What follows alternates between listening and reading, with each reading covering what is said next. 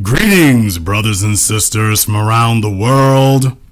Pull up a chair. It's time to get down to the business.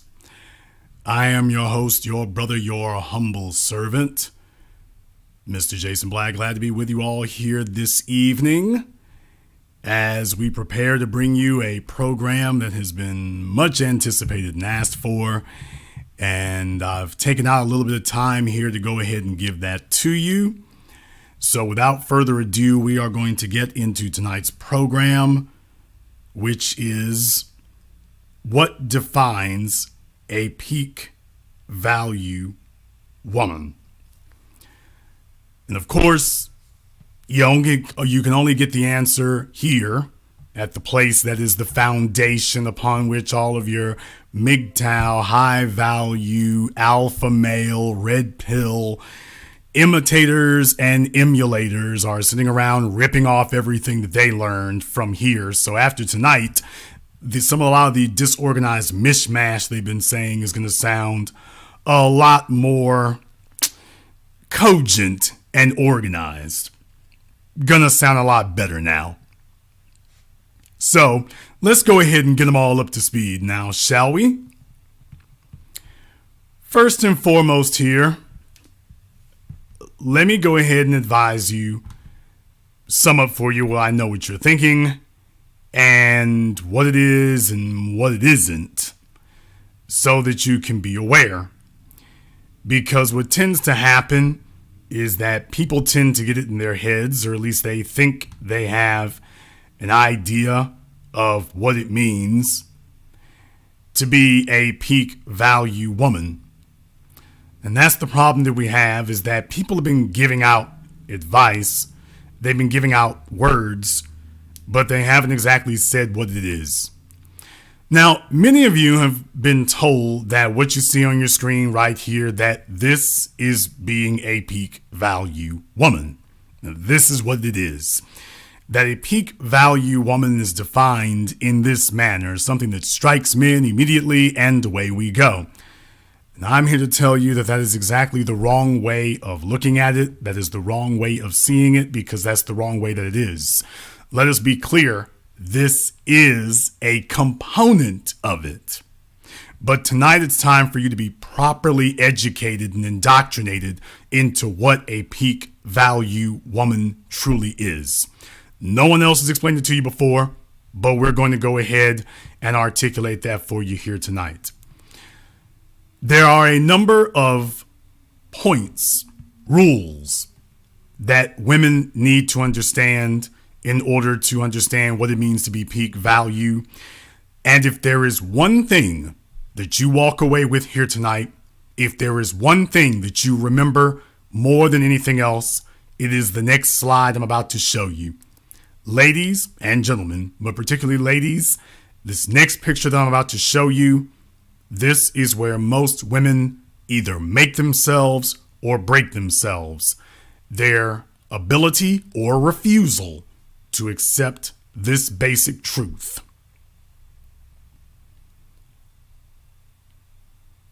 This is what enables you or empowers you to become a peak value woman, by understanding this one thing. If you can understand this and master this, then you can become a peak value woman. If you do not understand this, if you refuse to learn this, or if you are incapable of mastering this, then being peak value will forever be out of your reach. This is the skill. This is the crux. This is the basis upon which you will increase your value or completely lose it. You cannot deny it. You cannot dodge it. You cannot circumvent it. This is it right here. Whether you like it, whether you don't. People may not like that they have to breathe oxygen, especially if you have to swim underwater. But the bottom line is, whether you like it or whether you don't, this is the truth. It is not dependent upon whether or not you agree. It is not dependent upon whether or not you wish circumstances were different. It is not dependent upon whether or not you like the way in which it's being said. It doesn't matter. Men gather resources. We are biologically, physically equipped to do so. It is what we excel at. We excel at physically drawing resources from the earth. That's what we excel at, and we are very good at it. We are the best on the planet at it. Our minds are equipped to think in a linear fashion. We are physical creatures, not visual creatures. We are physical creatures. We analyze everything physically, and we determine how it can be used. Our brains move incredibly quickly in that manner. And because of that, we gather resources like absolutely no other creature has ever been able to do. Women are the flip side of that equation. They can gather something also. Women, smart women, valuable women, gather men. Now, there are going to be some people who may not like hearing this because they're looking for someone to give them answers in a manner in which comforts them. I am not here to provide you comfort. If you wish to have comfort, go contact your mom. What we are here for is to make it clear to you what the reality is. And the reality is that for a woman to have value, she's going to have to learn and master the art of gathering men, gathering men's resources, gathering men's cooperation, gathering men's willingness to do for her. That's the thing that you need to understand. A woman needs to be able to utilize and galvanize the support of men. It doesn't matter whether she is in a romantic relationship with him or not. She needs to understand that men are different from women and that she's going to need to be able to galvanize their support, just like an employer is able to galvanize the support of other people and utilize that. A smart woman is able to do that. A woman who is unable to do this will never gain value. She will never be able to gain value. She will never be able to gain peak value because she has not listened to the people who have mastered it. She is not able to access the individuals with the most resources. So, women do not excel at gathering resources. What they do excel at is gathering men. Now that they can excel at. Learn how to play your position to the best of your ability instead of attempting to deny it. A lot of wasted time and effort by females attempting to live in denial of reality. That will never work. Never has and never will. So, we now move on to the rules. Now that you understand the foundation, well, how do I become a woman who excels at gathering men? And if you wish to think of it as human resources, that's another way you can think about it. But rule number 1, and by the way, these are not necessarily in order of importance. By the way, they're not necessarily in order of importance. Rule number 1, peak value women understand men are their allies and not their competitors. Ladies, you cannot compete against men. You simply cannot. Furthermore, it's stupid for you to do so. Your job is to understand that you're supposed to gather men as your allies. So when you have a flat tire, a refrigerator that needs to be moved, you need help with a bill, you need a job, you need a promotion, you galvanize men as your allies. You don't even need to sleep with them. But men need to see value in you. And when men see value in you, when we see value in you, then we reciprocate. We register that in some way. But women must first and foremost understand that you're not our competitors. You're not able to compete with us. You don't have what it takes to be able to do that. Your job is to recognize that men are best suited and really only suited as your allies. If you make enemies of us, things go real bad for you really quickly. You cannot make enemies of us. You want to make allies of us. You need us as your allies. Why? Because one man is able to do the physical work of 3 or 4 women. Men are a force multiplier. Furthermore, that's number 1. Men are a force multiplier.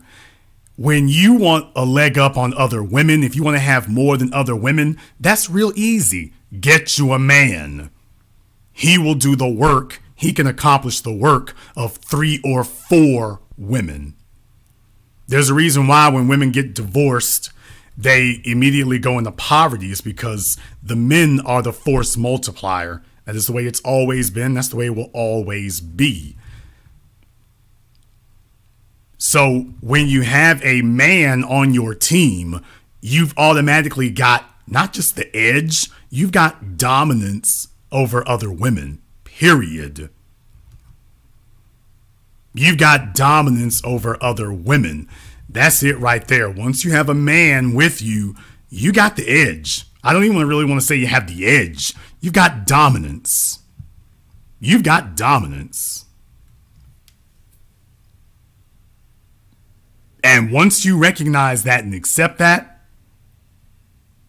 then you're going to be able to beat everyone around you.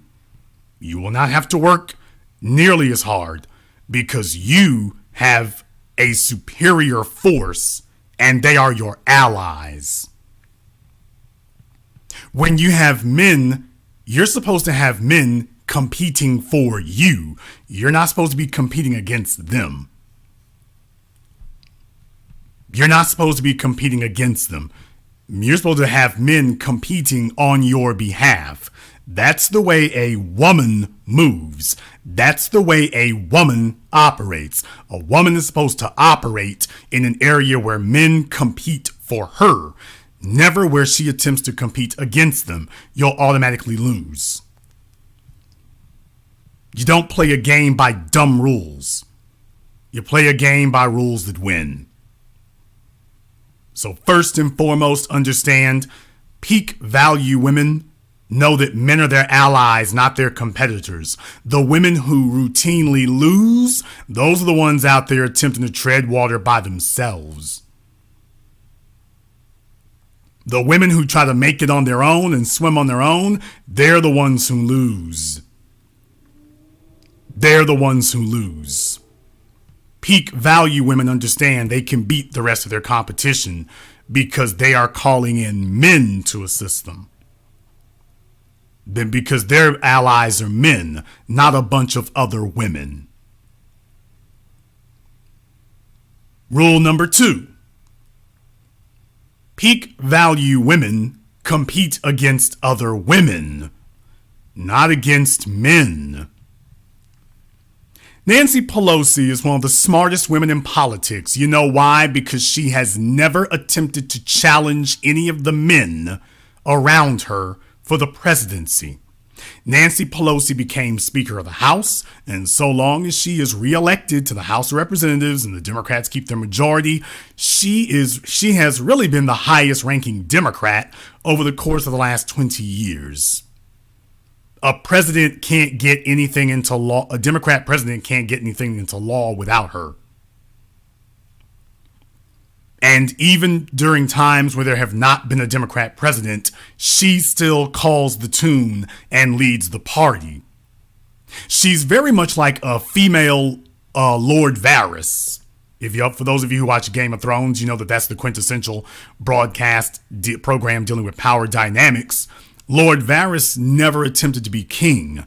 He always stayed in the background and pulled the strings from behind the scenes. So as kings came and went, Varys was still there. As he said, the big fish eat the little fish, and I continue to swim on. So you need to understand, she has set herself up as the most powerful woman, and the men do not attempt to challenge her position. That's the point. The men protect her position because they understand that she's not there to challenge them.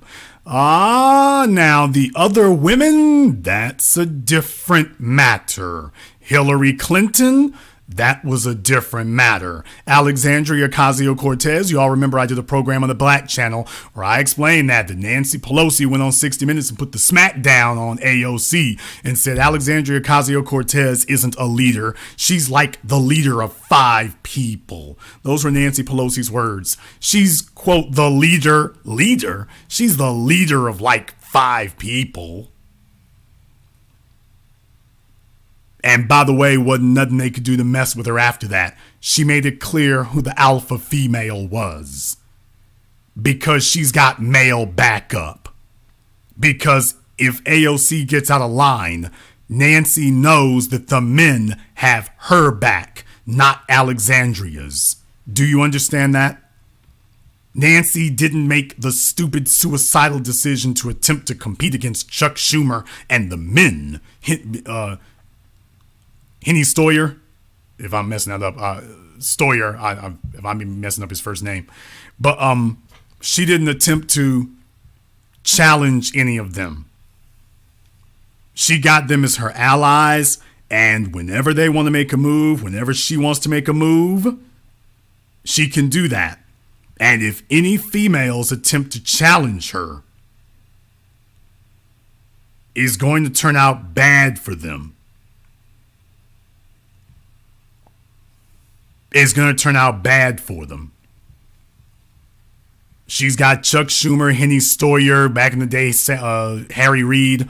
They always had her back, and no female could challenge her. She has always played kingmaker and kingbreaker because she competes against the other women, knowing full well that she is safe among the men.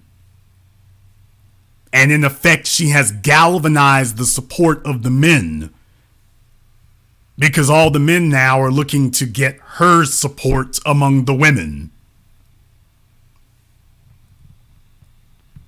Peak value women understand that attempting to compete against men draws you out of your femininity. It turns you into a weak version of men. You'll get devoured. Your only real advantage is by remaining a woman. Rule number 3, peak value women understand that sexuality can be your biggest asset or your greatest liability based on how you use it. The great tragedy of the so-called sexual revolution is that it turned women into emotional fools. Can I just be brutally frank about that? Women became emotionally idiotic. Instead of leveraging sexuality, they began dispensing sexuality. When you leverage something, you use it strategically. You pick and choose strategic points and moments where it may be utilized. Like a boxer knocking somebody out. You don't just walk in there and just keep swinging and swinging and swinging. That's how George Foreman lost to Ali. You go out there and you're Floyd Mayweather. You're Roy Jones Jr. You are meticulous, strategic in every single shot you throw. And if you do throw a haymaker, it's got to be strategic. Deontay Wilder is still attempting to learn this. That's why he lost to Tyson Fury, because Tyson understood this guy is throwing haymakers. Every single punch he tries to throw is a haymaker. It's too easy to stop you now. As a woman, your sexuality, it can be your greatest asset, but women today have turned it into their greatest liability. Why? Because they have taken something that used to have value and they have completely sunk and buried the value of it. It is now something that is distributed, not something that is strategically bestowed. Every man is a candidate for it, regardless of how good or how crappy he is. At the end of the day, a woman is supposed to gather men of resources, but you can't do that when every man has his crack at you. You can enhance a man's value, but you cannot do that if you don't have any value. And if your sexuality is a commodity that everybody else has been able to get access to, then by definition it has no value. Let me just say it plainly. A peak value woman knows that her sexuality is how she gathers men. Men gather resources, women gather men to get those resources. And a peak value woman knows that her sexuality is how she gathers men. Now, I didn't say having sex with them. Sexuality doesn't mean intercourse, but understanding it is essential. Now, if her sexuality is up for grabs, then it's worthless, because you can't give high value. You can't place high value on a commonly available resource. In order for something to have high value, it's got to be scarce. It's got to be scarce. It's got to be rare. And men sexually move on very quickly. After men sleep with a woman, men move on and look for the next one. The dumb woman is the woman who thinks that her sexuality is so great that dispensing it will every time a man shows up, it has the same value as it did last time. That's not true. Ladies, understand something.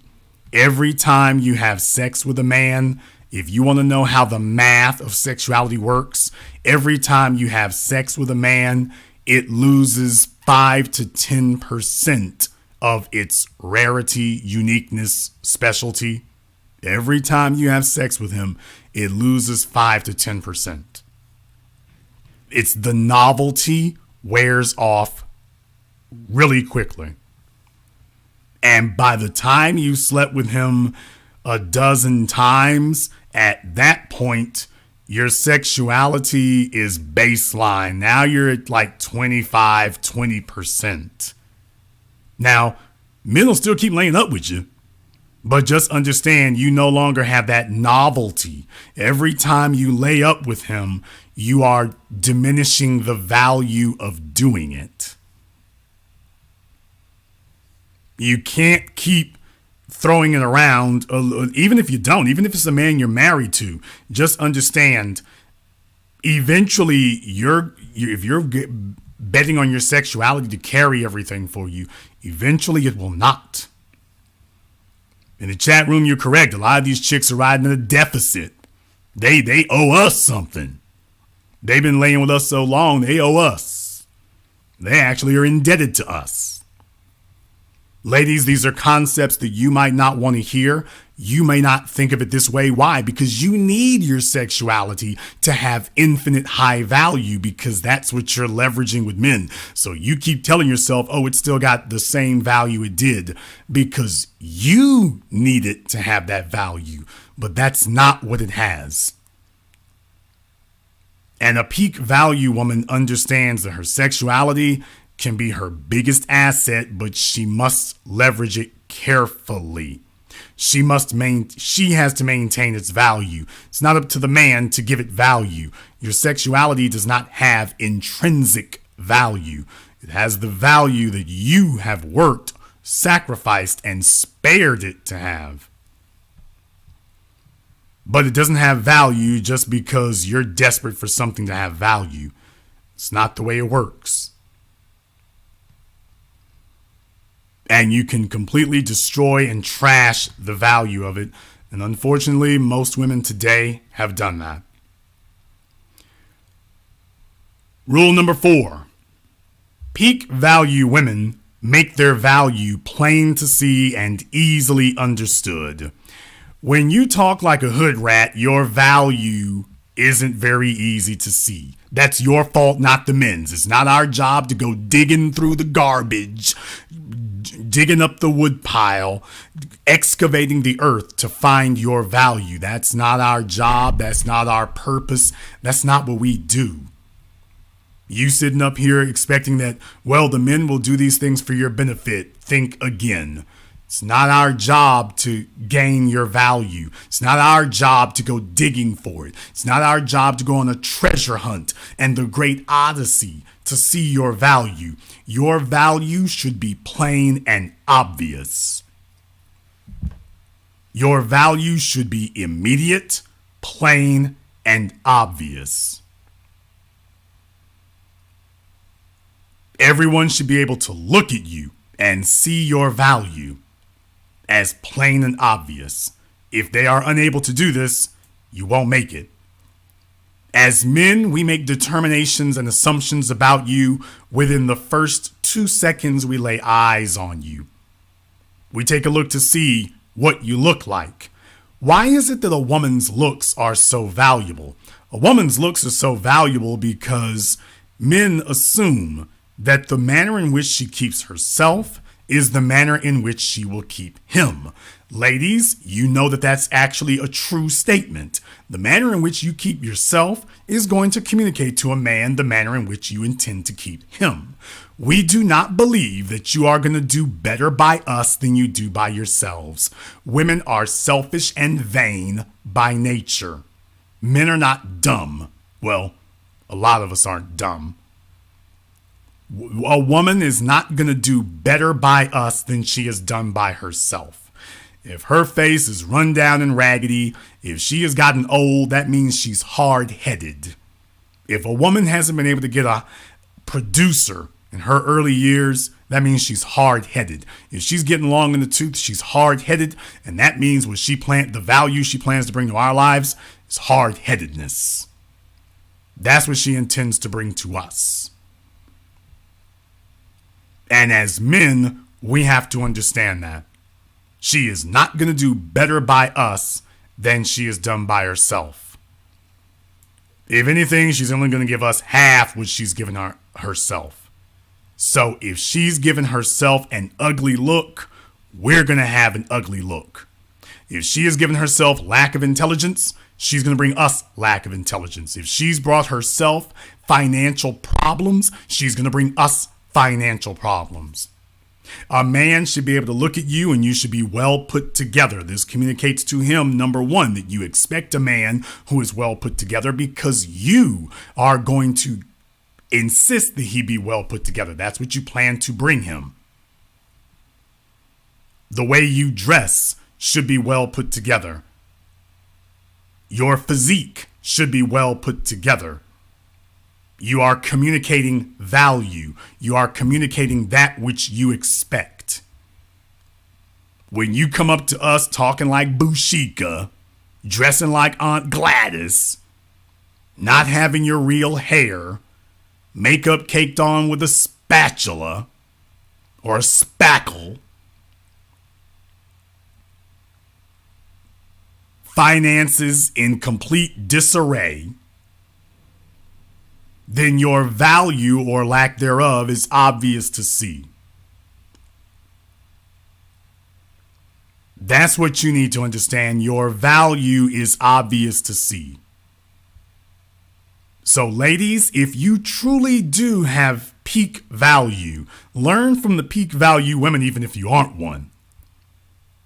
Your value should be plain to see and easily understood. A man shouldn't have to guess his way through it. You shouldn't come here with your stretch marks, your bastard kids, your tattoos up and down your arms and legs, finances looking like New Orleans after Hurricane Katrina. No. Your value should be plain to see. And if it isn't, we're not going to play games with you. We are going to simply acknowledge, there isn't any value there, or if there is, there isn't enough. There isn't enough value. Before we go on here, I want to thank everyone who has joined us for tonight's program. Please make sure that you like, share, and subscribe. YouTube has us under a shadow ban because we're the real. I mean, plain and simple, we're the real. You're not going to have moist talk sitting over here. You're going to have real talk. I want to thank my girl Courtney, Billy, Meredith, and of course there in the super chat. Want to send a big shout out to Hashim and Shin Terrell. Thank you very much for supporting tonight's program. Please do consider switching over to CashApp because YouTube keeps 1/3 of what you give. So for those of you gave $100, YouTube is going to keep $33 of that. Let's not make the Google Corporation rich. It only takes a couple of minutes to go ahead and do that. But for everybody who's watching here right now, you're getting the real. You are getting it articulately stated to you here at the foundation that all these other knockoffs are out here ripping off from this channel. Rollo Tomasi has begun changing his basic core principles that he's espousing to people. He has not stated the obvious, which is, by the way, he started taking correction from what we say here. I guess people's egos are fragile. I have no ego to inflate or offend, but a lot of you have been misled. A lot of you have gotten incomplete information. A lot of you, it doesn't work for you, and that's why you're becoming black pills and incels, because you don't understand how to make this work. This is the place that spells it out to you from beginning to end. We explain to you exactly how it works. We don't leave you with incomplete answers. We don't leave you guessing. Be ahead of the curve. We're giving you the business. Number 5. Now, this is one that you better learn, and this is one that you better keep in mind, ladies. The problem with, and I'm going to say this straight out, the problem with the Derek Jacksons of the world, and I've been talking about Derek Jackson long before anybody else ever did, all these Johnny-come-latelys with their various pill popping. I was talking about that fraud years ago.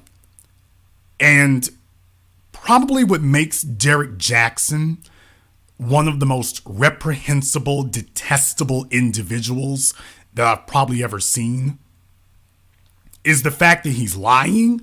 He knows he's lying, and he's doing it because he knows that there is a component of the psyche of the females he's talking to who want to hear that no matter how raggedy your condition is, there's nothing wrong with you. It's the men who need to change.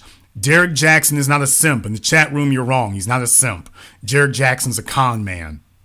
Derek Jackson does not believe anything he's saying.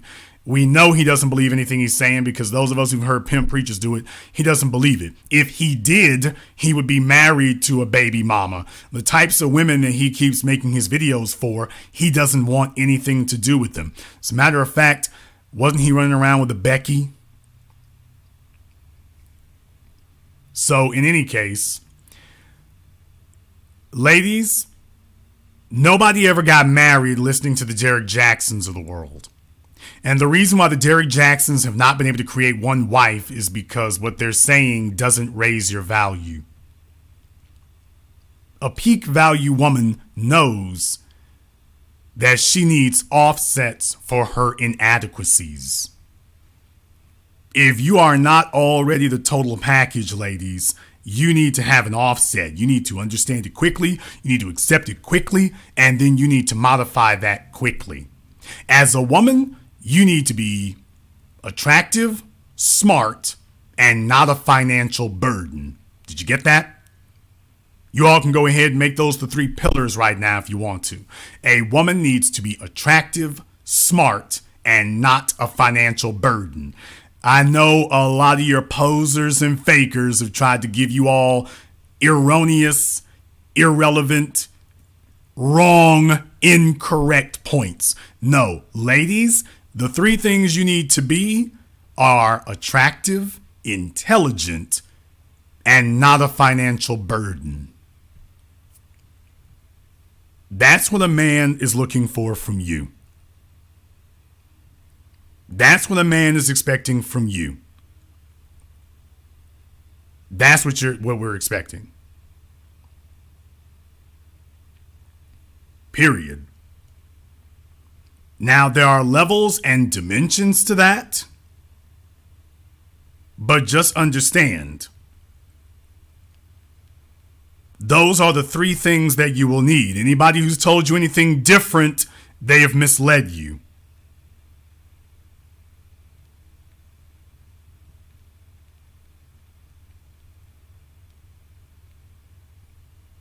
Anyone who has told you anything differently, you're barking up the wrong tree. Those are not things that we're looking for. Folks who are guessing their way through it are going to name a bunch of weird stuff.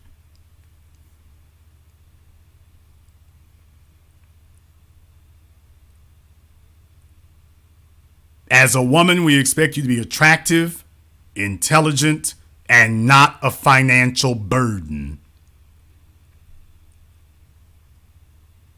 Now, let's be very, very clear about what attractive means. For men, we look at women holistically. We also bisect you. As a woman, attractiveness physically is judged in 3 areas. Number 1, your face. Number 2, everything from your neck down. Number 1, everything from the neck up. Number 2, everything from the neck down. And number 3, from the top of your head to the sole of your feet. We judge you in 3 different dimensions. Now, you can be lacking in one of those dimensions, but you better compensate for it in the other 2. You can be lacking in one of those dimensions, but you better be making up for it in the other 2. Oh yeah, and one more thing. You cannot be failing in the second dimension. From the neck down, you don't get to fail at that. Now, there are certain things that you might have an inadequacy of.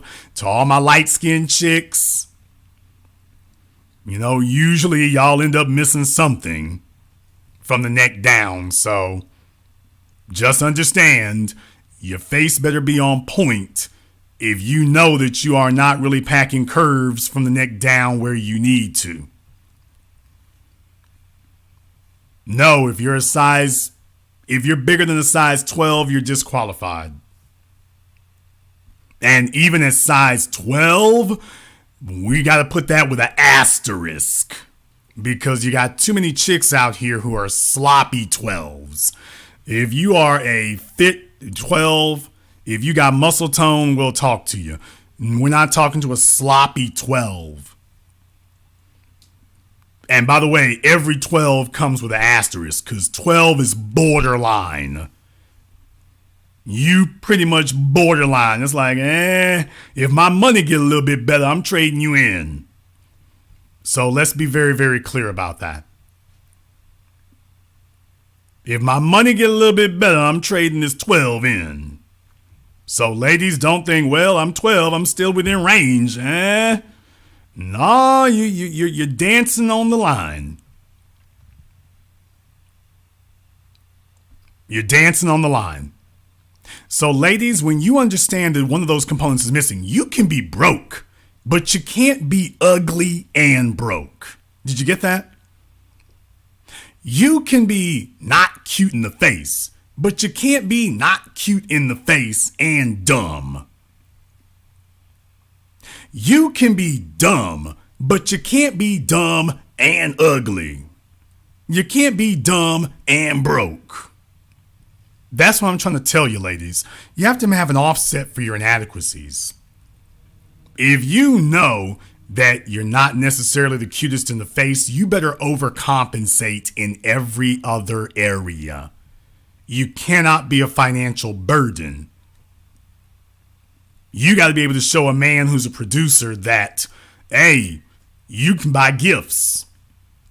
Remember, I've always taught you all, while other people were telling you that the man should pay for everything, I was the one who told you all, don't ever spend money on a woman who hasn't spent at least 25 to 50% of that on you. Don't ever do that. You never sit up here and pay for, quote, everything.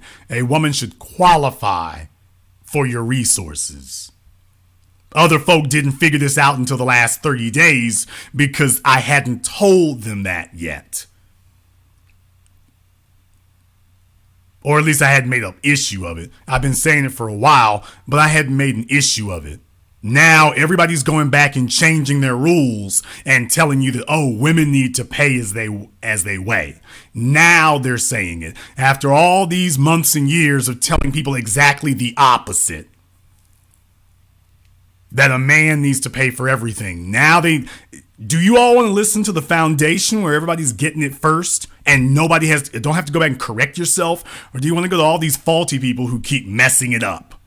And then they have to go back and update their philosophies every 3 weeks.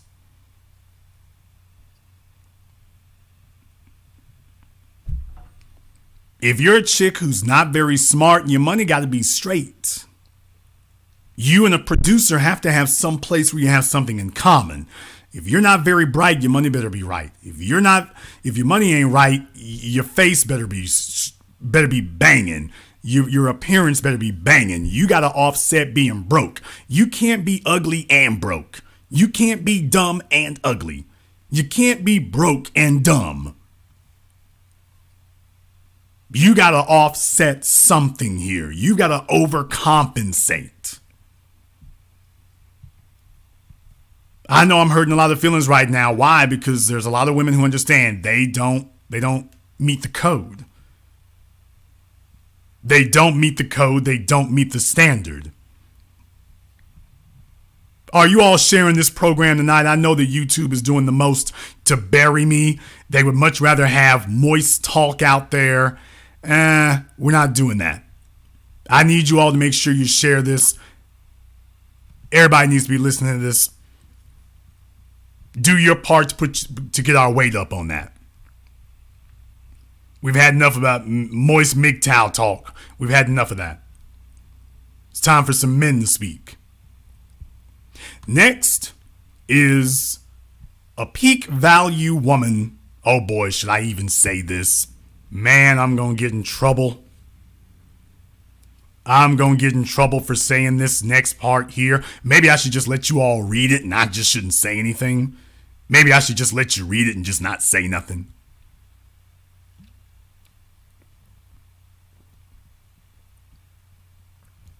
Maybe I just shouldn't. Maybe I should just let y'all read it. No, let me go ahead and tell you. A peak value woman knows that children are a handcuff with a weak man and are only valuable from a resourceful man. Ladies, bastard kids are the tool that weak men use to handcuff dumb females. When he realizes that you don't know what you got, he's going to strap you with a baby to make sure that your dumb ass never becomes eligible for somebody else. That's what the weak do. Weak love weakness. A weak man relishes the idea of helping you in your selfishness, vanity, and stupidity to indulge being weak. And you'll sit there and play with him and act like it's a big old joke, but understand when you play this game, the game plays you. Ladies, children are only valuable if you had them with a man with resources.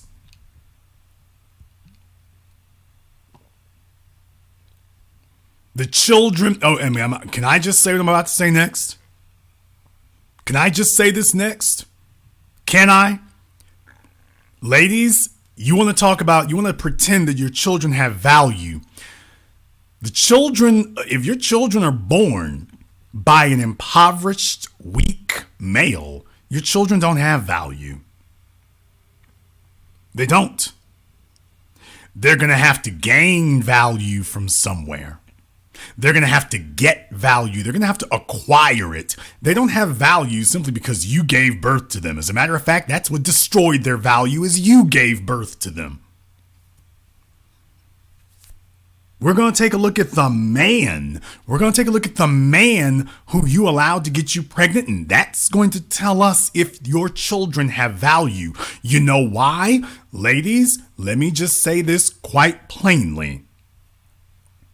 You cannot bring forth valuable children from a worthless womb.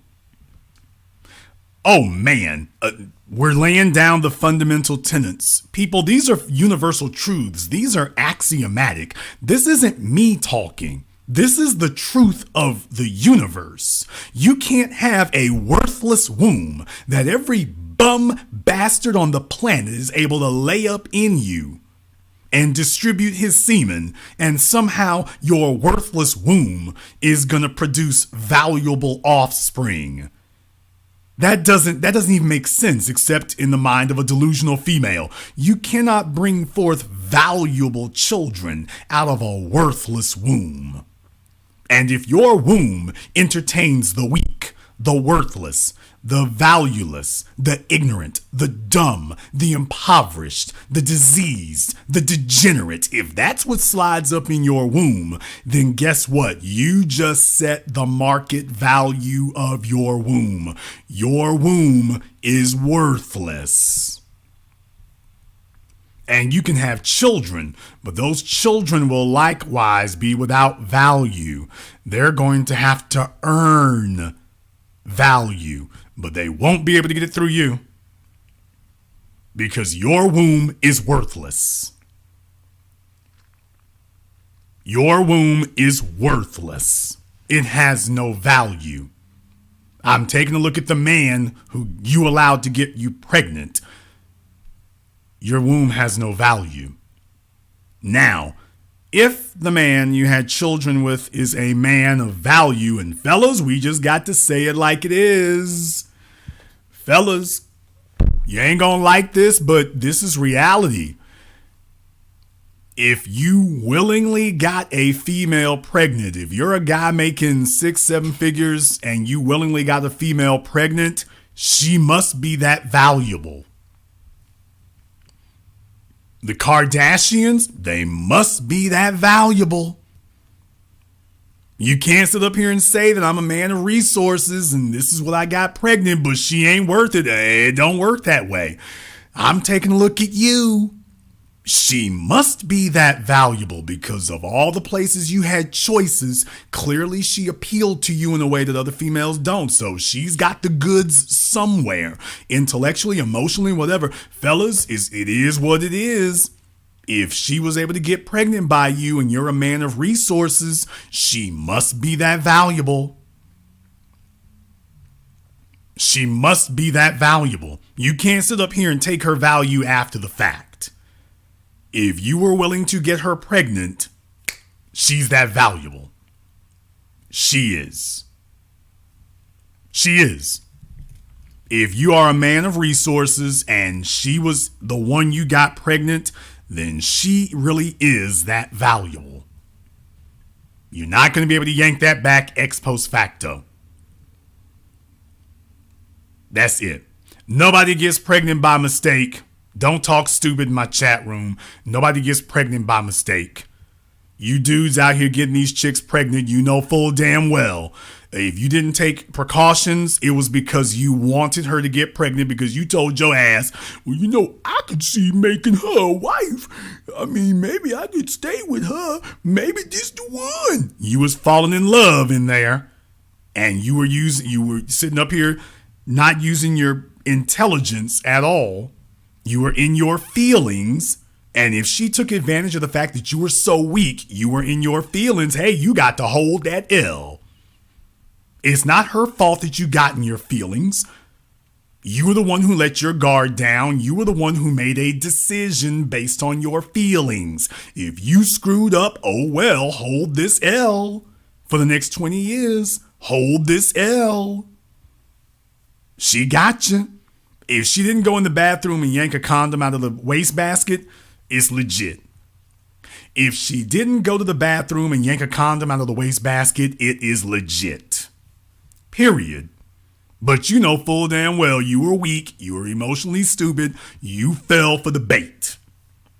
So you got to say it like it is. She must be that valuable. I'm not going to take it from her. She got to be that valuable.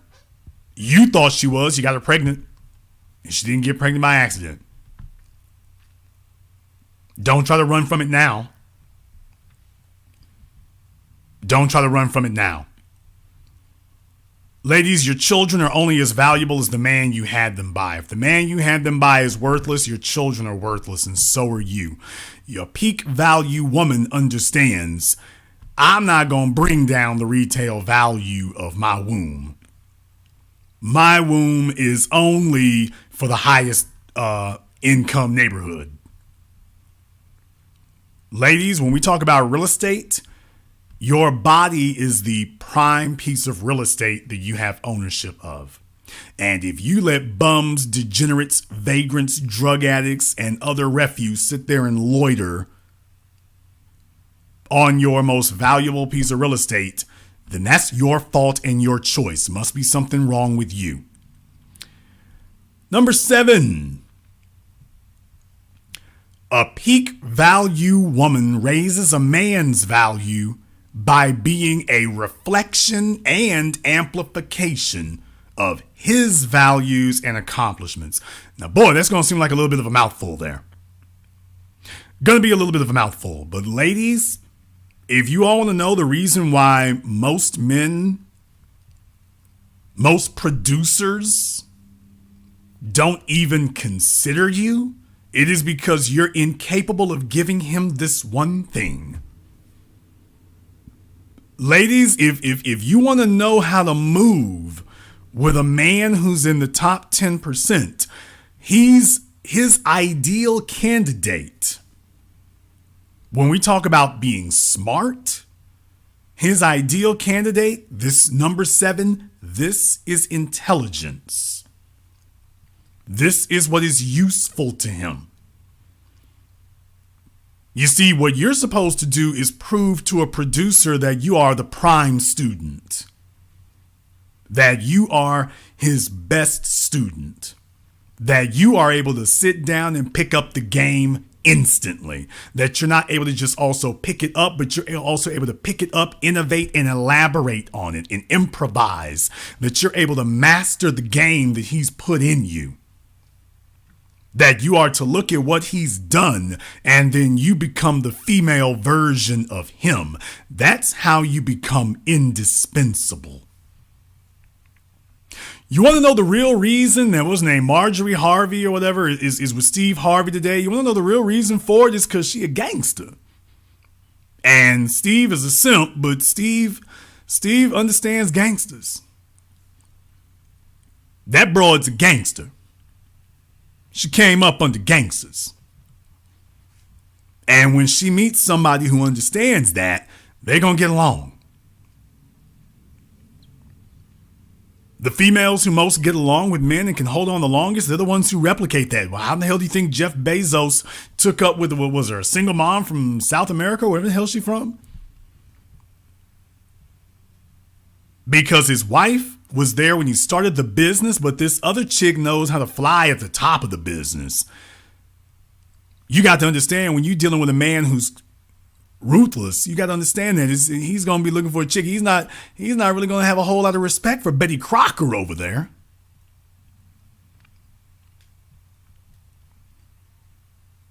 And if a woman wants to appeal to that man, a man who is a producer is thinking about his legacy. And we understand the single most important component in that legacy is the woman that we choose. Ideally, we are looking for a woman who will reflect and amplify our values and accomplishments. We're looking for the woman who takes a look at what we have done and says, I want to improve that. Not a woman coming to us talking about, well, here's my program and I want to see how you can help me with my program. No, we're looking for the woman who wants to plug into ours and that she is going to pick up what we have built and carry it. Like the CEO of Walmart after Sam Walton died, who picked it up and took it to new heights. We're looking for the woman who's going to look at what we've done, plug into it, become a part of it, and then take it to new heights.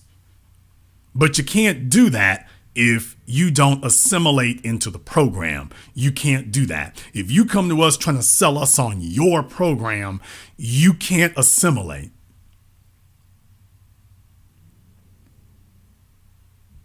You can't assimilate.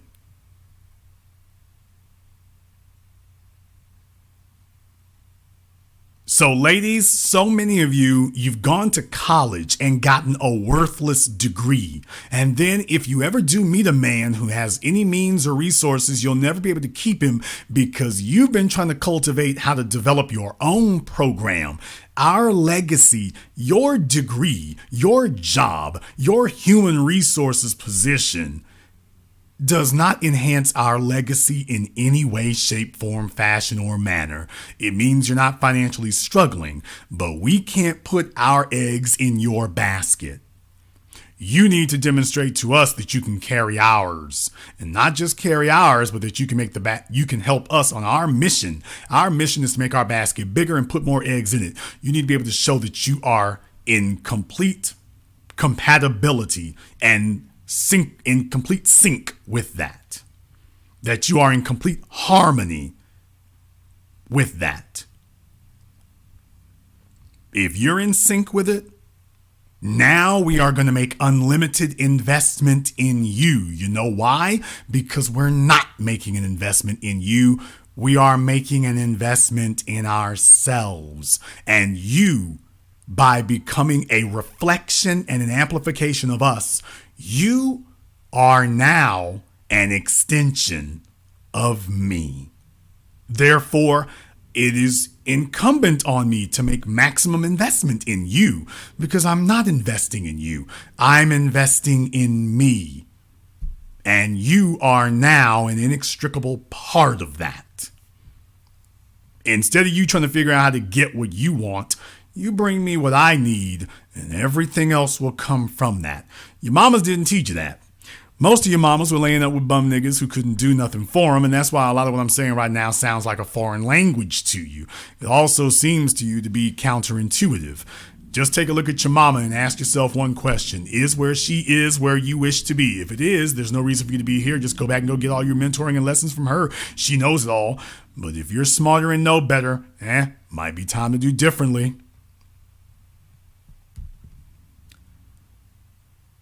Number 8.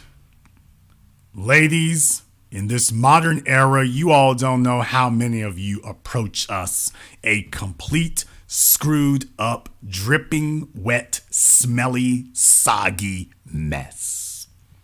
A peak value woman's life isn't a mess, ladies. Her life isn't a mess.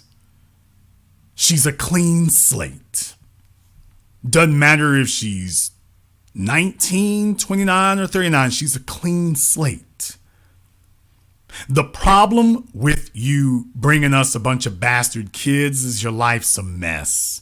When it was time to start a family, you screwed up right out of the gate.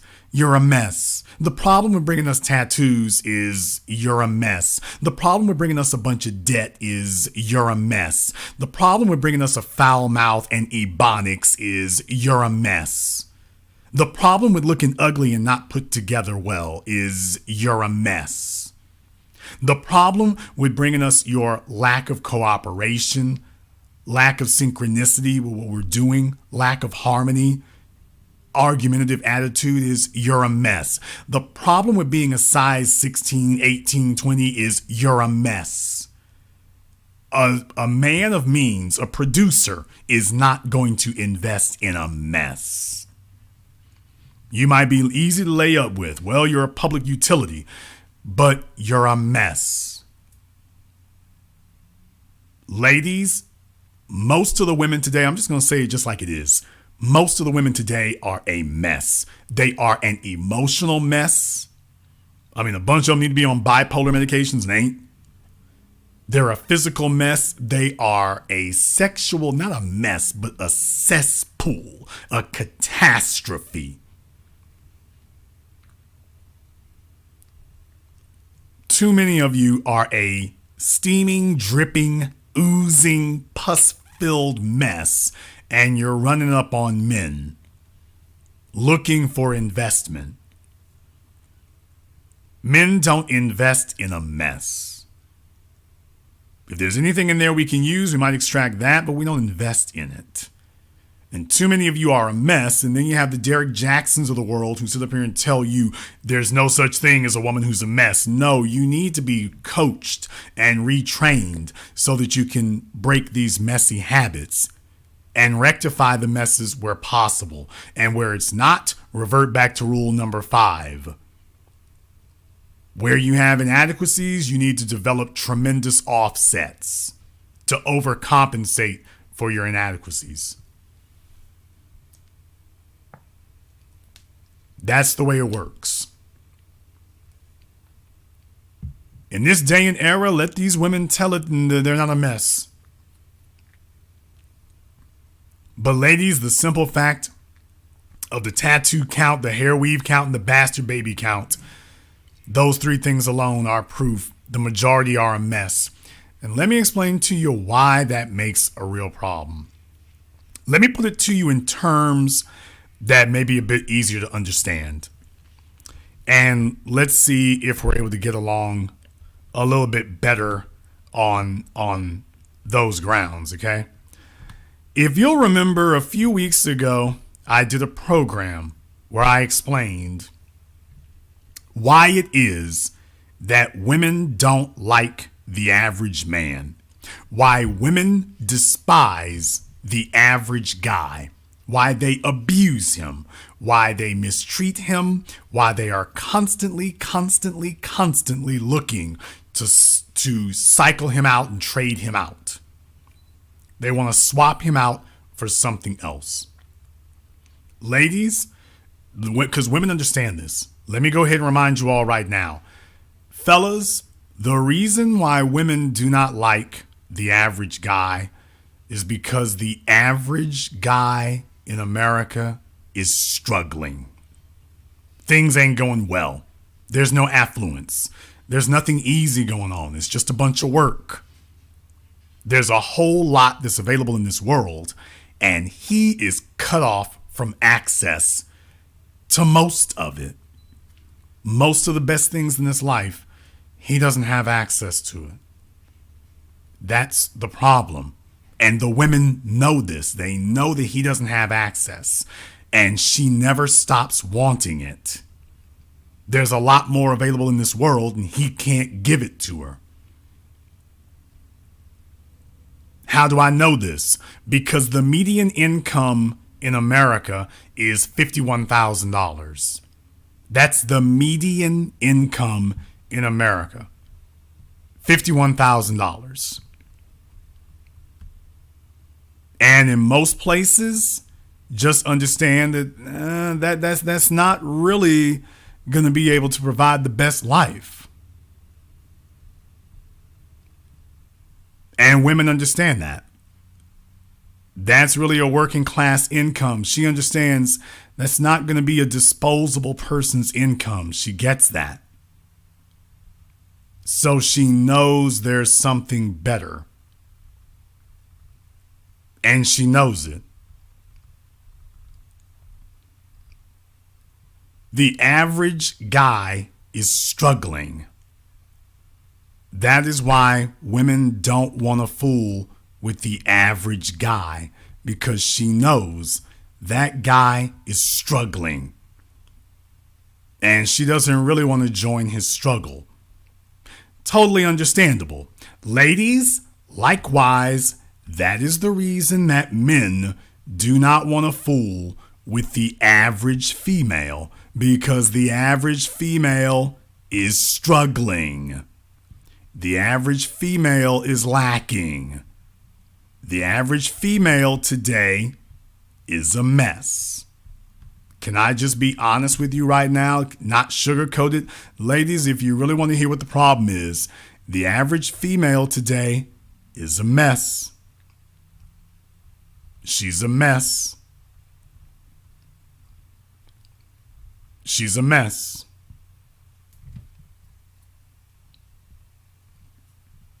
Therein lies the problem.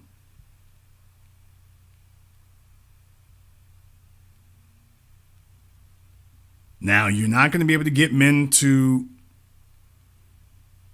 overlook that. You're not going to be able to convince them that there's not something wrong with that or that he should tolerate that. That's not the way it's going to work. The way it's going to work is you're going to understand that if there is a mess, it is going to be incumbent on you to fix that. But let's just be very, very clear. If we can all just be honest here for a moment. The average woman is struggling. The average woman is struggling because the average woman's a mess. You don't have to like it. You don't have to wish it were true, but it's factual. It's factual. Your job is to clean up the mess before you get to us. A man is looking for a blank canvas that he can begin painting his mosaic on. And he's not going to be sitting here and tolerating a bunch of problems in the process of doing that. And the more difficult your canvas is to work with, the less likely he is to want to use it. Your job is to present him with a clean slate to the best of your ability.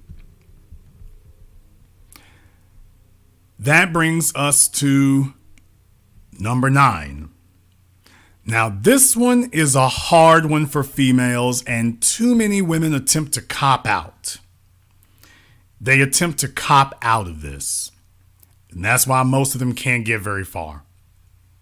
Ladies, a peak value woman is informed by her emotions without being ruled by them.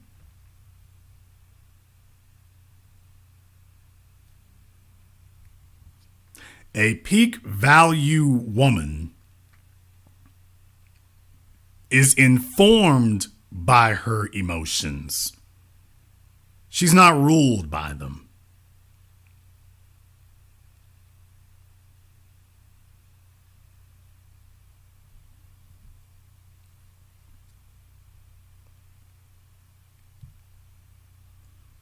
Now, a lot of women use this as their cover. Ladies, I want to say something to you all right now. And just understand, you need to accept the brutal reality.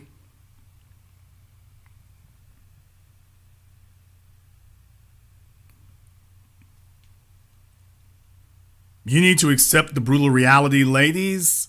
Telling us I'm a girl and women are emotional, that isn't gonna fly anymore or ever again. Somewhere along the line, women came to the conclusion that all they have to do is say, well, I'm a girl and that's why I did it. Women are emotional and that's why I did it.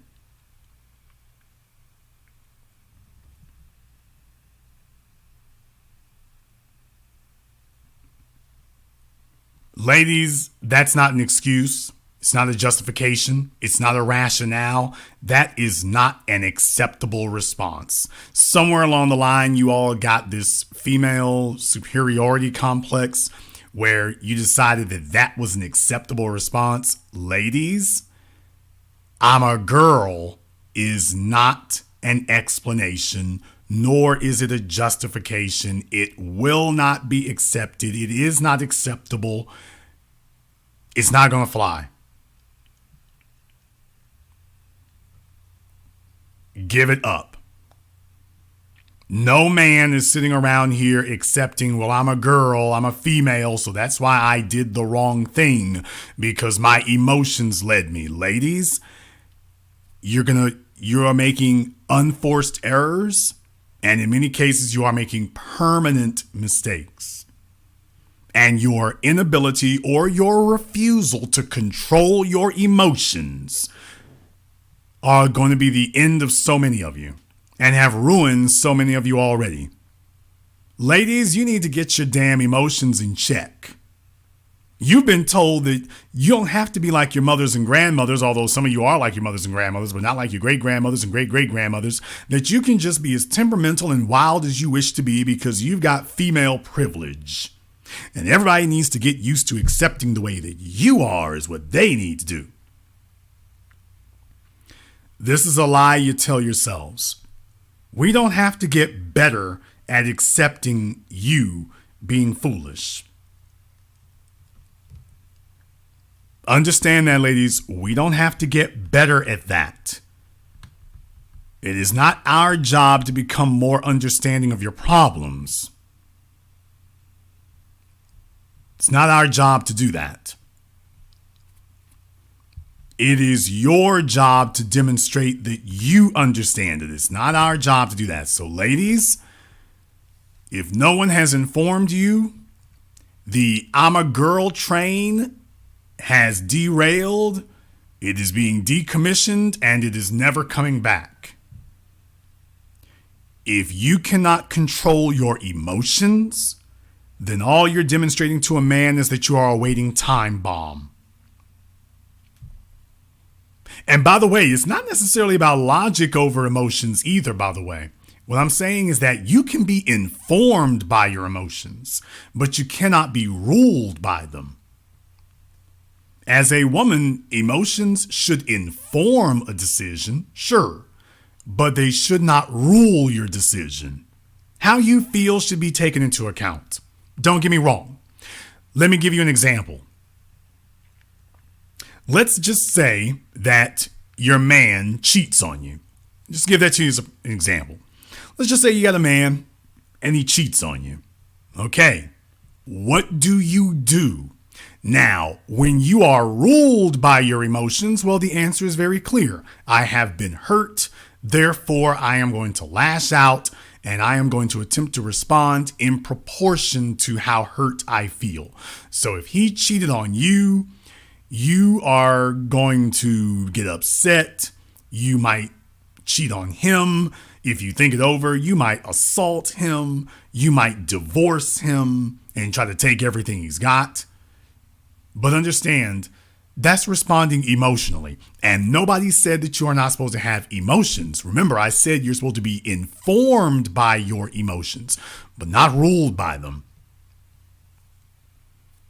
Divorcing him, breaking up with him, that might be the best option.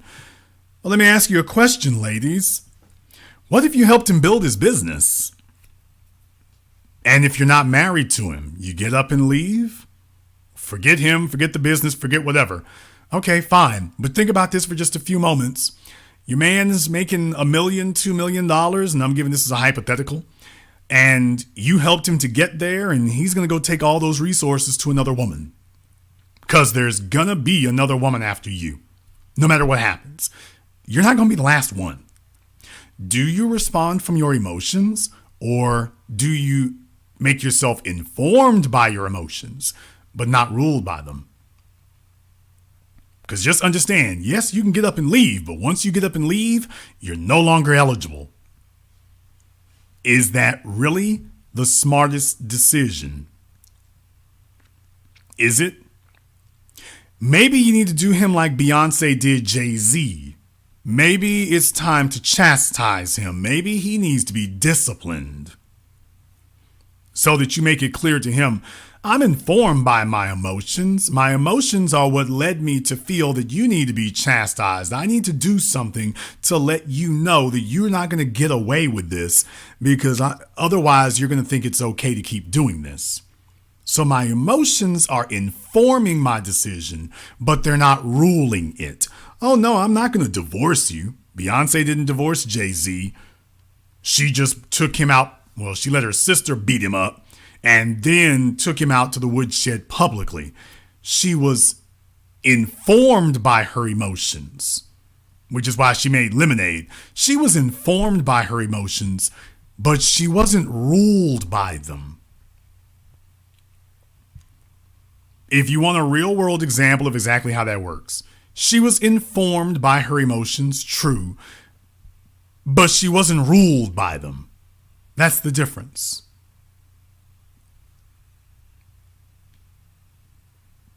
Most women would respond emotionally because they've never been taught how to sit and think, and that their emotions are a component. They've been taught to believe, well, whatever you feel is what you act on. That is the biggest, dumbest practice that women have accepted over the last 100 years. That their emotions are a pass. That their emotions are an excuse.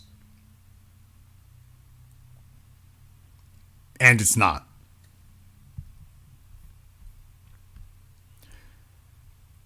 I want to bring you to the next point here, which is actually the last one. Ladies, a peak value woman is a perfect 10 to the extent of her abilities. There is no excuse for you not to be a perfect 10. If you are a peak value woman, you are a perfect 10. That's it. If you're not a perfect 10, you're not a peak value woman.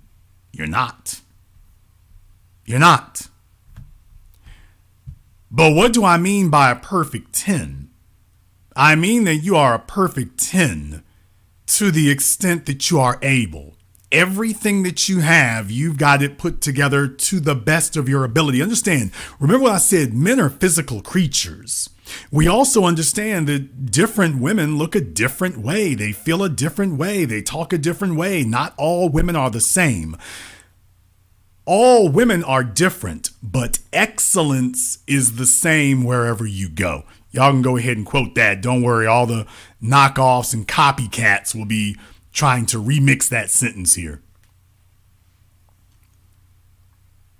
All women are different, but excellence in a woman is the same wherever you go.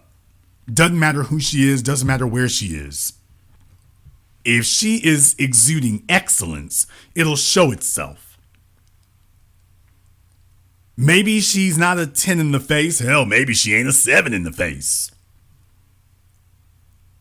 But that face, let me tell you right now, ladies, some of y'all are a strong 6. Some of y'all are a strong 6. A few of y'all are a strong 5. Here's the problem. The problem is when most men see you, you as a weak 3 in the face. If you are a 6 in the face, you need to be the rock solidest, strongest 6 you can be. We as men, we are physical creatures. We are logical. We're mechanical. We can see what you look like, and we can see if you are doing the best you can do. See, we're not like women. Women don't have mercy on each other except as a group to try to give each other a group pass for foolery. As men, we can see if you're doing your best. We appreciate a person who's doing their best. We appreciate someone who took the time to say, hey, this is the best I can do. We can appreciate that. We can appreciate that. And if you're doing it, we'll see it. If you're putting in the effort, we will see it. We'll see it. As men, we understand that. Now, what we also will see is if you ain't doing it, if we're sitting here and you're wearing damn me cargo pants, you don't do any type of exercise at all. You came to the company picnic wearing shorts and this cauliflower legs all the way down, no matter how much you weigh. Your hair looks like you just got mauled by your cat.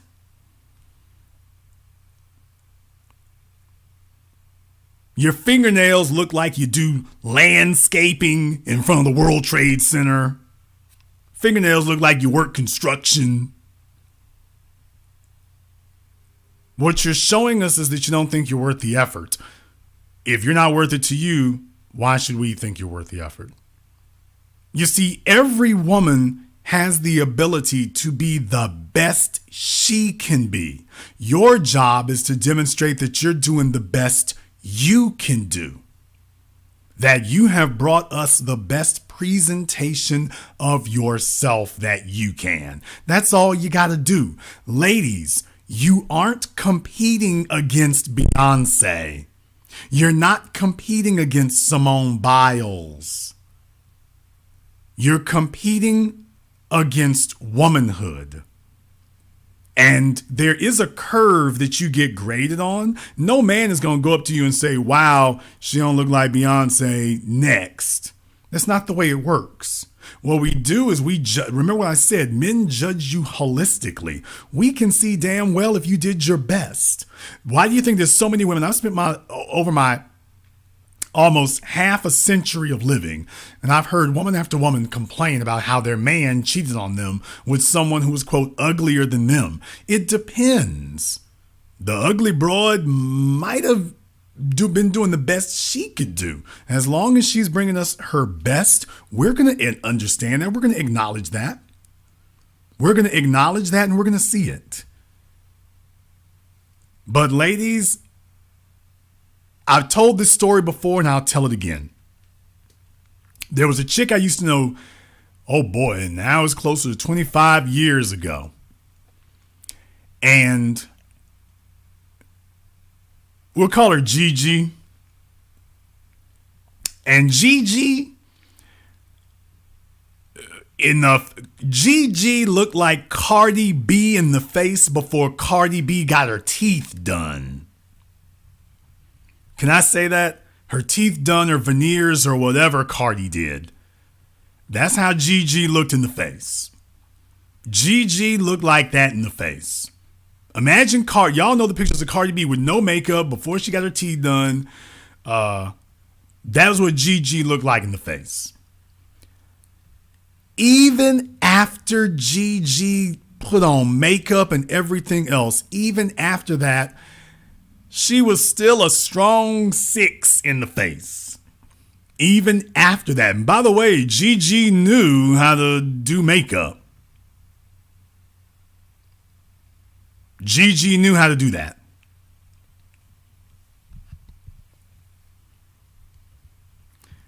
But there was only so much the Revlon people could do.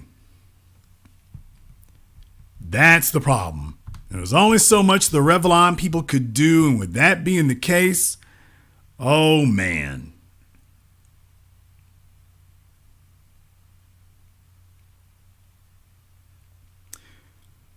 But I'm going to tell you one more thing.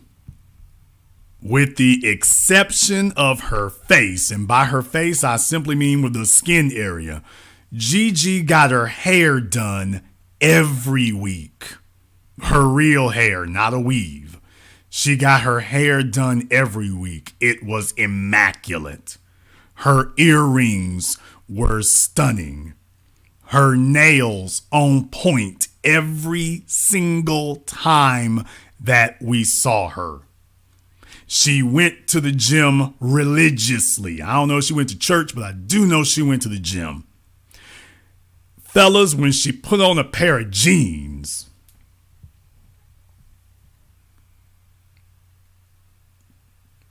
I don't even have a sound effect that will properly communicate what I'm talking about. Her face might have been a 6, but in them jeans, she was a solid 11. Her jeans were so deafening, you could hear a hum in your ears. The volume was up so loud, you could hear a humming in your ears. I would be doing her a disservice if I only gave her a 10 when she was wearing her jeans. I would be doing her a disservice. And this is Jason Black talking here. I'm not easily impressed. She was a solid 11.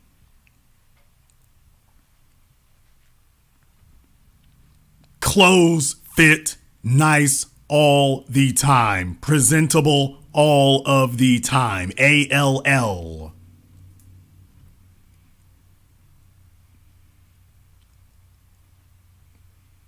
We got chicks out here, they're an 8 in the face, but they drag themselves down to a 6. I'll be damned. You got an 8 face, but when you get done running up to us looking like Beetlejuice, then It's a 6 or a 5.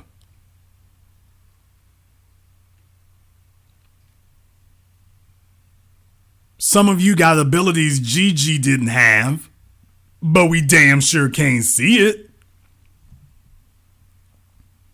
We damn sure can't tell.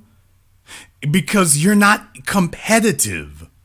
You're not competing against Beyonce. You're supposed to be showing men that you are competitive. You see, the reason that a woman doesn't really want a guy with a broke down car is because she understands a car is not a gigantic expense, but it does tell us it does give us a barometer of your financial situation. So she wants to see, is this really the best I can do? And ladies, if you understand that, then you should also understand that for men when we're sitting here saying, okay, have you brought us the best you can do? You don't have to be driving an Escalade. But what you do have should be presentable. Because that gives us a snapshot of what we can look forward to. That's common sense. I don't want to hear a bunch of people sitting up here arguing in denial of reality. We're not here to talk about your make-believe. If this guy's driving an 83 Datsun, look it up. If he's driving his 83 Subaru, and every other weekend he's in the driveway working on it, yeah, that's going to give her an idea where her life is going to be with him. It's going to give you an idea of what he's been able to do for himself. As a man, you're not competing against Jay-Z. As a woman, you understand that when you see a man who's struggling, he's not competitive. That's what you understand. You understand if he's struggling, he's not competitive. I know that much. He's not competitive. Ladies, all you have to do is prove to us that you're competitive. And the bar is low. Do you see a damn competition out here? All you got to do is go walk through any Walmart in America and you can see your competition is a female. How the hell can y'all take a look at that and still be losing? And yet, amazingly enough, most of you are still losing. You're not competing against Beyonce. You're competing against yourselves. You're competing against women. That's all you're really competing against. You're competing against that.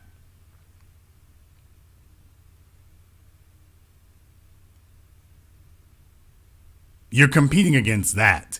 If you are able and willing to understand that, then it'll work. It can work. But you have to demonstrate that you are competitive. It's not up to us to pretend that you are if you really aren't. Too many people try to get us to play make-believe. Ladies, stop trying to get men to play make-believe with you. That's not our point and that's not our purpose. Being a 10 doesn't mean being a fashion model. That's not really what it means. As men, we have a range. See, with women, you all got it easy. You all have a number. That's what you all have. You all have a number. As men, when it comes to what constitutes a 10, we don't actually have a number. We have a range.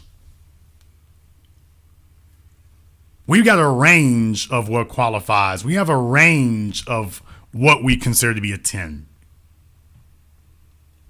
Women don't have that.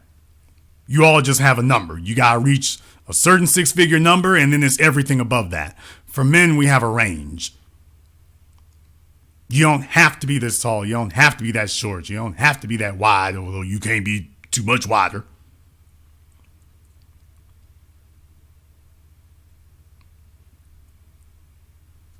But if you can't be bothered to even demonstrate that you are competitive, then maybe this just isn't the thing for you. Maybe you need to go look into the nunnery or something. Maybe that's where you need to go. A peak value woman demonstrates that as soon as she can be seen. It isn't something that someone has to go looking for. Coming back to that again. Your value should be ready and obvious. It should be immediately, readily apparent to the extent of your abilities. Yeah, there might be other women who are more qualified in certain areas or whatever, but you have to understand, as men, we can see when you're doing your best. Here's the problem. We can also see when you're not. We can also see when you are not doing your best. We can see when you brought us the leftovers. We can see when you're half-assing it. We can very clearly see when you don't think we're worth the effort. We can very easily recognize this. When you're bringing us a half-hearted effort, we see that. We might play the game with you a little bit, but ladies, we see it. We recognize it. We understand it. We know. And this is the reason why so many women go for broke dudes, males who are, she got a little old job, working at Sprint, and yet she's going to talk about how men are intimidated by how much money she makes. Baby, you work at Sprint. You went off. The real truth of the matter is all you qualify for is a guy who's struggling. Well, yeah, if you're not willing to commit yourself to these things, then that's all you're really going to get. And you will be very, very unhappy. You will be frustrated all the time. You will wake up every day trying to figure out how the hell to get out of it. It's going to feel like prison. Not a nice prison either. Not one of those federal country club prisons. No, this is going to be hard time. But that's where you're going to be, and that's what you're going to qualify for.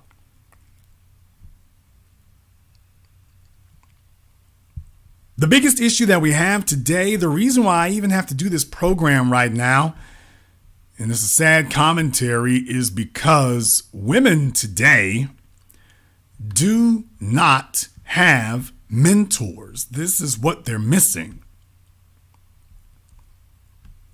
You see, there's supposed to be women who explain this to the young girls. There's supposed to be women who explain this to the teenagers. There's supposed to be women who mentor them, educate them, let them know this is how we as women move in this world. This is how we get things done.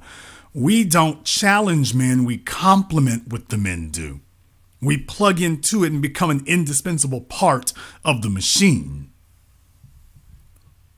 We used to have women who mentored their daughters and taught them this and educated them about this.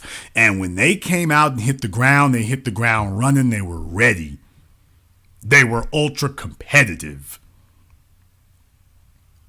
We used to have mothers or grandmothers who educated their daughters on how to be competitive. Today, you don't have that. That's not what you have now. You've got people now, clueless daughters, dunderheads, completely clueless about how to raise their value as women. And notice, I didn't even say in relation to men. This should be something that stands on its own. There are no mentors to help them now. Can we just be honest about that? There are no mentors to help them. There are no mentors to assist them. They're just stuck. They're just stuck. They should have a grandmother or somebody that they can go to and relate to and speak to, and they can't even do that now. They can't even do that now. And they're incapable of being able to do that now because they were never taught. Now they're in a situation where men expect them to perform. They expect them to do. They expect them to do and to accomplish, but they don't know how. They don't have a single clue about how you would get that done. And just left them helpless. Furthermore, they've been taught the greatest lie of all, that they don't need men. You're in a world where men have built the entire civilization, and yet we're being told that you don't need them. You are in a world of ever-present threats. but you're being told that you don't need the chief protectors and providers. You can't provide. Ladies, how many of you think that you're a man's protector? Or that you would be better suited for it? How many of you think that? You see, a peak value woman would never engage in such foolishness. That would be a waste of time. She's not going to waste her time dealing with stupidity. She is going to invest her time, not waste it. She is going to invest her efforts. She's not going to waste them. She is going to galvanize resources. She's not going to waste the most important resource of all, time. She's not going to sit around with other silly females debating it. She knows that she doesn't have that luxury. Debating foolishness is something that silly women are able to do. Women who are failures, they can sit around and debate things ad nauseum. That's what powers YouTube and all these areas today. A bunch of people sitting around debating things ad nauseum, usually because they are not able to figure out what they're doing wrong. They're not able to figure out exactly what it is they're actually doing wrong. And this lack of female mentors to be able to indoctrinate them and teach them has led to a situation where, hell, they have to even have it explained to them. Well, what is a peak value woman? What do I do? How do I accomplish that? How do I make that happen? Is it even possible? I had women saying that. And they were saying that because they don't even know if it's possible.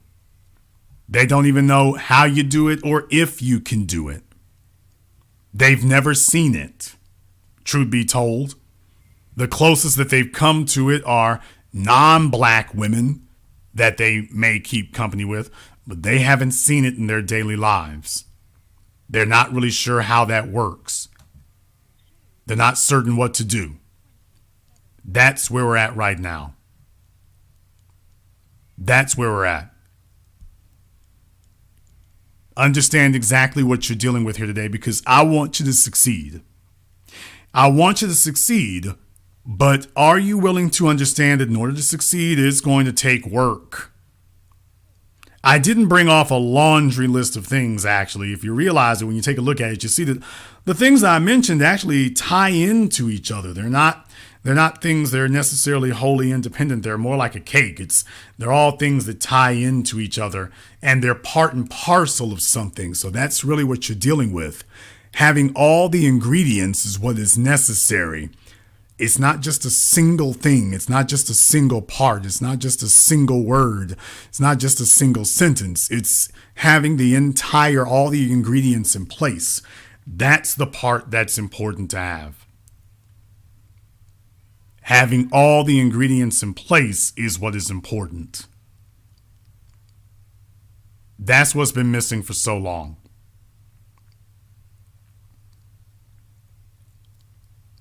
I am hoping that the next generation will be able to take a look at this, because in reality, I'm just going to be totally honest with you, in reality, a lot of these females in their 30s and 40s, we're going to have to just write off most of them. That's a brutal reality that you all are going to have to accept, because if your mothers and grandmothers had been honest with you and truthful with you and actually had helped you, they would have let you know that, by the way, you do eventually reach a point in which you have messed yourself up so badly that you cannot recover. And that's a brutal reality to have to accept, but that can happen to you, where you have messed yourself up to a point that you're just not able to recover, and you don't recover. That's not a pleasant thing for you to hear. But do you understand that somebody can give you bad advice? They can give you bad advice for so long. They can sit there and feed that into you for so long that eventually you are not able to recover from it. Do you understand that that's a very real thing? That's a very real thing that does happen. You have got to accept that if you listen to the wrong people for too long, they can actually put you in a situation where you don't recover because you don't have the years, because you don't have the time, and you're not able to convince men that you're a good enough bet to be able to do that. That's where the real danger comes from. What if you're unable to convince anybody that you're a safe enough bet to be able to do that? Now what? Now what do you do if you're unable to convince people that you are able to be bet on? Because that's the real thing that you need to have. As a woman, you're going to have to convince men that they're able to bet on you. You're going to have to convince them that you are worth the risk. You're going to have to convince them that you're worth him putting himself out there.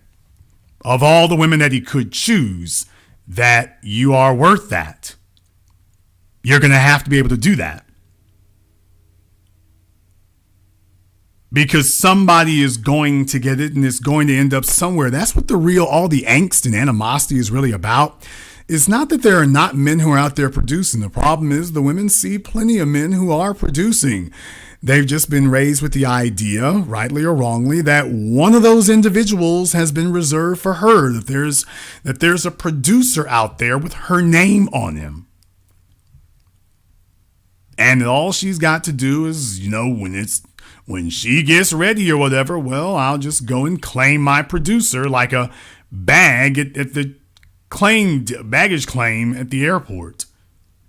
And that's all I'll have to do. Ladies, it will not work this way. It will not work this way. You don't have a producer with your name on him. You are going to have to go out and you're going to have to compete for him. You are going to have to go out and you are going to have to compete for him. And you're going to have to compete against the others. And one of the things, and I actually do think that this is a rather cynical ploy on the part of society today, I think that really in reality what they've been doing is saying, you know what, if we're all screwed up, then the men won't have anything to choose from. They'll just have to take whatever we throw out there because we're all screwed up. I really do believe that is, what they're saying. I really do believe that. I really do believe that they're saying, we don't really have to do any better. We don't really have to try harder. That's not really necessary for us. We don't have to do any better. And I think there have been a number of folk who've been capitalizing on that. I mean, surely someone of the caliber of Lizzo certainly likes a world of low expectations and low accomplishments, no competition. Oh, yeah. And by the way, isn't she hitting the gym now? As a matter of fact, I think even she's hitting the gym now. Yeah. I think even she is hitting the gym now. As a matter of fact, if anybody didn't tell, I think if you took a look on Instagram, and she's out there, I think now even she's pulling a Monique. She's pulling a Monique on us now. Even she's out there now trying to get her act together. Ain't that something? After spending all this time sitting up here talking about how happy she is and the condition that she's in. And by the way, she's played another group of females for fools. She's played another group of females for fools, telling everybody that she's happy with the way she is and whatnot. And next thing you know, after selling you all on the idea that everything is just fine, even she's got her big sloppy ass in the gym now. She's got a personal trainer. She's eating smoothies, although in her case, I think she's drinking too damn many of them. I think she did like 3 of them in one day. I'm like, wait a minute, Lizzo. How you going to lose weight and you done did like 3 or 4 smoothies today? You're taking it to excess again. You're doing it again. But it's just the truth. But it's just the truth. So understand, a lot of people are going to be making a lot of hay trying to convince you what you don't have to do. And that's not the way it's going to work. Now that you have had the definition given to you and explained to you here, I think there are going to be some questions. So it's time for you all to speak to the foundation. Brothers and sisters from around the world, the telephone lines are now open. The number is 646-787-1933. That's 646-787-1933, your personal access code to the business. We've been talking tonight about being a peak value woman and what makes you that. If you have been instructed by my mods that you need to call in, then you are going to need to do so. If you do not, then you'll be banned. You know the rules. If there are women out there right now, and by the way, I did this program because the women asked me to do this. They've been asking me for months now. Jason, you talk about what's a peak value man and men peak value and what's the peak value man? Okay, how do you be a peak value woman? Well, you've gotten your explanation here, but if you have further questions, this will be your chance and your opportunity to go ahead and call us up. The number is 646-787-1933. That's 646-787-1933, your personal access code to the business. And before anybody gets upset or mad or anything like that right there, just ask yourselves one question here. It's not why did Jason say what he said tonight. The real question is, why is it your parents haven't said it? Why is it that you weren't told these things before now? Why wasn't this explained and disseminated long before tonight? Why didn't that occur then? Why do you have grown women who are walking around out here today? And by the way, ladies, if we can just be totally candid about it, the situation's gotten really bad. It would be different if we were seeing people with just a couple of things wrong, but we are seeing wholesale parts missing. Half a woman floating around. Being competitive is being treated like it's not just a foreign language, but that it is a forbidden thing. Everybody has complaints when they don't have a producer, a man who is competitive. But by the same definition, by the same token, they are not bringing us women who are competitive. Now, why does this matter? This matters because in order to have a society, you're going to have men, you're going to have women. And everybody needs to pull their weight equally. It's not about somebody getting over on the others. It is about everyone pulling their weight equally. I think it would be really, really informative for women today. There are 2 places you need to go. You all need to go visit places where women can maybe teach you something. One place women can teach you something is a homeless shelter. Another place women can teach you something is maybe if you go and talk to some of the old women. Maybe if you talk to some of the old women, bring a white person with you because people won't tell you the truth if a white person's not there. It's your opportunity to hear from somebody who, maybe if they'll be totally candid with you, they'll let you know what they did wrong and what they should have corrected. Let you know about some of the females they listened to and some of the bad advice that they got. How they attempted to buck the system and it didn't work.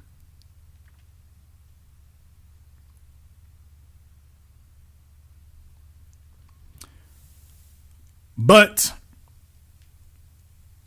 we'll give you a few phone calls here and we'll hear from you. It'll be your turn to weigh in. Let me go ahead and get caller from area code 703. You're on live with The Business. What's your name? Where are you calling from? Hey, this is Claude Boyd. I'm on the road by way of Richmond from Washington, D.C. Claude Boyd in the Richmond area. What's on your mind? I just had a quick question. I was thinking along the lines of Black Americans dating African women, possibly because recently I got my hair done at an African salon in the D.C. area, and I'm just thinking, like, I've never recalled African women specifically, the same masculine traits. I know they wear weave and things like that, like Black American women, but I just wanted to get your thoughts on that as a possibility, of Black American men dating African women, Black African women. Brother, the problem is global. It's not American anymore. America, Western society has exported its practices and culture. I don't know what African women you're referring to. It is one thing to go and talk to one who's doing your hair. It is quite another thing to have to bring her home. I mean, as you're aware, even over there on the continent, their parents are teaching them, get you a white man. So it's not like they're not teaching them how to try to scheme up from the very beginning. They're being taught this at young ages.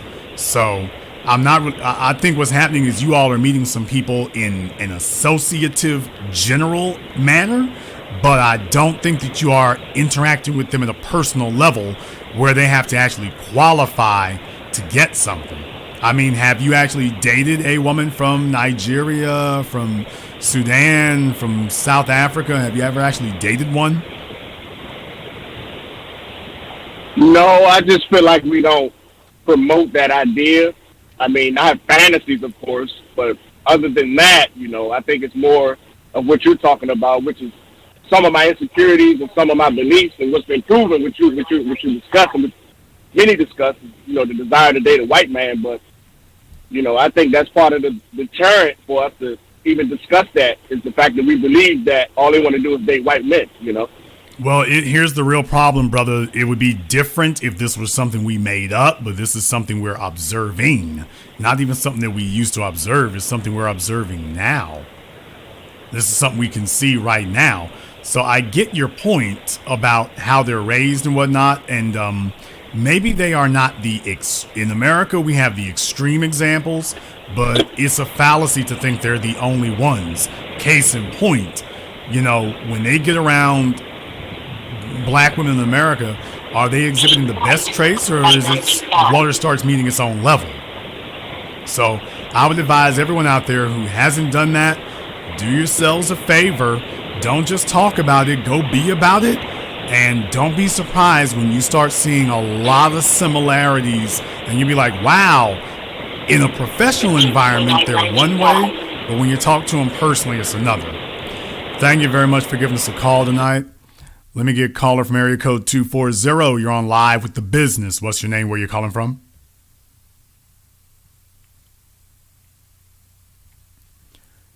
Caller from area code 240. Last try. You're on live.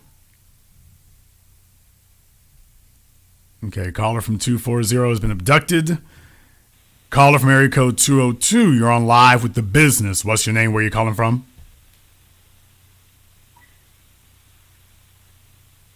Is it me? Yes. Is there anyone else from 202 on the line that said heard unmuted? Mm-hmm. I'm just listening. Okay, you cannot just be on the line just listening. You got YouTube for that. Hang up. Well, remember that homeless shelter I was referring to before? Yeah. That was her. Caller from area code 206. You're on live with The Business. What's your name? Where you're calling from? Hi, my name is Sienna, and I'm calling from Seattle. Okay, Sienna, wasn't I supposed to talk to you tomorrow? I thought it was tonight. I'm almost certain I was supposed to talk to you tomorrow. However, can you give me just a moment here? Just stay on the line for me, okay? I've got somebody else I need to speak to here real quick first, Okay. but I'll go ahead and talk to you now. Just stay on the line for me. I've got another caller who wanted to speak to me here. Let me get caller from area code 623. You're on live with The Business. What's your name? Where you calling from? Yes, my name is Bianca, and I'm calling from Phoenix Mesa, Arizona. Hello, Bianca from Phoenix Mason. What's on your mind? Yes, I just want to make a clear thing on number 6. A clear thing on number 6. I'm not really sure what the thing is, but go ahead and take your shot at it. Yeah, and what you say about kids, about being born from a woman, like her womb is worthless, her kids are worthless, I didn't agree on that. Okay, you're speaking very staccato, and it doesn't seem like you're very sure, but I'm going to try to give you the benefit of the doubt. Can you just go ahead and explain what it is that you had an issue with? Mm-hmm. How old are you, Bianca? I am 31. Do you have any kids, Bianca? Yes, I have. Okay. What's the highest level of education that you completed, Bianca?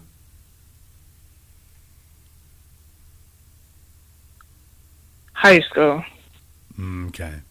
And are your parents originally from the United States, Bianca? Yes. Okay. Hold on here. For real? Are you kidding me? Bianca, we're doing a No. we're doing a program. It seems like you are distracted or something else. If you cannot become Yes, I'm up here undistracted, reading.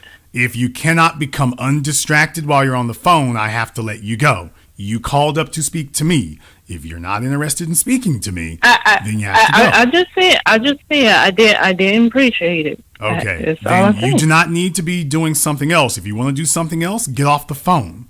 Would you like to speak to me or would you like not to? Yes, I'm speaking to you. Okay, then you need to concentrate over here. It sounds like you have a number of different issues, particularly where focusing, concentration, and cognitive abilities are. We need to work on that.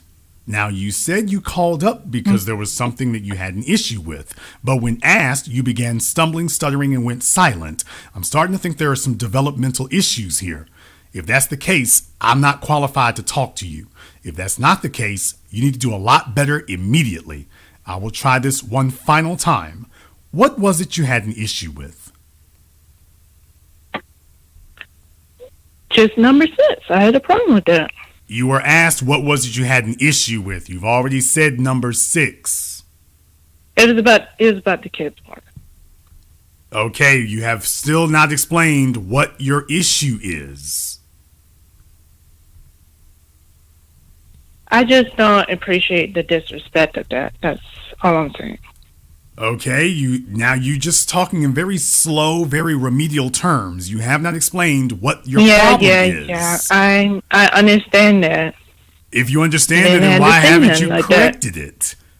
What is it that you disagreed with?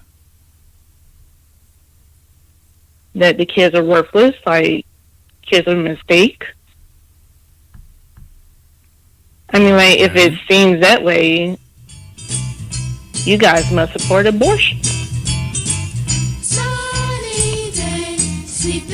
Why do you say that?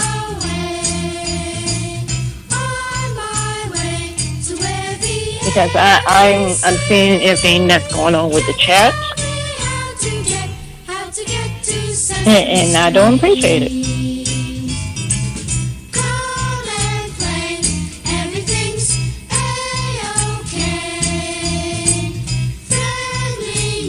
Can you just try to make it clear for that?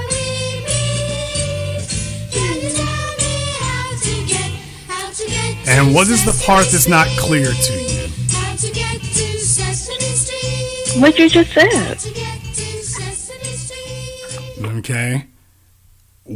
Which part of if your womb is worthless, then what it produces is also worthless? Can you show me something that is worthless that produces something of value?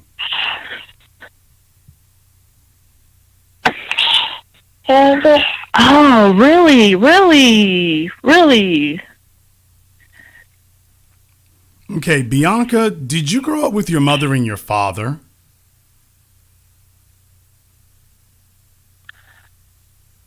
Why are you asking personal questions like that? That's not a personal question. That's an objective one that's relevant to what we just talked about. Parents give birth. Did you grow up with both of your parents?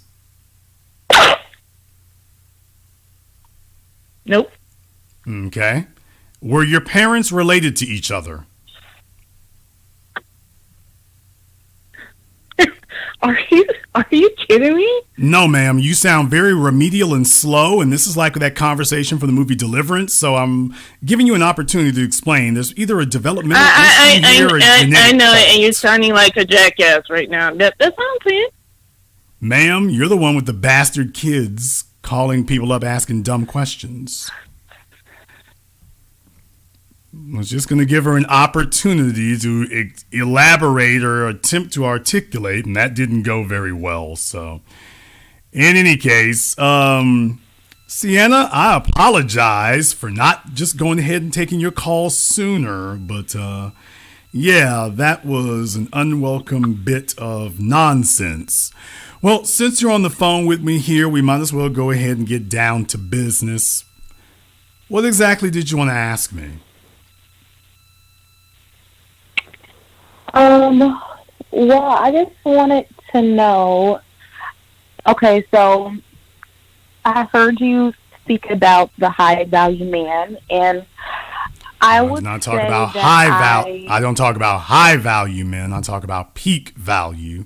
Students who are attempting to learn what I've been teaching for the last decade use those terms. But go ahead.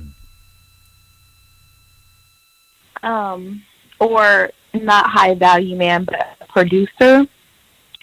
And I would say that I actually did date a producer. He was a longshoreman, so he made about 6 figures yearly. But he was older than me. We didn't work out. And I feel like it didn't work out because for me, he was like still kind of immature, and I know that he made a certain amount of money, and he was like, I guess you would call like a hot commodity, but he didn't want to really settle down. So my question was,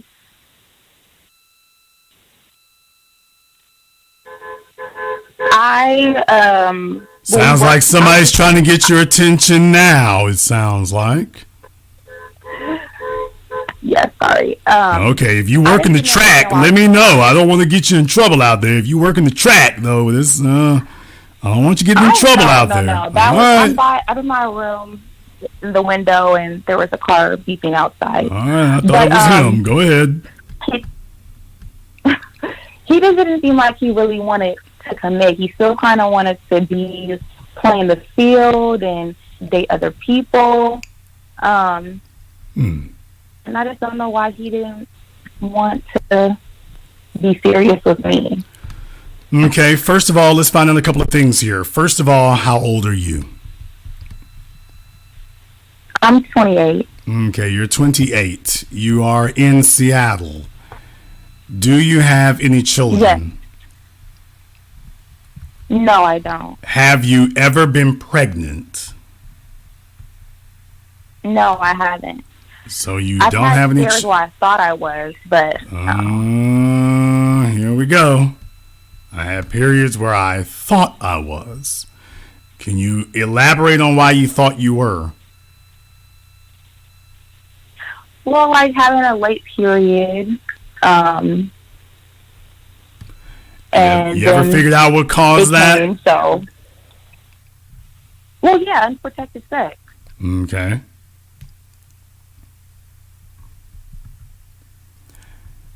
I bring it up for a reason. Do you think that could be indicative of an issue?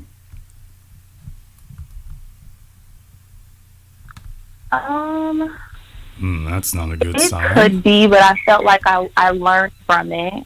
Okay. How old were you when that happened? I was 19. Okay. Well, that was a while ago. I certainly hope some of those other tendencies have left themselves. How old was he when you were dating him? He was 20.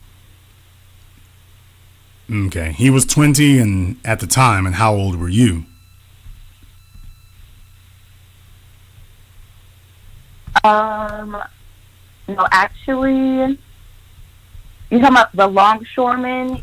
He was, I believe, 3 years older than me. Okay. Yeah, so I think he was like 23, 24. Okay, he was 23 or 24, and so let me find out here now. When did you all break up then? Or have you broken up? I dated him years ago. We kind of had like a really bad falling out. Let's see, I think that was back in like 2016. Well, and what are your goals now? My goals now, I work for Amazon. I also do here on the side, and right now I'm working on writing a children's book. And so that's really my main focus now, is to get my children's book written and published, sold, so I could create residual income. And then I also want to work on a calendar for foundational Black Americans. Well, I think that's a fantastic goal to have, especially if you don't have children. I think that's a rather laudable goal to have. Here's the real question you should be asking yourself, though. In all brutal honesty, you were dating a longshoreman. Somewhere along the line, you came to the conclusion that he was a producer because he made a six-figure income. That is not what makes a man a producer. It certainly helps if you are not financially struggling. He is certainly a upper middle income earner. Nothing wrong with that. He's not a producer. He's somebody's employee. He does well for himself as far as being an employee. That's wonderful. He's not a producer. If he lost his job tomorrow, what would he have? Yeah, probably not much. Right. So for folks who may not be aware of exactly what that means, like I say, I mean, if his job can make him or break him, that's going to be a problem. That's not going to be a little thing. That's going to be a huge, big issue to have to deal with. So a lot of the time what happens is a lot of women, and it's understandable, there's some confusion because you got folks out there confusing you all. But no, you're not going to be a producer if you're easily shut down. That can be problematic. And as Black men, we always got to be watchful for the other shoe dropping. We just always have to be watchful for that because it's going to drop at some point. That's just the way it is. It is going to drop at some point. And we need to be ready for that. We need to be ready for it. We need to be cognizant of it and be ready for when that day occurs. So if you really want to deal with a producer, that's really where the ball starts at. But let me ask you something a little bit more fundamental. What is it that qualifies you for one?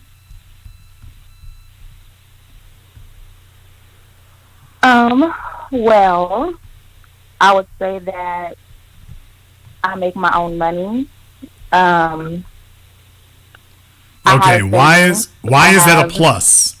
You say you make your own money, great. Why is that a plus or a benefit to a producer? Well, kind of like what you were saying earlier, that men don't really want you to be a financial burden. So I'm able to support myself, my basic necessities, which is my apartment, my car, insurance, phone, all the things that adults are supposed to have for themselves. I'm able to sustain that for myself. I have pretty good credit. I don't have any kids. I feel like I'm an attractive young lady. I definitely value intellect, and I'm always willing to learn something new. So that's why I feel like I deserve a producer. Okay. Well, that's very, very good. A lot of women feel they feel it, but of course, there's a difference between what they feel and what they actually can get. For everyone who's wondering here right now, I did get her permission previously. I did put a picture up here on the screen. This is the young lady on the phone right now. So welcome to the business. As you all can see, well, she's certainly not hard on the eyes. That's all very helpful. But I do have to say, if I may to be blunt, let's just see if you and I can have a meeting of the minds first. Do you see any issues or potential issues with what we see on the screen right now? You're asking me if I see any issues with it? Yes, ma'am. Do you see any issues or any potential issues with what we see on the screen right now? I mean, maybe the middle photo where I have a bikini on. Okay.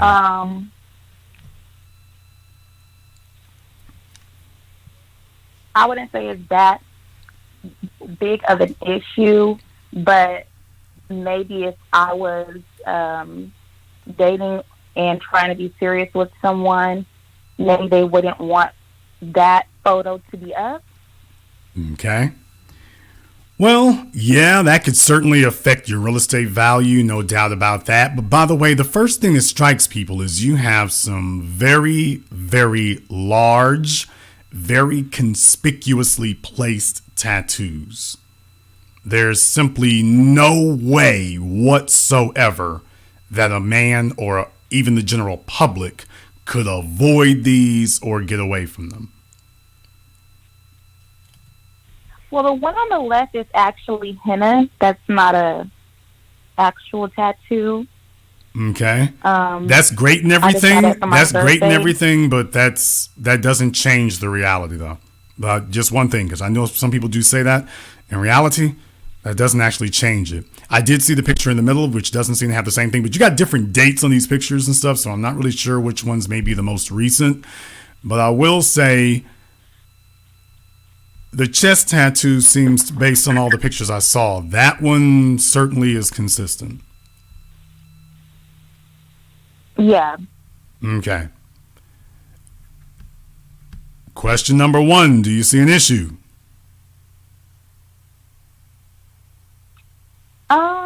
No, actually, I don't. Okay. Roll credits.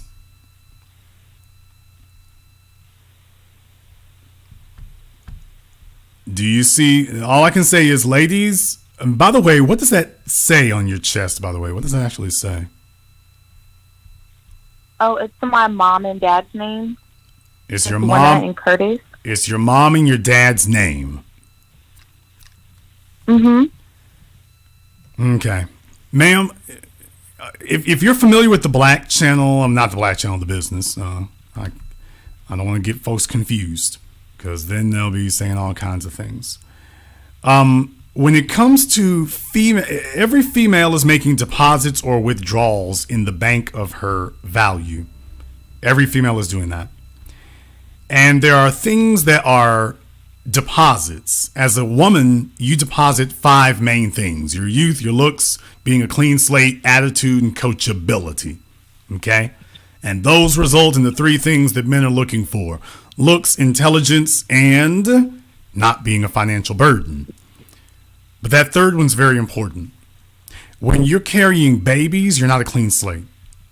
And when you're carrying tattoos, no man wants to get you naked and see your past history staring him in the face any more than you want to see his. And in your case, he ain't even got to get you naked. Yours is there before he even gets that far.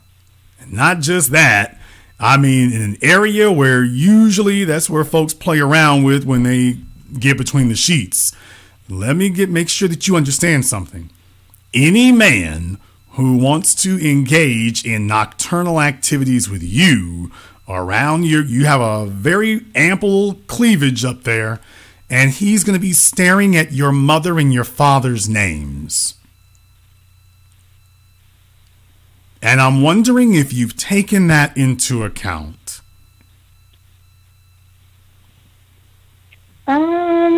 Actually, I haven't taken that into account. Are those the only tattoos? Is that the only tattoo that you have? No, it's not. Of course not. You No. got? Do you have one on the small of your back? Yes, I do. So she's got the tramp stamp, and you've got. Is that the only? Is that the only one on your back? There's one on my upper back too. It's my nephew's name. Okay. So. And his little footprint. Okay. So I want you to think about this for just a few moments. Now I'm just going to be straight up with you here. So you have turned your body into a canvas to express your familiarity with your family. And any man who gets you naked and wants to engage in intimate activities with you is going to be staring at your mother and your father in the front and your nephew in the back. So that's basically what you're telling us. Well, yeah, I never really thought about it that way, but yes. And this will be a good idea. And by the way, now you said the one in your upper back. You didn't say what it was in your lower back. What's that one of? Oh, it says Queen C and it has a crown on it. Okay. When a woman is unable to control her emotions, then she starts making permanent decisions with temporary feelings.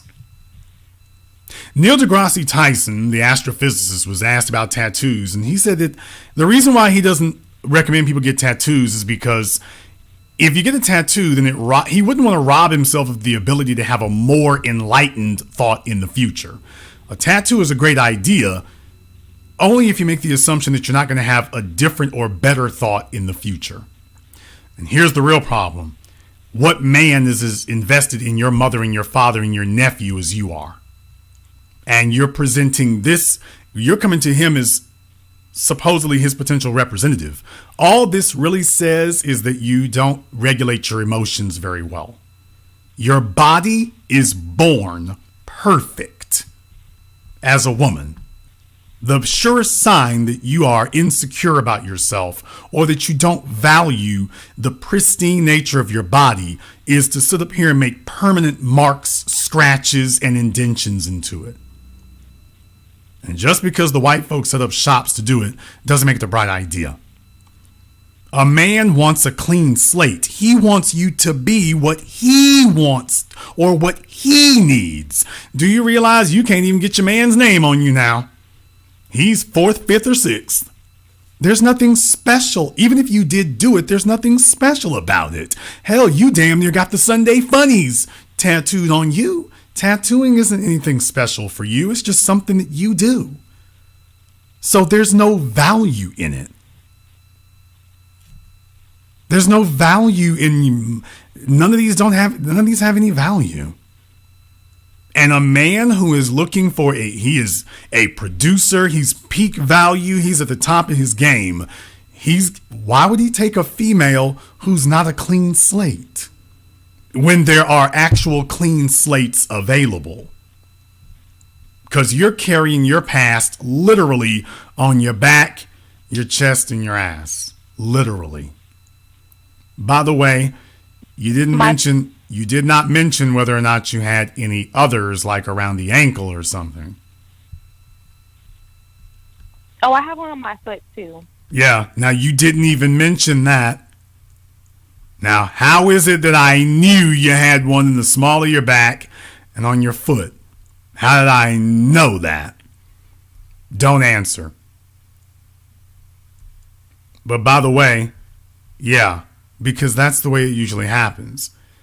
Now, here's the issue that you have, that most women have. Most of you are vain and selfish to the point that you become willfully blind. You didn't ask, what does the man want? You've come to him with what you want. That's not an appealing proposition to anyone. You're supposed to be demonstrating to him that you are what he wants, but there's nothing about you that is a clean slate, which means he's eating a meal that's already in progress, which means he's going to have to accept your body markings, which he didn't ask for. Those are not his idea. He didn't say that was a good idea. He didn't ask for that. He didn't want to look at that every morning. You're okay with it, okay, but unless you're going to be laying with yourself for the rest of your life.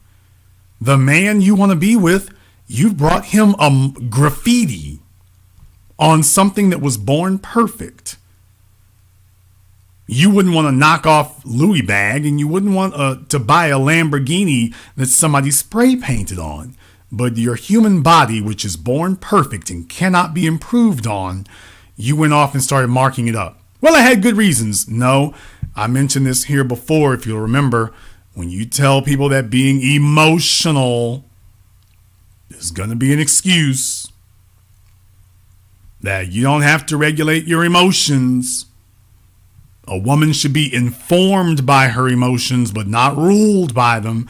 And you made permanent decisions all over your body. The tattoo on your foot, what is that?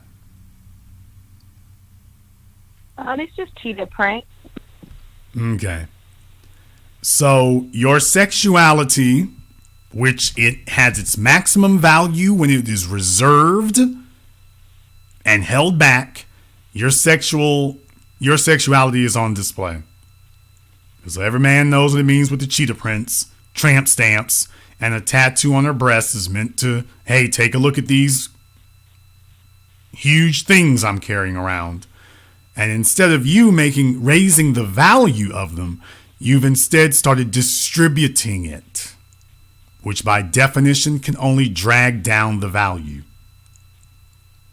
Ma'am, why would any man who has a choice of females, why would he make a permanent commitment to you when you're not a clean slate that he can start investing in at that level? Your past is written all over you. And why is that important? Because if you went off and did this, then this is indicative of other issues and other behaviors, which is why it wasn't surprising.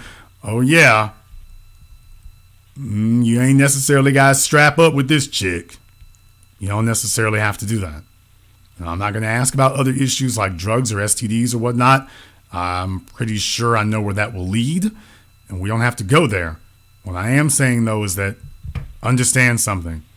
You communicate to a man what your value is.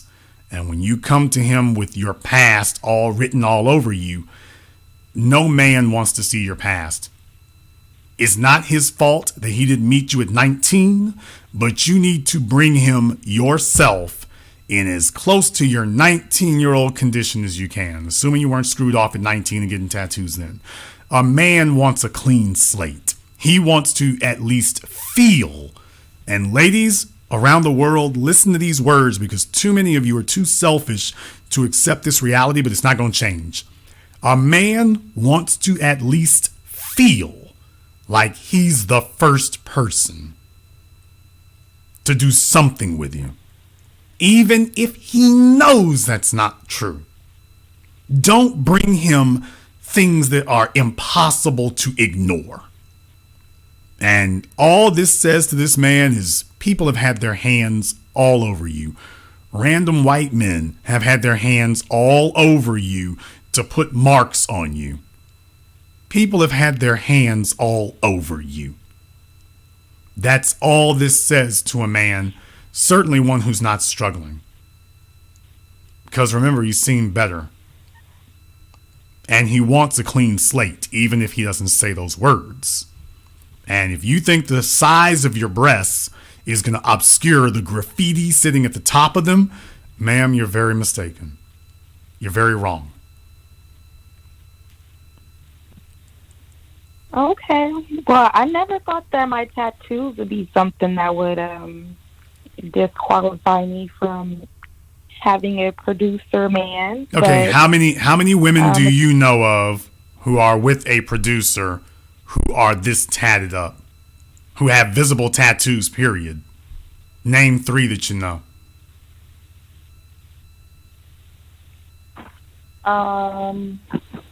Thank you.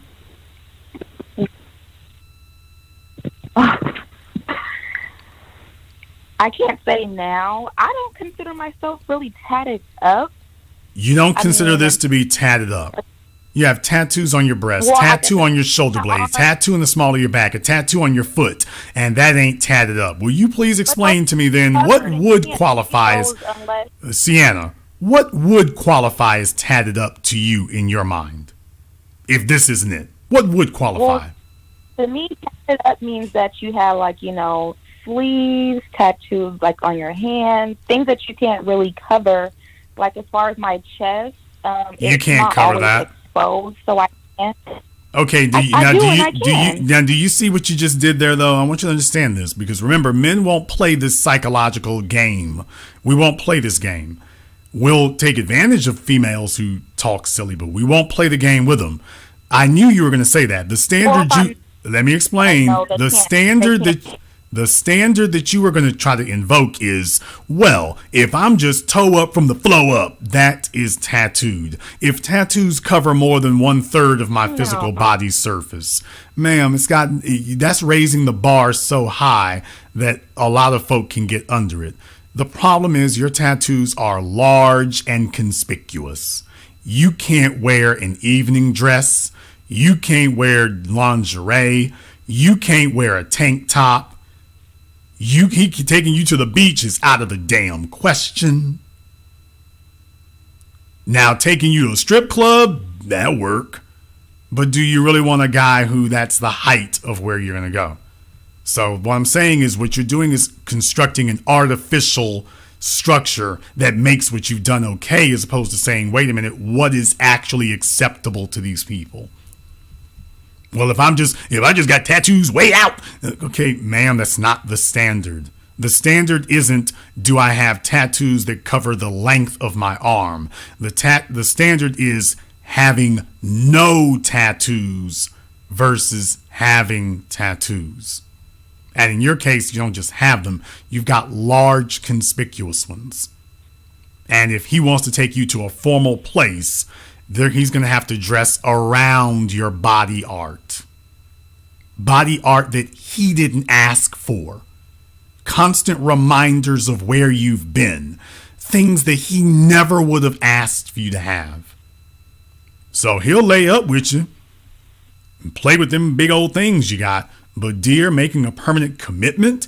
How's he going to make a permanent commitment to your mom, your dad, your nephew, and Queen C? And paw prints. How does he make a permanent commitment to that? Why would he? Well, I mean, they are my family. I'm related to them. But they're not his. They're part of my life. But they're not his. Well, I'm and, you know, get married. He would know my mother. Okay, but what if he don't like them? Then what? If he doesn't like them? What if he meets your parents and he don't like them? Then what, ma'am? Yeah, well, I can't argue with that. While you're making all these assumptions why it's okay for you, yeah, you might be really groovy about your mom, your dad, and your nephew. What if he meets your nephew and decides he's a bad little bastard? I don't like him. Then what? No. What I'm saying is these were okay for you to do because you're making the assumption that any man you meet should be okay with any decision you've already made. And what I'm saying is you're that's not being competitive. Being competitive is saying, okay, when I approach him, I'm going to be a blank slate. He will be able to go where he wants to go. Not he can color within the lines or the boundaries that I've already set.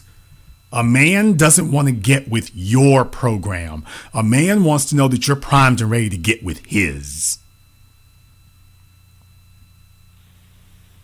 And he's going to take a look at this and make a decision. Is she ready and primed? Is she the best candidate to get with my program? Or is she going to be sitting here expecting that I need to get with hers? And when you're already marked up and tatted up, that's the definition of she's expecting me to get with hers.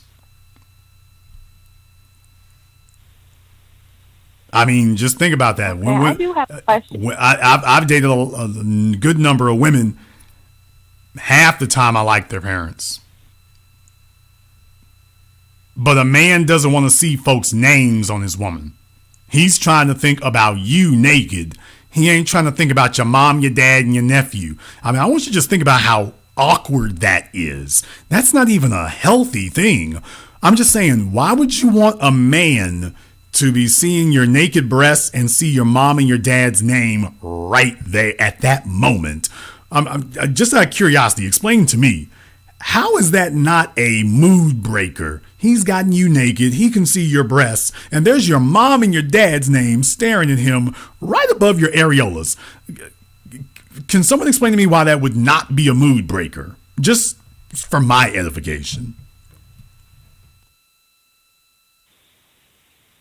Well, I mean, I've been asked, like, before I'm seen naked, what my tattoo is, what it says. And I haven't had any, like, negative reactions about it. So I've never, like I said, never really thought that my tattoo would be an issue. Define a negative reaction. When you say I never had a negative reaction about it, define a negative reaction, and from whom? Well, negative saying like, oh my gosh, why'd you get that? Or, I don't like it. I'm always complimented on my tattoo. By whom?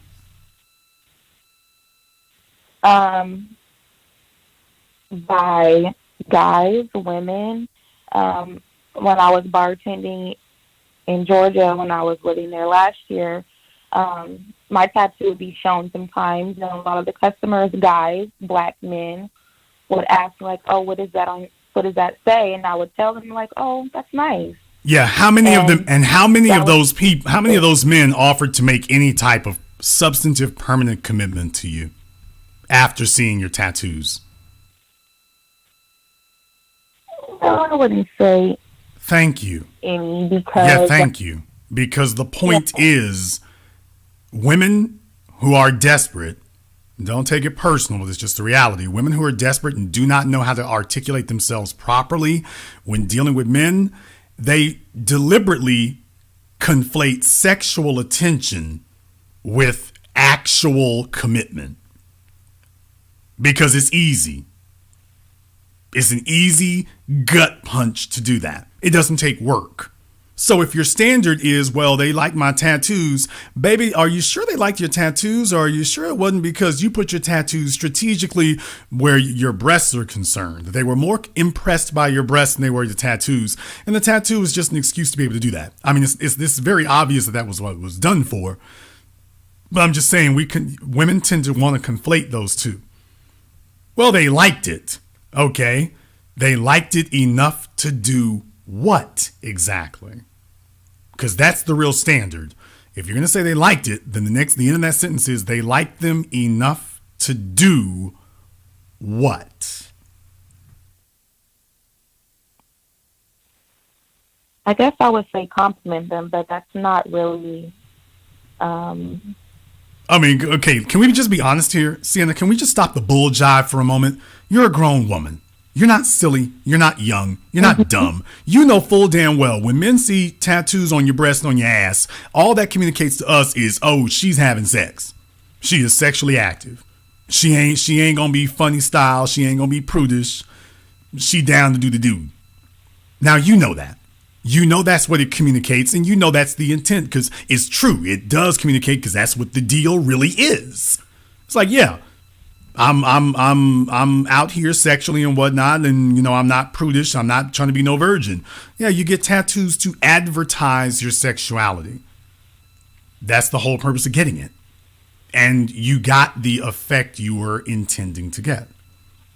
Say hello to my little friends, or in your case, my big friends. That you got what you were looking for.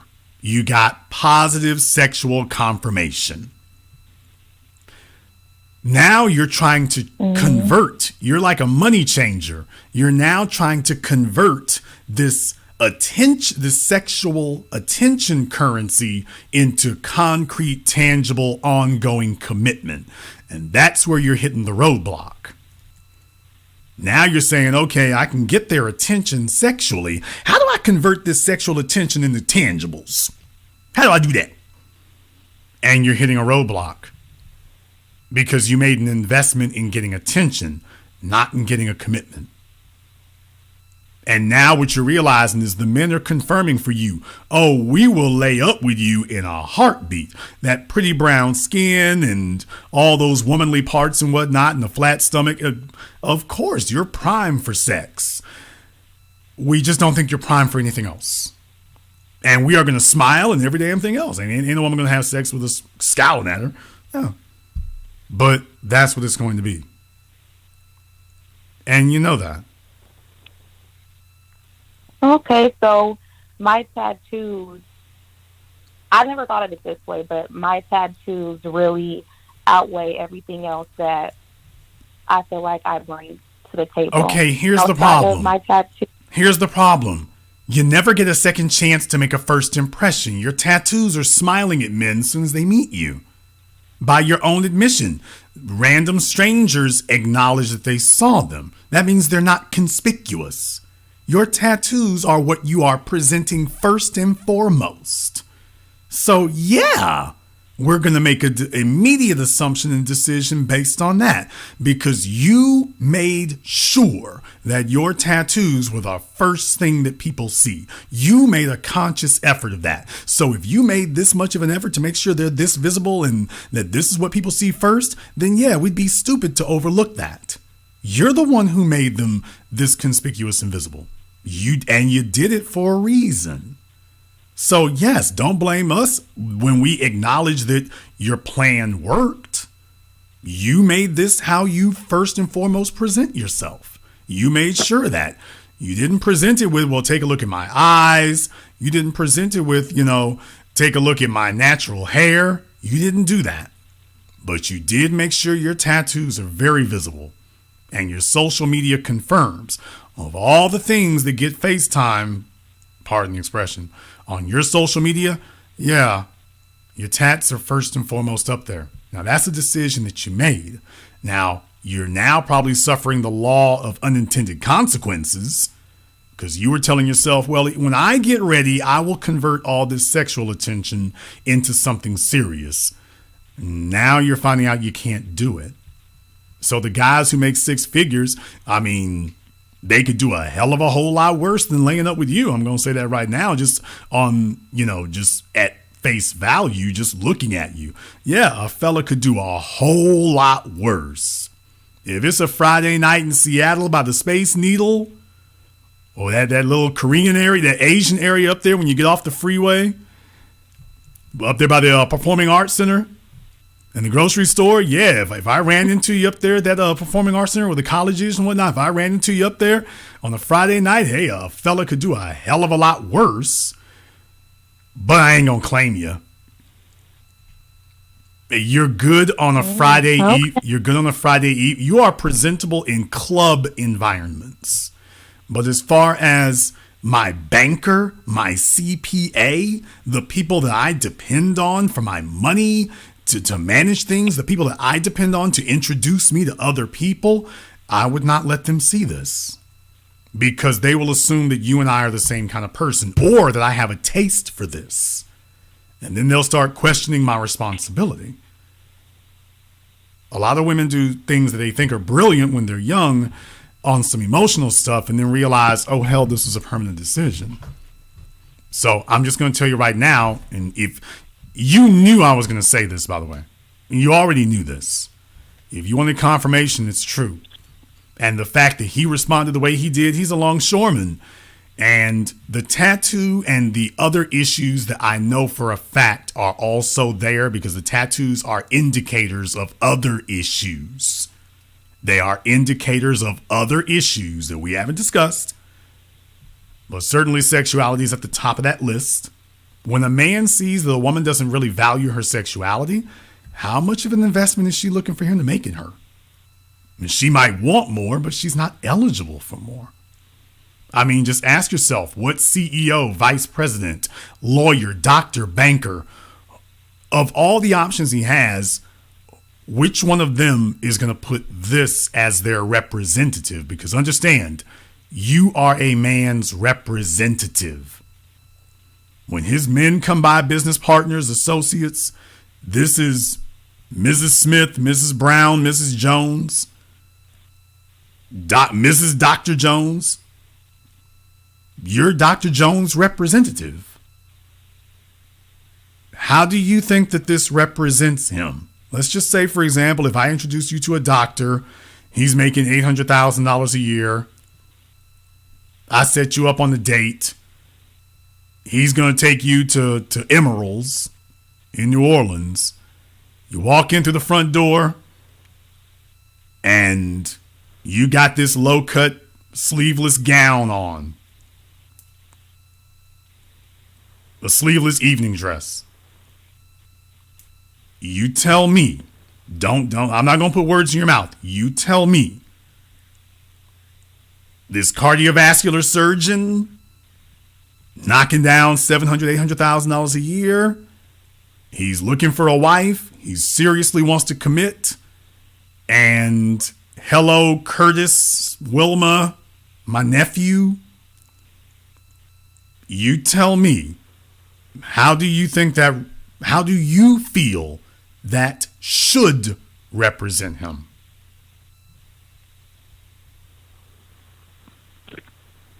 Okay, well, I understand that. Well, no. That's not a rhetorical question. I'm asking you. I'm asking you. Tell me. Maybe he would look past me because, like you said, I wouldn't be a good representation for him because of my tattoos. I literally never thought that my tattoos were an issue, but now that you're, bringing that up and saying how it could be not a good look for the man that I'm trying to attract, I definitely understand.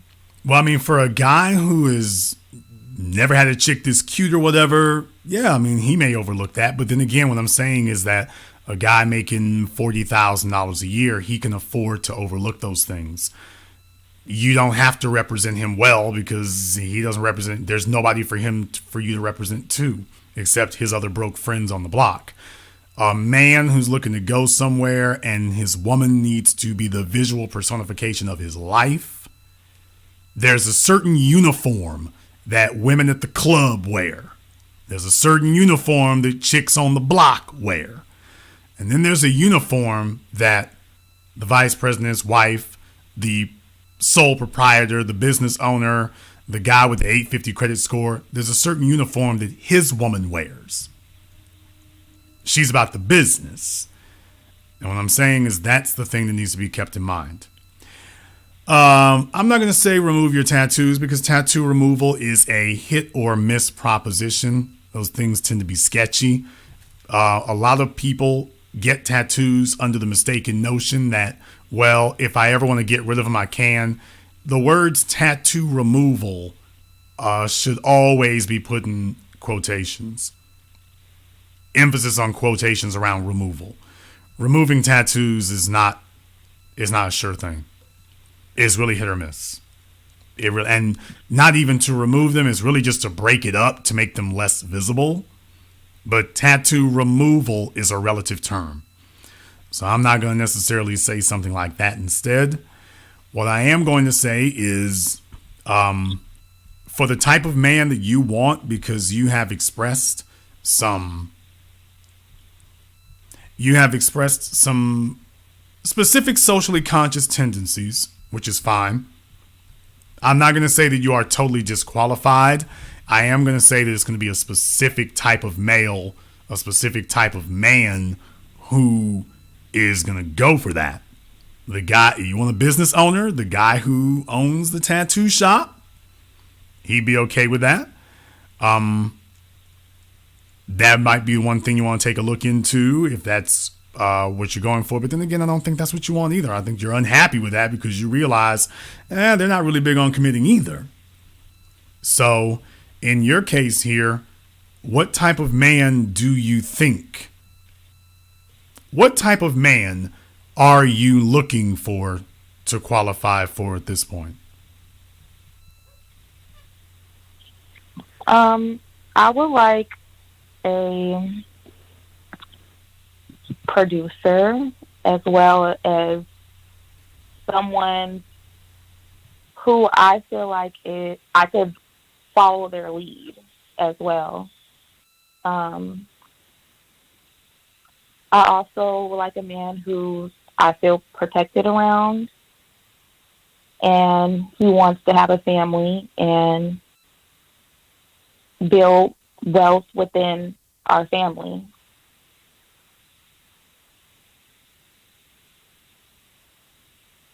Okay, and how much money are you, at minimum, are you expecting this man to make? Minimum for me, at least 6 figures.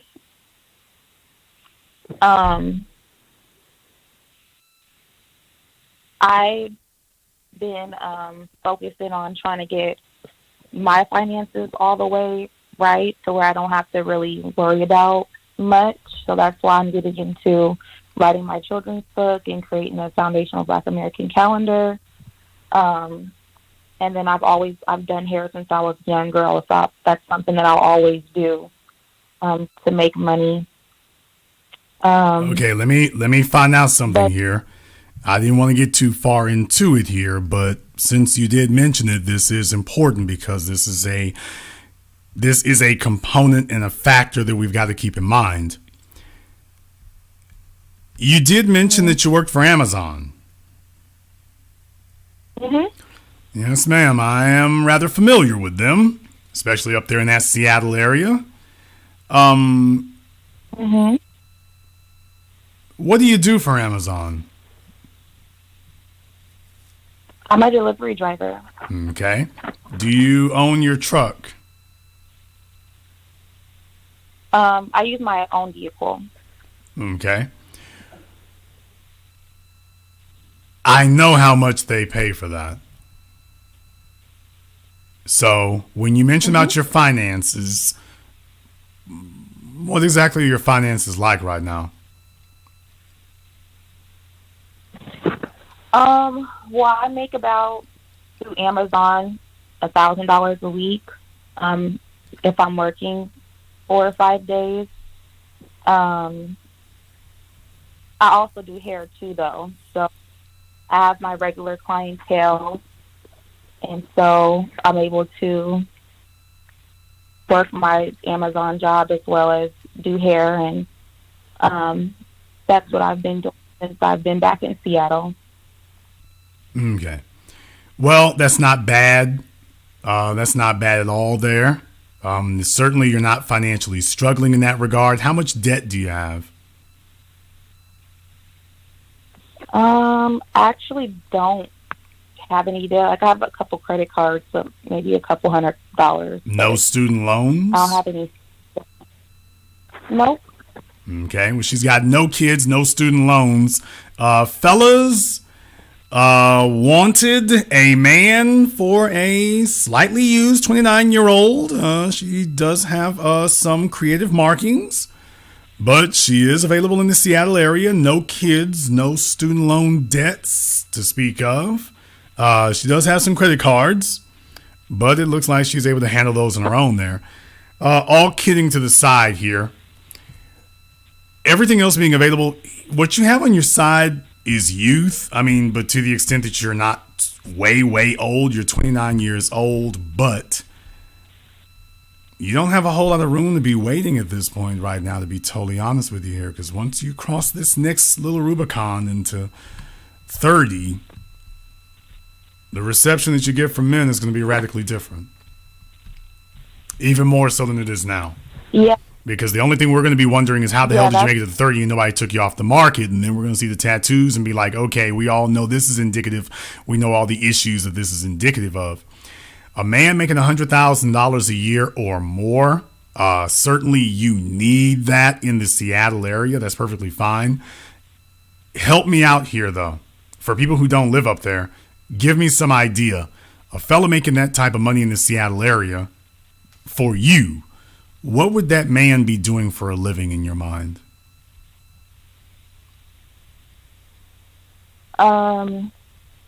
Either a entrepreneur, he runs his own business. That doesn't mean anything. Here's the problem. That doesn't actually mean anything. That's just a word. Runs his own business doing what exactly? Okay.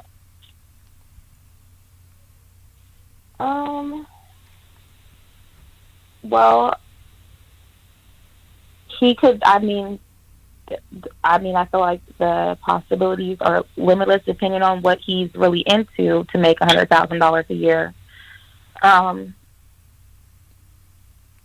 He could work not for the part of Amazon that I work for, but as far as like if he owned a strip actual, if he owned a strip club, would that be acceptable for you?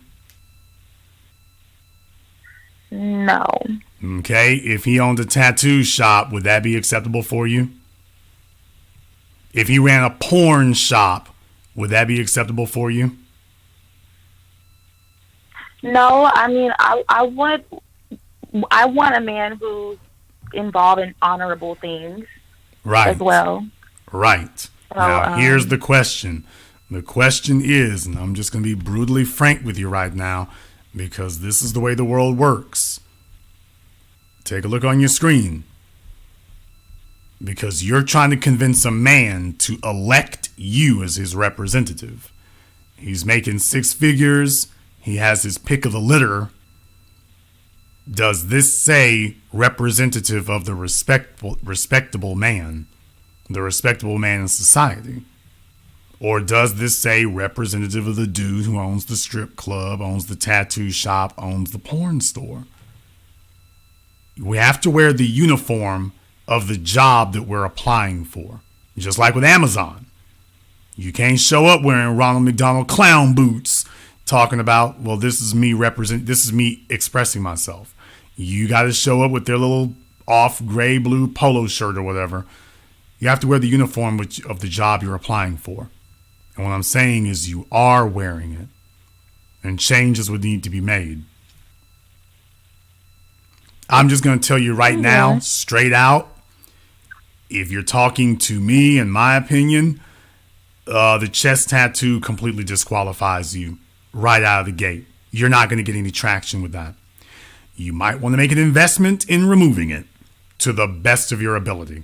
I would much rather try to remove that thing and explain to a man later that I was young and stupid than to have that thing staring him in the face and be hoping for the best. I would at least become proactive.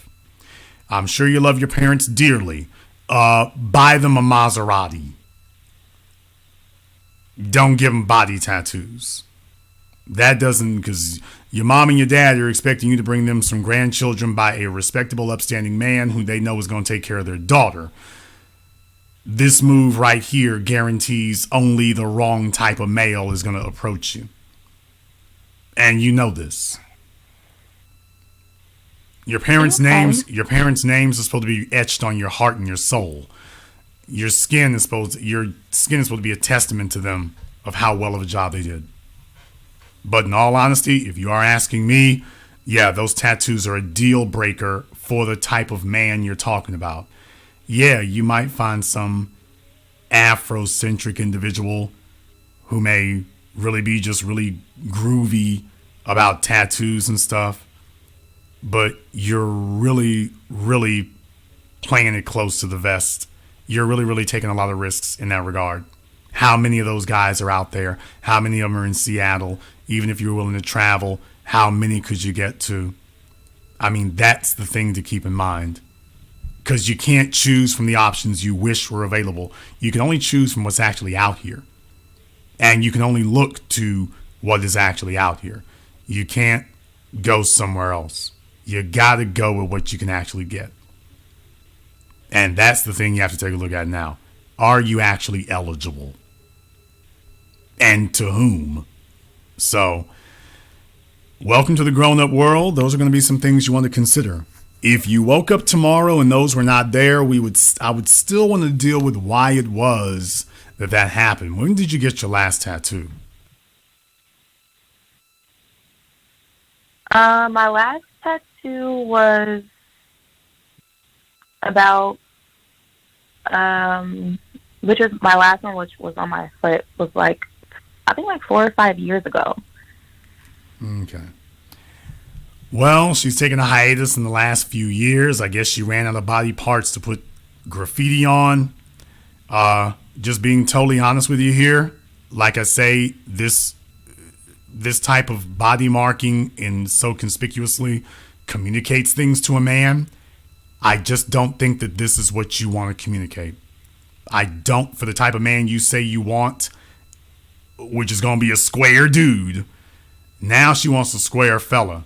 Square fellas ain't into tattoos, and I use my breast to express myself publicly.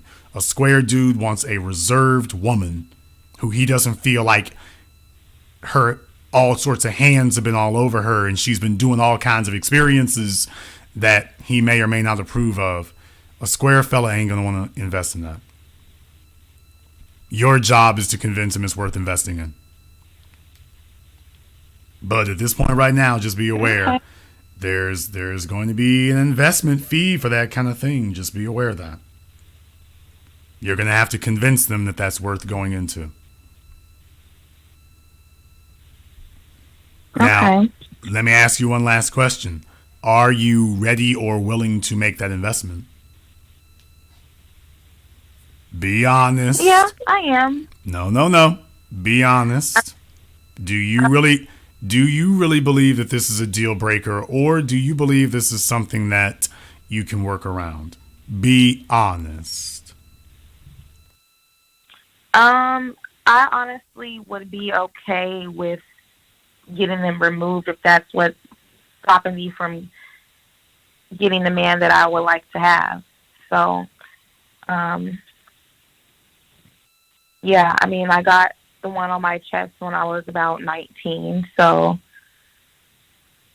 yeah, I like I said, I never thought of it being an issue, but if that is something that's stopping me from having the man that I would like to have, then I wouldn't mind getting them removed. Don't judge men by what we say.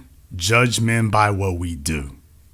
Take a look at the women that we sleep with without thinking, and then take a look at the women we marry and invest in. Don't believe what we say. Oh, them tattoos is cute. And you're assuming it means more than it really does. Watch what we actually do.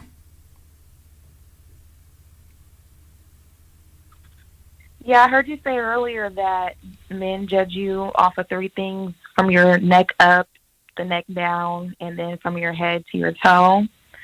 And if you're not really, I guess, scoring high in one of those categories, then you overcompensate or be able to pull weight more in one area. Like I said, if my tattoos is what's stopping me from having what I would like to have, then I wouldn't have an issue with getting rid of them. Well, I gotta give her credit, fellas. She at least sounds coachable. She's got the right attitude. She hasn't been sitting here arguing with me. She's got the right attitude. She's got the looks. And she's coachable. So I can't really sit here and say I'm going to write her off necessarily. I mean, she's definitely coming across as coachable. You're doing a whole lot better than a lot of other females do.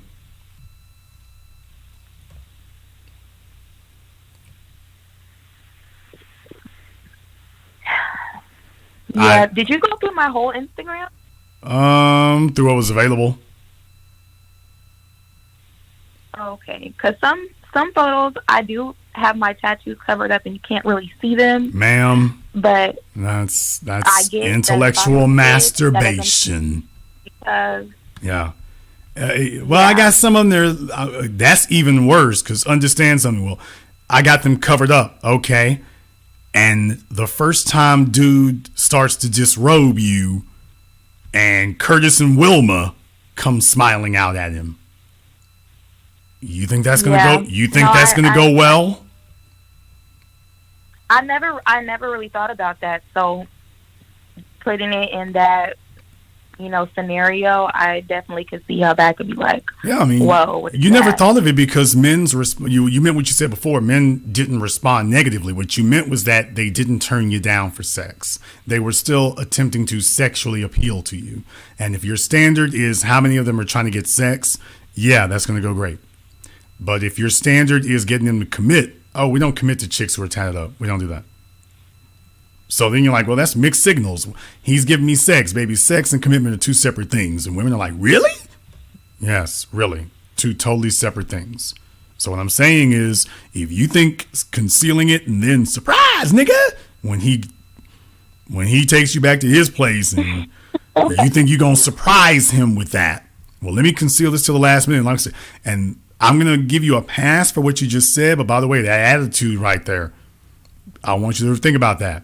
Instead of being forthcoming, well, is there a way I can sneak it in on him? You don't want to do that. You don't want to be a person who tries to sneak things in. You don't want to do that. It's because what that really means is that you're looking for a shortcut. There are no shortcuts. You got yourself into this mess. You're going to have to deal with it. And I'm not even guaranteeing you that you can remove them. What I am telling you is that if you're talking to an individual like myself, a square dude who's looking for a good representative, this is a complete deal breaker. Or if he tries to make it work with you, there will always be hostility towards this. He gets tired of looking at Curtis and Wilma and your nephew and whatnot and having to think that's okay. And it makes you too vulnerable. There are too many other females out there who are cleaner slates you could be dealing with. It makes you too vulnerable. So make yourself less of a vulnerable target. At least do that. Okay. However, if there are any gentlemen out there who are in the Seattle area, you make more than six figures or more, and you are interested in making the acquaintance of her cheekbones and in addition to other amenities of her, for a small tax-deductible donation to the business, I can put you in touch with her. Don't worry, Sienna, I'll pre-vet them for you there, but for a small tax-deductible donation of 3 figures, by the way. If you make 6 figures, you can at least contribute 3 figures. And we will put you in touch with her. She's 29 years old. As you can see, she's not hard on the eyes. I'm 28. 28? I thought you said 29. Okay. She's 28 years old. She has no kids and plenty of tats. But she is a looker. She is coachable. She's got a good attitude. She's still of childbearing years. So, gentlemen, step right up. Line forms to the left. I'll let you have the last word. Well, thank you, Jason. I appreciate everything that you've said to me and, made me realize some decisions that I made were not the best for, what I like to have. And thanks for having me on. Well, I certainly don't think you're a lost cause by any stretch of the imagination. I just want to see you make yourself competitive. regardless of any of that, I think everything else is a good stride. I think everything else there is pretty much in place, and you can make good strides with that. By all means, please do give us a call back if you need help with that, by the way. By all means, but let us know how that goes, okay? Okay, thank you. You take care. I am the only place that actually tells people, hey, you can give me a call back. Let me get caller from area code 404. You're on live with The Business. What's your name? Where you calling from? This is Joe calling from Decatur, Georgia. Hi, Joe from Decatur. What's on your mind? Yeah, I've been listening to you for some time, and I want to try and stay on topic. I've been talking to a girl that's 34, and I know her better than any other female that I've known. However, I've listened to like your list of what holds a woman at value, and she doesn't really make the cut. And I was wondering, you're a couple of years older than me, so I'm 35. I was wondering if I could get your advice, or do you think I should just take the hand I was dealt, or should I keep my options open? Okay, so you have a female, but you don't. You have a female. You basically tell me you have a female, but you think you can do better. I have a female that I'm comfortable with. I've known her, for about 15 plus years. As far as anybody else, I have other females that I talk to, but I mean, as far as like having a serious relationship, going to the next level, as far as getting married, having children, I think she's the best one, because the other females that I do. Okay, well, I want to make sure in the interest of time, I can't go all night with an explanation. My point is, if you say out of all the females that you have access to, she's, quote, the best one. Okay, that's not the same as saying she's the one you want. I mean, she kind of is the one that I want. Okay, she kind of is, which means she kind of isn't.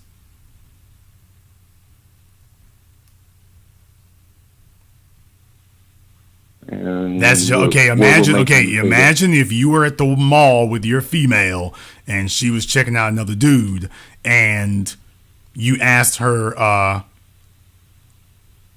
"Why were you looking at that guy? Did you want to sleep with him?" Well, I kind of do. How would that make you feel about your relationship with her? Okay, I see what you're saying. Yeah. So you understand that. I kind of do, which means you kind of don't. Which means you totally don't. She ain't solid. You're not solid with her. She's not solid, and you're not solid with her. But you already know that.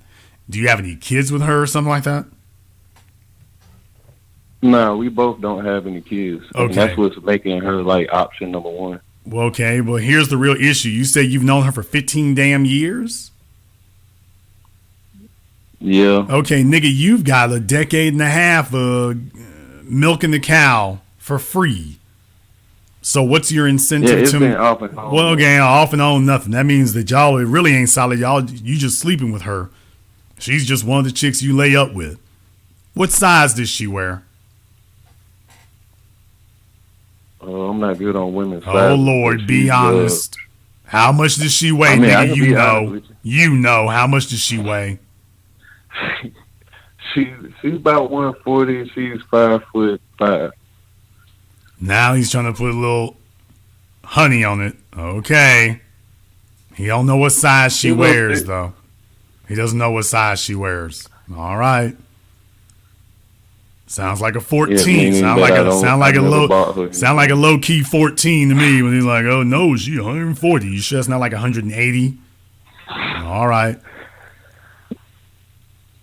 Here's the issue that I have. How old is she? She's 34. You've had a decade and a half by your own admission. You haven't even moved to try to marry this woman or do anything with her. Well, we've been off and on. If she's only been good enough to be off and on, that means you've already made your decision. Now you're trying to talk yourself into something that you're not even really committed to. And you're just trying to figure out, well, is she... Well, Jason, I mean, I got to settle down somewhere. I mean, this will do just as good as anything else. Okay. That sounds real nice when you have the option of getting up and leaving. That's not so great when the only way to leave is with a divorce attorney. It's not going to be quite so appealing.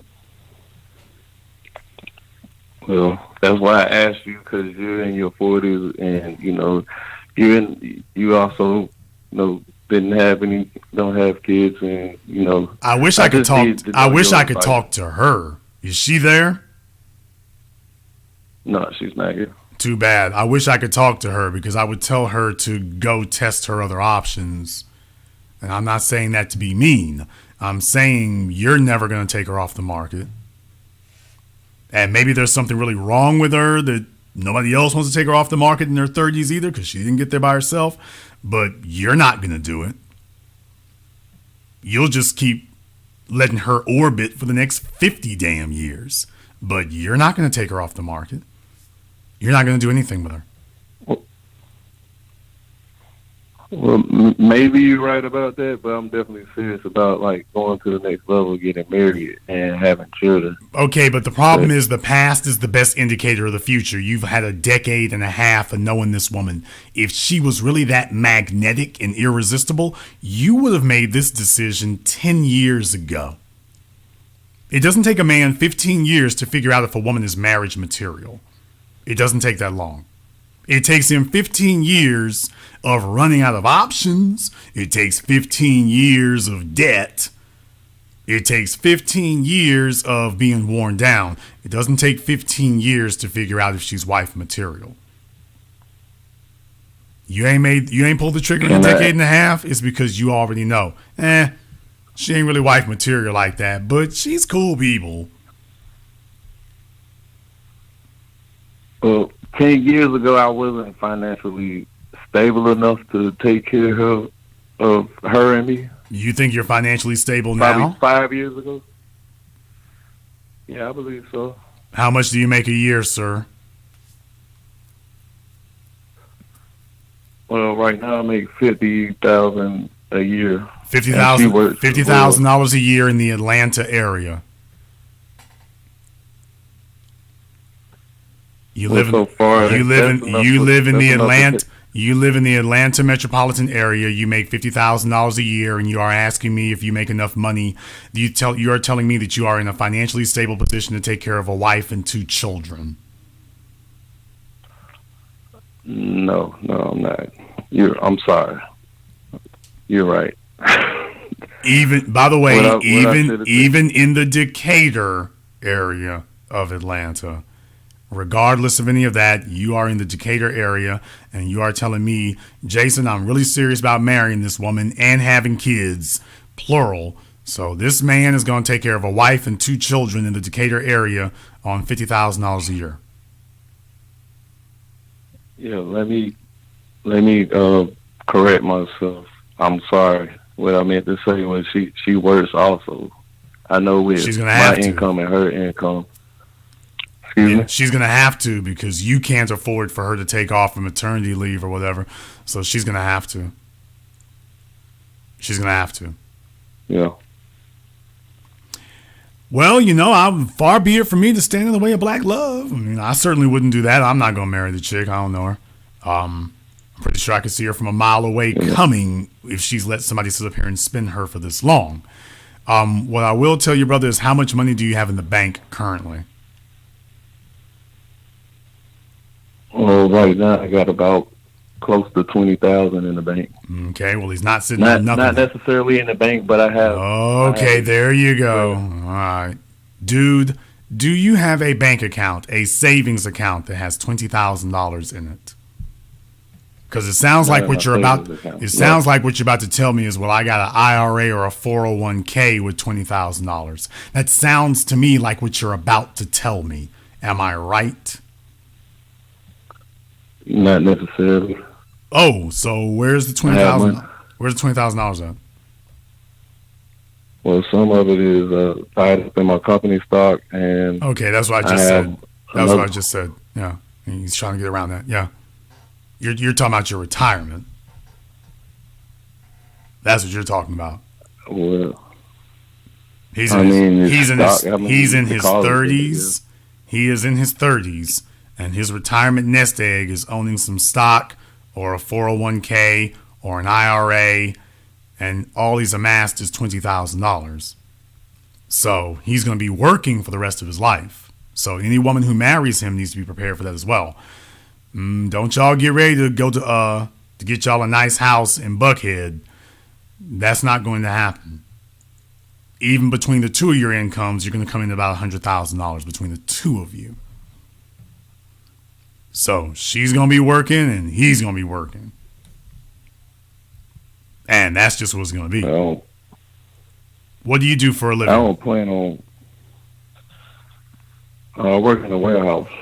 He's a warehouse worker. But okay, there is no path to progression, promotion, or improvement there. So what she sees is what she gonna get. He's a warehouse worker he's a 35-year-old warehouse worker making $50,000 a year.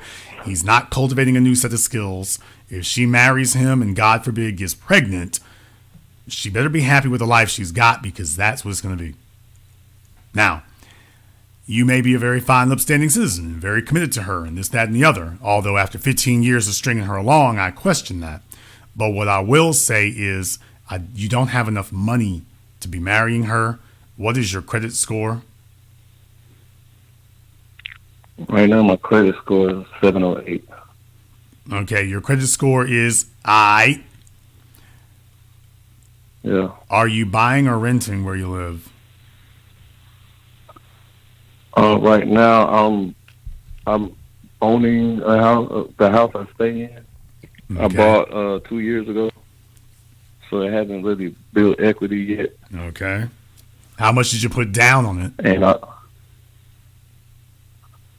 I didn't put that much down on it. I know you didn't. I put about $3,000. Yeah, how much is the house? How much is the house? How much did the house cost you? The house cost me $137. The house is $137, and you only put $3,000 down. Yeah, FHA loan. All right, dude. I talked to you about this a couple of years ago. Okay, dude's in a bando house out there in Decatur. All right, brother. Well, all things remaining equal, this is not a prime situation, to be totally honest. However, she's a grown woman. She can make these choices for herself. Well, I recommend that you do, because it doesn't sound like she's got a whole lot of options herself. Maybe if the two of you put your math together, put your heads together, you can actually solve this issue. I would recommend that you sit down with her.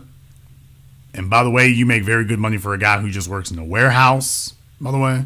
It's not bad for a fellow who just works in a warehouse. I assume you've got compromising pictures of the warehouse owner. That's the only way I figure you making $50,000, but I'll take that number at face value. You need to sit her down and explain to her exactly what you've explained to me, but you cannot equivocate. You got to just let her know, look, I want to marry you. I want us to make this a lifetime thing. This is what my financial situation is. If the two of us work together, I feel like we can have more. But we need to, I want to know exactly where you want to go. And if I'm the man you want to go with, knowing that this is what you're marrying or what you're getting into. Because, by the way, you haven't told me whether or not she's actually even agreeable to marrying you. If she agrees to marry me. You haven't told me if she's agreeable to. Is that what you said? Have you all talked about you marrying her and take her temperature about how she feels about that? I mean, I have, and she kind of like didn't give me a direct answer, so I took that as she kind of didn't. Okay, let me ask you one thing. Has this woman slept with another man in the last 2 years? I really can't answer that because, like I said, we've been off and on. Okay, off and on. Knowing her. Off and on. Nigga, you know what type of female you with. Has she slept with another man in the last 3 years? I mean, I'm pretty sure she has. She probably would tell me no, but I'm pretty sure she has. Okay. Well, thank you very much for being honest. I mean, with we us. in our 30s, so. Okay, but man, that's not my point. My point is, you know what kind of female you got. We off and on. That means she been off and on other people. So that tells you how solid your situation is. So she don't fool with you for real. She waiting for a real nigga to come by at some point. So she gonna play around with you until somebody serious shows up. But I think by what you just told me, she's got enough sense not to say yes. That she realizes she thinks she can do better. Even if she can't do better, she's at least telling herself she can. You know what? I honestly think you're right about that, but that's also why I'm trying to go into real estate at the end of the year. That's good. I'm trying to refinance my. No, you don't need to do that. What you need to do is actually learn about real estate. You need to get a realtor's license or something so you can actually learn how it works. You're like too many black males in that Atlanta area. You all are not very educated. You don't come from families that have got a lot of experience in finance and business administration and how to run a business or even how to elevate your income, even to become a higher income earner, an upper middle class income earner. You're starting from the bottom. You're going to have to invest the time in becoming more intelligent before you start trying to invest money. If you want to get into real estate, get into real estate. And that means investing the time to learn. Don't try to half-ass it, and don't try to treat it like a hustle. Get in there and actually learn it. Yeah, I was taking class, and I was going to enroll in a class starting January. Okay, classes for what? Basically property management, since I already have my house. And since I didn't have kids, I figured, I could easily just pack up my stuff and get somebody to rent this out. Now figure out my living situation, however, even if it means I got to stay with a relative or whatever, or just rent another apartment. What you need to do is invest. I would suggest that if you're going to do it the correct way. I'm not really sure. Where is this class you're talking about being conducted at? By whom? Someone recommended an online class around September this year. Okay, sir, you need to, if you're going to do it the right way. And that means becoming a realtor or getting a real estate license. That's what that means. Don't try to half-ass your way through this. Wouldn't I still have to enroll in a class? Yeah, but I'm not sure what in the hell you're talking about. As far as I'm enrolled in an online class, I'm not really sure what that is. Yeah, that's what. But there's a difference between that and becoming a licensed realtor or a licensed real estate agent. There's a difference between those two things. So you can't take online classes to become a realtor, is what you're telling me? Yeah, you can. You just need to make sure that it's actually to become licensed in your state. So if you have done that, great, carry on. Okay. If you have done that. If you have not, I would recommend that you do it the right way the first time. No sense in doing something 2 or 3 times that can be done correctly the first time. But don't try to half-ass this. Okay. All right, man. I appreciate you taking my call. Well, definitely check back with me. I want to hear from you to see how that goes. I'll definitely check back with you sometime 2021. Well, I'm about to say he's waited a few years to call me back this time. Try not to wait that long. Yeah, I didn't want to call back until I had stuff ready because, I didn't want to call back and come up with excuses and no results. So. Well, like I say, I mean, because we got plenty of women around here who have real estate licenses and things. they might be a good resource for you to talk to as well. It really just depends on what you want to do with it, because everybody wants to become a landlord until they actually become one, and then they want to do something different. But send me an email. Yeah. If I'm able to help you with any resources on that, I will. Just send me an email, and I'll see if I can help you with anything on that. Okay, I'll send you one in the next 2 minutes. Thank you very much for giving us a call tonight. Let me get caller from area code 240. No, you've been playing on my phone. Caller from area code 717. You're on live with The Business. What's your name? Where are you calling from? Jade and Pennsylvania. Okay, Jade? Yes. Did I get a message from you earlier today? No. Okay. I've been on the chat, but I didn't message you. Okay, I was about to say, if this is the other Jade I was thinking about, she's got a call back later. And where are you calling in from?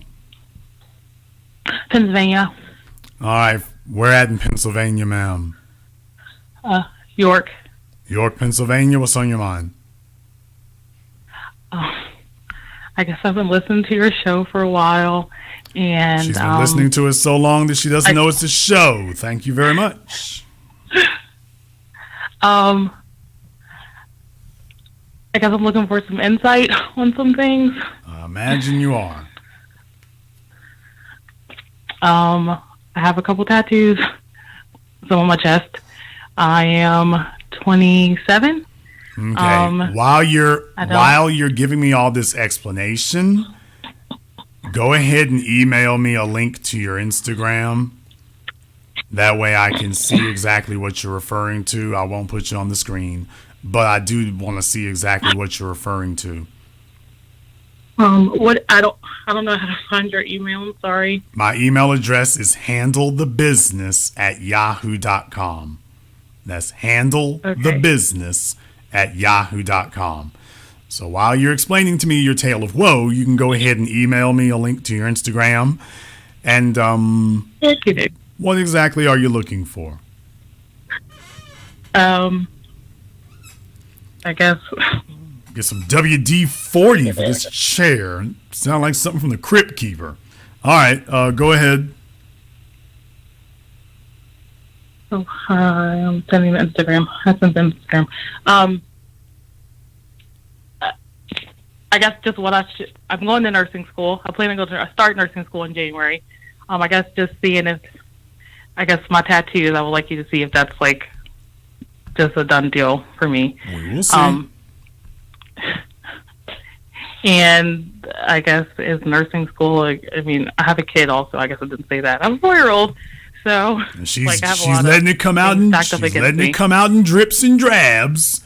All right, you are. Did you say you're 40?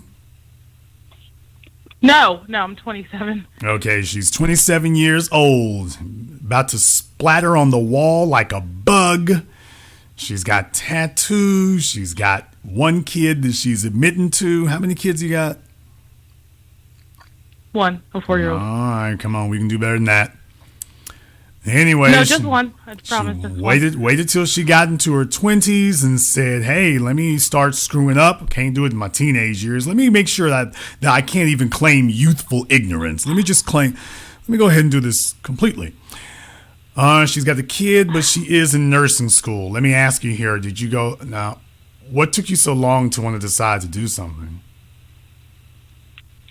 I was just, honestly, I was just fucking around, not doing what I needed to do. And I just wasn't very motivated to do what I needed to do until it was kind of too late. Okay. And now it's like my last choice. I imagine. Well, you got to make the best of what you got here at this point right now, and you have to turn it into the winning play. So that is what you're going to have to do. That's where you're at. All right, ma'am, I asked for a link to your Instagram, sorry. Not a screen capture, but that's okay. I'm sorry. That is okay. It's got your information on it right there. So, wow, y'all are real creative with this stuff. I will tell you that. Anyway, where's your baby daddy at? Go ahead and say it. He's around. He's around, which means he ain't. No, he's not. All right. I sent you a follow request. You need to go ahead and approve that. Okay. How old's your baby daddy now? He's like 30, I believe, 32. Where does he live at? Around the corner. He lives in New York, Pennsylvania, too. Okay. Is he married? No, he's not married. Was he married at the time? Girlfriend. No, he was not. Okay. All right. Well, I do see you over here, and yes, baby, you are a fixer-upper. That is for certain. Okay.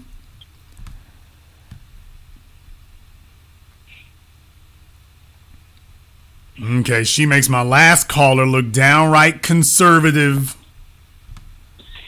I gotta tell the folks can't see you, but I have to let them at least have some idea of what I'm looking at here. So, just putting all our cards on the table. Compared to my last my last female caller, she is downright conservative. As far as the tattoos are concerned, it looks like you were trying to make a coat of arms on your chest. So that's going to be a thing right there. You got some bad advice from somebody who told you this was going to be a great idea. It isn't. I got a tattoo when I was younger of somebody's name, so I had to cover that up. And now I have a huge tattoo. Now, I'm about to say, I'm going to cover up one mistake with a gigantic one. I mean, this thing wraps around your ribs, don't it? No, it's only the looks top like half. it does. But it's just the top. But in all seriousness, that's not a great thing either, because that's indicative of other issues. Where are your other tattoos at? Because you got one on your shoulder, one way across your chest like Captain America. Where are the others? I don't have any on my lower half. Those are the two main ones. Okay. I got the gigantic one because I had to cover the other one, and then the other, the one on my arm was one. So the other one you had was big. In order to cover up the big one, she got a gigantic one, because it would have had to be for you to do all this. It was big. Right. And it was wait, stop. It was of a man. Yes. Baby daddy? No, it was the guy that I was with when I was younger. Okay. Well, ladies and gentlemen, but especially ladies, don't get any tattoos. Don't tattoo anybody's name on you, not even your own. Because in the words of Dr. Tyson, Neil deGrasse Tyson, you are probably going to have a more enlightened thought later. You'll probably have a better thought come along. Only now we got a permanent addition for a temporary thought. All right, so you're asking me what you can do? Is that what you're asking me? Yes. Okay. The first thing that you can do here is, everybody's talking about don't cry. Actually, she needs to, because she needs to accept what she cannot change. I am not one of these posers who goes around and says things to people that are impractical, nor do I end up telling you all, well, nothing we can do for you, go get therapy. I don't do that. I give you real answers that you will actually be able to utilize. I did not say that it will be easy. Sometimes we make mistakes that are little, other times we make mistakes that are huge, but we will have to deal with the consequences of our actions. That's called adulthood. The sooner that we make peace with that knowledge is the sooner we can actually seriously get down to the hard work of fixing our problems, or at least rectifying them. That's where you are right now. Why did you and your baby daddy break up is going to be the first thing I'm going to ask you. He had a drinking problem and was a bit abusive, so we separated. Separated, that's a word that's a word for people who got married, not well, yeah, you're right. Yeah, we're not married, so we broke up. Okay. You said he had a drinking issue, but you knew that when you met him. So that didn't prevent you from getting with him. So clearly it wasn't that big of an issue. What else was the problem? No. Nothing. He just was, I guess, violent. So, okay. But had to end it. Okay. How many years were you with him? 3 years. Okay. So he wasn't that violent because you were with him for 3 years. So he wasn't doing it at first. Okay. He wasn't that bad. You were with him for 3 years. How is he doing today? I know. He still has a drinking problem. He's not really involved with our kid. He's trying, but he's here. Well, why have a decent man when the degenerate bum will do? The kids will thank you later for it. First order of business here is you're going to have to get serious about yourself. How long have you been in nursing school now? I'm just starting in January. Okay. Now, are you going straight into getting your RN, BSN, or are you trying to go through the CNA route? No, I'm doing like a LPN, then a bridge program route because the hospital that I'm working at has a program to bridge. Oh, they work with the school. So you already work at a hospital? Yes. Okay. So, but now you said to bridge you. Now, where are we bridging you to? There's from the LPN, I'll be able to go to it's Pennsylvania Health College of Sciences, and I can do my a year and a half or so, and I'll be able to get just my ADN, or my regular RN. Okay. Well, that's what I was looking for there. So we're going to go ahead and see about, it's a little bit convoluted, but I suppose you're doing it because they're helping. 90 seconds. They're helping to pay for your schooling? Yes, they are paying for the schooling, and I wanted to be able to kind of work in between. So okay. All right, good. So far, at least you've made the right decisions here. So, but you do understand you've used up all your easy points. You do realize that. You played around for 10 years. Yes. You used up all your easy points. I'm not here to sell you on the lie that anything's going to be easy from here on in. It's going to be a lot of work because you haven't done any. So it's not like the situation is even being unfair to you. The situation is totally fair. You ain't put in any work. It's time to put in some work. yes. You got to put in some work now because you haven't done any. So nothing is being unfair or oppressive or unreasonable to you. This is just you're starting late. Better late than never, I suppose, but you got work to do. So you're going to have to invest the next 3 years at least, maybe 4 if you're really serious. But it'll be a lot better. By the time you get 30, 31, you'll have your credentials. Is that I know 10 seconds. 31 is old.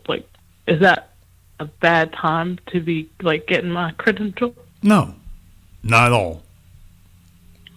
Matter of fact, you'll be just in a position to be able to use them. So no, you're doing exactly what you should be doing. First and foremost, you are focusing on bettering yourself and making yourself a person that has value. Because women who don't have value play around. They treat grown men like playmates. Here's the problem. The consequences of a pregnancy are far less dire for a man than it is for you. Pregnancy can kill you. It'll definitely sideline you for 9 months. But worst of all, a nigga with nothing to lose doesn't mind helping you lose everything. Yeah. He doesn't mind. This is why I was saying here tonight about what makes a peak value woman, and probably number 4 on my list here. I think it was number 4 on here. Okay, wrong one. For the list on here, it would be number 7. I'm sorry, number 6. A fella who's got nothing, if he gets with a female who's halfway decent, and I will say you got a cute childlike face on here, so your youthful buoyant appearance is going to last for a little while. You're one of those chicks who looks younger than her age. Significantly younger than her age. I mean, you could damn near pass for a teenager. So you got that going for you. At least you had it going for you. The good news is your looks will hold up a little bit longer. But the bad news is, of course, you've got liabilities you got to deal with. Because you allowed him to, your prime real estate, you gave it away to the wrong person. Because you weren't serious. But the reason you did that was because you had nothing to lose. Exactly. And that's the part that needs to be corrected. I won't ask where your parents were. Wherever they were or weren't, they clearly weren't on the job. They were clearly AWOL. These are going to be some difficult things for you to accept because you probably, I know for a fact, you envisioned your life being somewhere else by the age of 30. You certainly didn't envision it 10 years ago. At least I hope you didn't. You envisioned it 10 years ago being a single mother coming out of nursing school. I certainly hope you were not looking at that. All that remaining, get ready, because this is what you're going to have to do. You're going to have to grow up. You're going to have to be a better person. You're going to have to take on more responsibility, not less. You have been attempting to avoid and duck and dodge responsibility, and now Mother Nature is going to impose it on you, and that's not a bad thing. That is a good thing.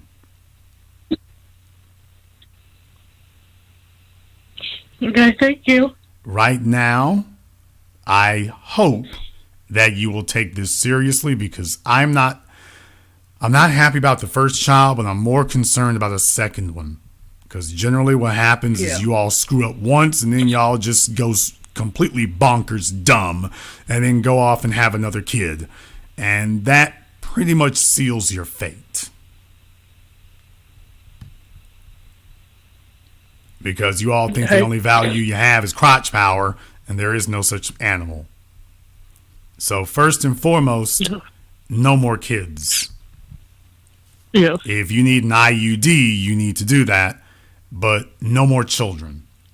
You're not prepared. You're not responsible enough. You're not qualified. You need to get your life together before you start bringing other people into it.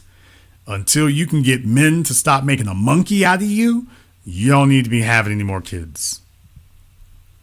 Now, once you master stopping men from getting over on you so easily, when you master that, you can do the rest of it. But right now, you're exactly where you need to be. This is going to be a hard lesson in some ways. It's going to take away your freedom. But I don't see that as a bad thing either. You were abusing your freedom. You had freedom, but you were abusing it. At least now you will no longer be able to abuse your freedom. Now you're going to have to get serious. And this is a good thing. This is actually a very good thing.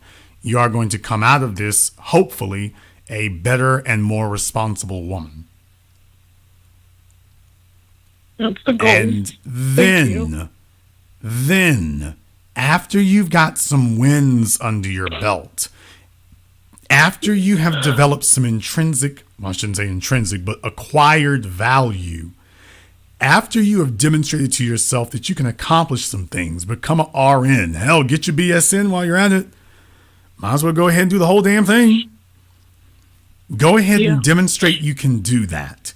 While you're at it, you work at a hospital. Go see the dermatologist while you're at it. And start prepping to get that damn tattoo removed. Yeah. So they can help you with scarring or whatever the case may be. And let them know, I'm ready to do that. Because if we do this for prisoners who leave prison, we can certainly do this for you. If it means anything, I'm rooting for you. Thank you. Thank you for answering my call. I really appreciate it. Well, if it means hopefully I'll be calling back. Here's what I would like for you to do. You said your course begins in January. Yes. I would like for you to email me in February. Okay. I would like to know how your classes are beginning and what you think of it. Okay. Will you do that? Yes, I will. Then I expect you to hold yourself to that. If I do not hear from you, I will be disappointed. I expect you to hold yourself to that. Okay, I'll be in touch. Thank you very much for giving us a call.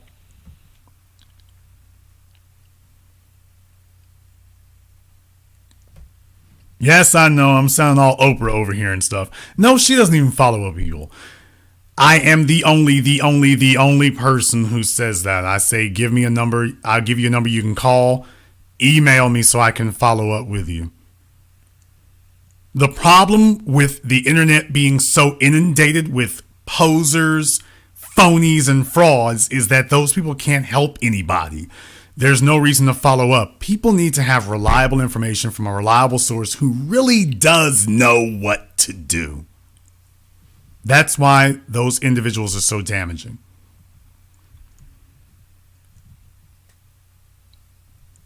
I hope she'll go ahead and be in touch because she needs some people who are actually concerned about what's going on. And believe it or not, although most of you already know, I want what's best for you. I will not sugarcoat it. I won't water it down. But at the end of the day, I want what's best. Caller from area code 813, you're on live with The Business. What's your name? Where you're calling from?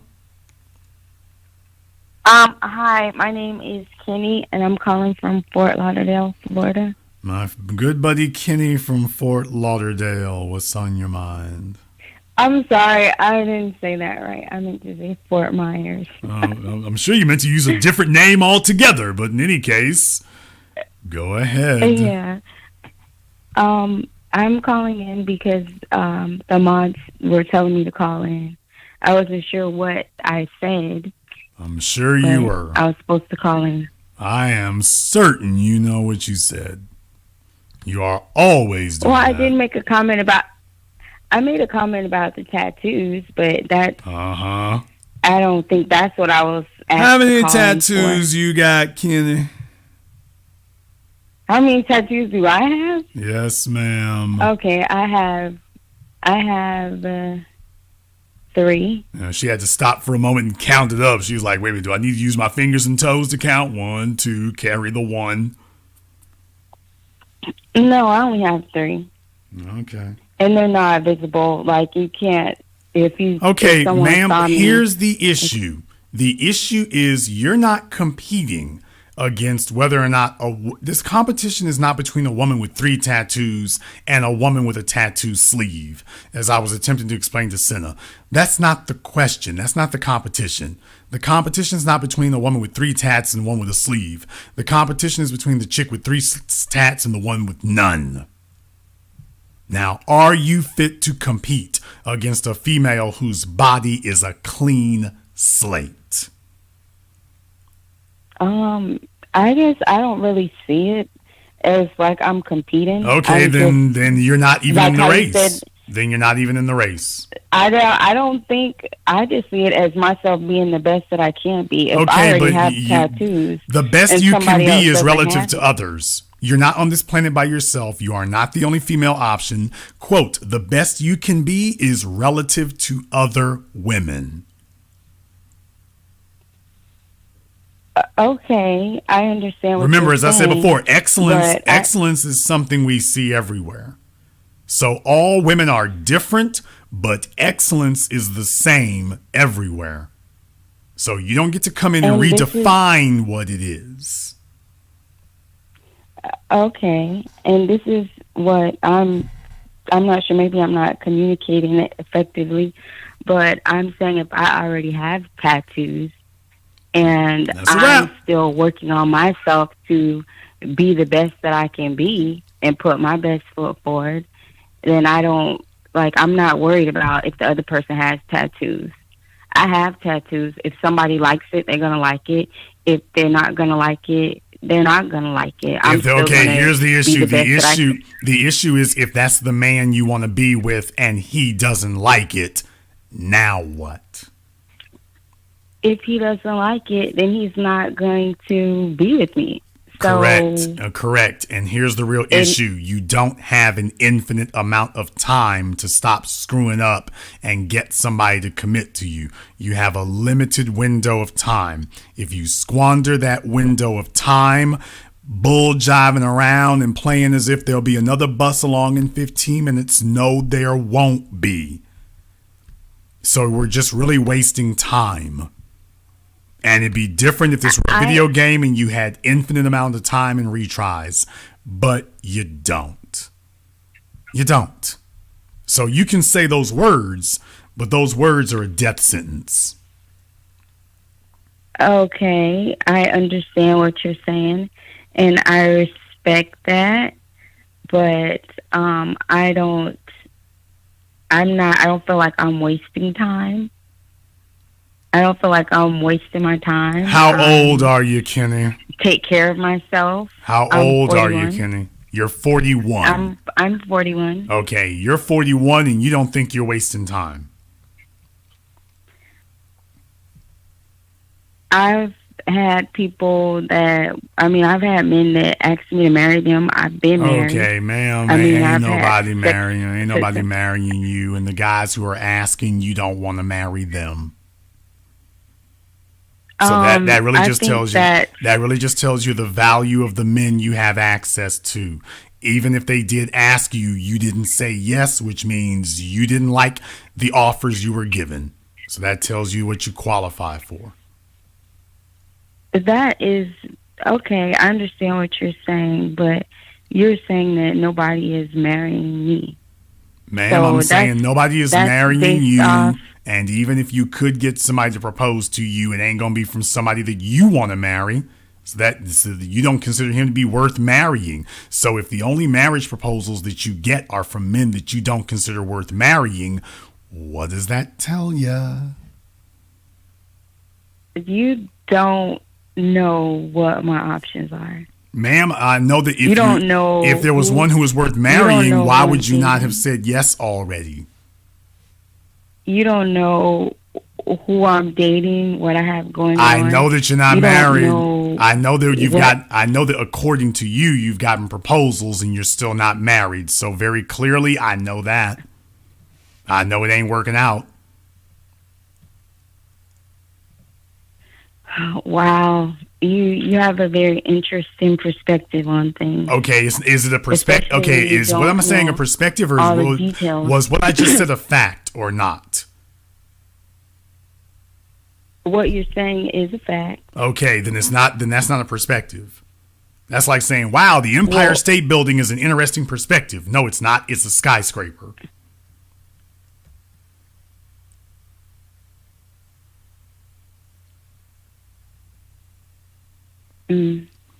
But I'll let you have that, dear. All I can say is women, when they get in their 40s, shouldn't be talking like this. They should be rock rib serious, and that's not what's happening. Wait, you're saying I'm not serious because I have a tattoo? No, man, I'm saying you're not serious. Why are you saying that I'm not serious? The way you're talking about marriage, this is not serious. What did I say to lead you to believe that I'm not serious? You're saying because I have a tattoo that I'm not serious. I haven't said anything that's indicative of not being serious. Okay.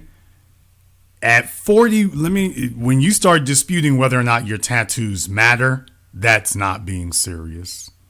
That's not serious. It isn't. It's not. The game is too far along to be talking like that. We're not serious if we're talking like that. When you're really up against these types of odds. And I have tattoos. Okay, so I'm 41. I have tattoos.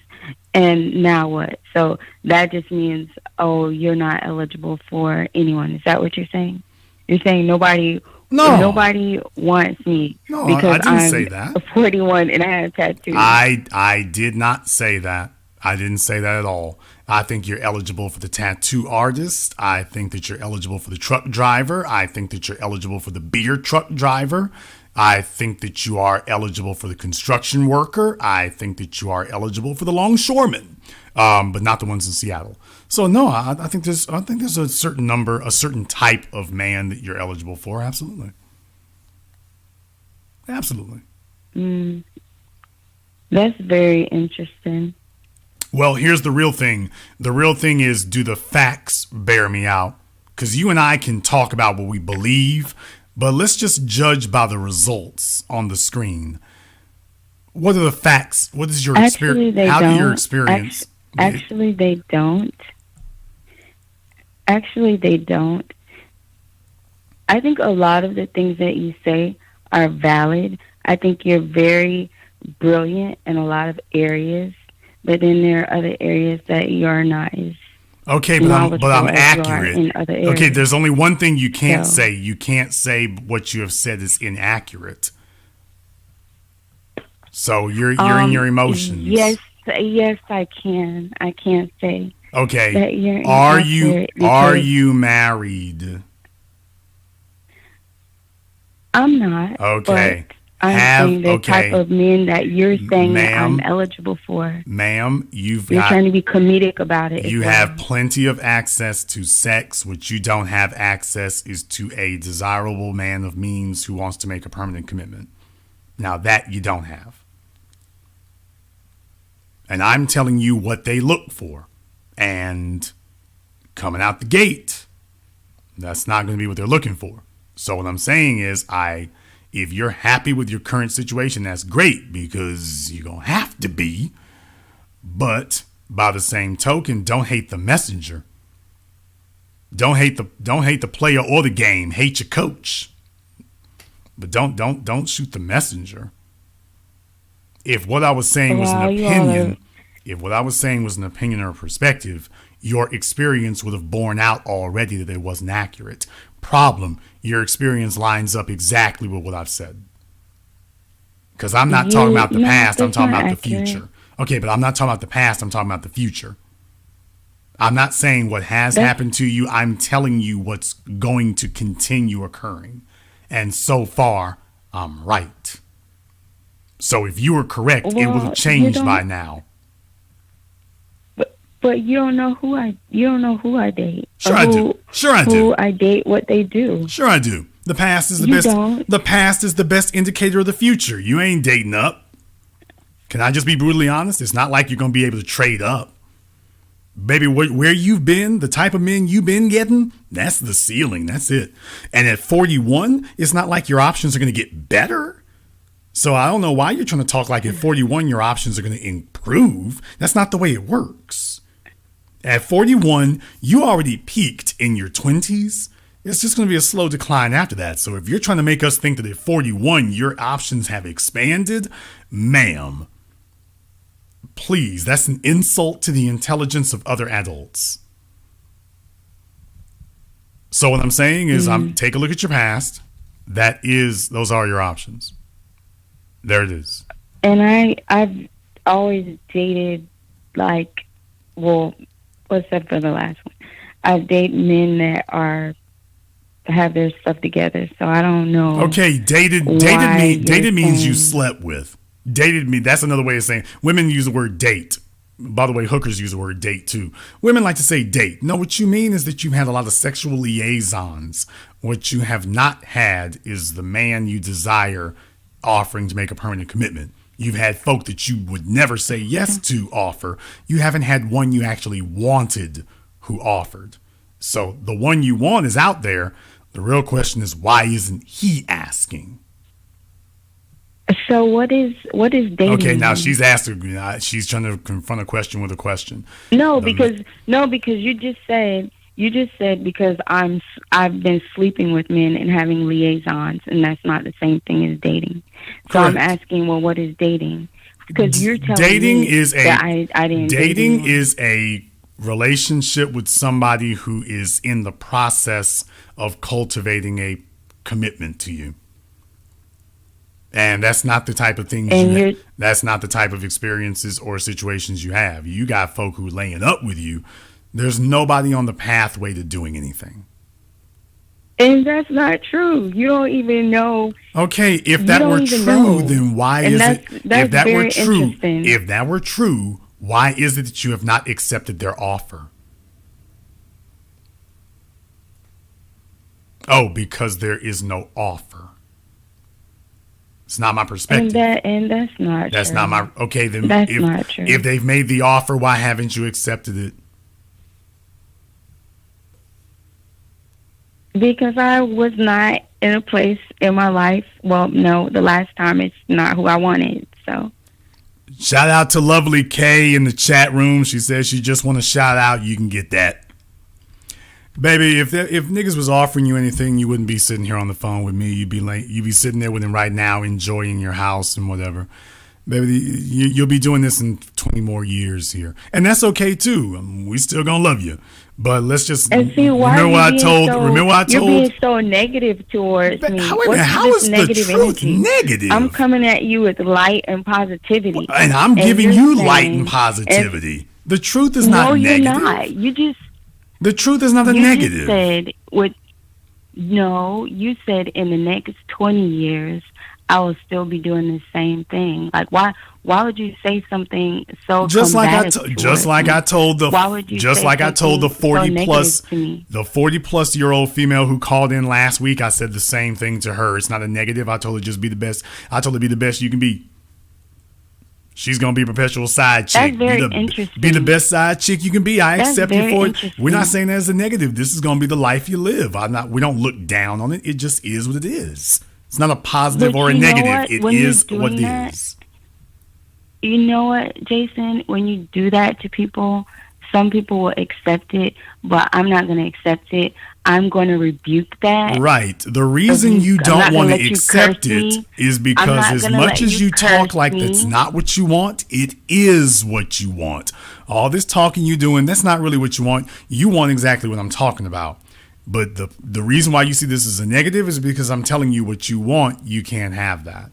Now, you've been talking like you don't want it. No. You've been talking as if you don't want it, but you do want it. So you see it as a negative that you're being told you can't have it. I never said I didn't want it. I never said I didn't want it. Okay, but what you're trying to why do you not have curse my life. Curse it? What you're trying to do is curse my life. Listen to me. Because you just said. Listen to me, Kenny. You are dark-skinned with big breasts and built like a stripper. You need to get prepared for that. You need to accept that life, okay? So that we can deal with you where you at and have you get something you can actually deal with. You are not wife material to the type of man you tell yourself you're wife material Satan, the Lord rebuke you. Satan, the Lord rebuke you. And I cast that spirit of negativity and combativeness right back into the pits of hell where it came from. I will not accept that. If you think a producer is is going to go for a religious zealot, think again. I'm not a religious zealot by any means. I'm not a religious zealot by any means. Ma'am. But I'm also not going to let you curse me. A producer is... This isn't a curse, ma'am. This is me reporting the news. I'm Jason Cronkite. I'm just reporting the news. And what I'm saying is we need to get you comfortable with where you actually can be in life instead of you having these delusions that you qualify for something that you actually don't. You're going to be chasing phantoms. Let's actually get you where you need to be, which furthermore is where you gon' be. Because this isn't me talking, baby. The sexual marketplace has spoken. This isn't Jason Black talking. You're not arguing with my opinion. You're arguing against your own life and results. I'm not arguing with you. You're arguing against your own life and results. I'm not arguing with you. You are not wife material. And that's fine. You're baby mama material. You side chick material. You're not wife material. Satan, the Lord rebuke you. Satan, the Lord rebuke you. I cast it into the pits of hell. I'll balance out this negative energy that you're sending my way with positivity. I will not allow you to curse me. I will not accept any of your negativity into my spirit and into my place. I will not internalize it. Okay, what Kenny. you say I am is not Kenny? what you say I am is not who I am. Kenny. And that's all I have to say about Kenny, it. I just got off the phone with Jesus. He said you're not wife material either. So far, the votes are being tallied. But if it matters, to you, if it matters to you, I just got off the phone with him. He agrees with me. I know for certain that you did not speak with Jesus. Okay, for certain, ma'am. He agrees with me. I definitely know. Prove, I ma'am, definitely know that. Prove that I didn't. Can you prove I didn't? With the negative tone that you're having. Wow. It says, Okay. Test What the she spirit. say? She can't prove spirit, it. All right. Test the spirit by the spirit. Test the spirit by the spirit. And no one who is trying to be positive would tell someone you're basically don't qualify for this and don't qualify for that and tell me who I'm dating and you don't even know what's going on in my life. Baby, I can see your life. I see your life. I'm just saying, you can play that game with yourself. It's only going to be bad if you play it with me. I'm not going to play the game with you. I see you for what you are. And by the way, I respect you for what you are. I like you for what you are. Let's just be honest about what it is. And then we can all deal with each other like adults. But don't sit up here and demand that men play with you. Just demand that men be honest with you. If you ain't wife material, be the best side chick you can be. Oh man, I did not receive that. I cast it back. Baby, you've been receiving it. You've been receiving it all this time.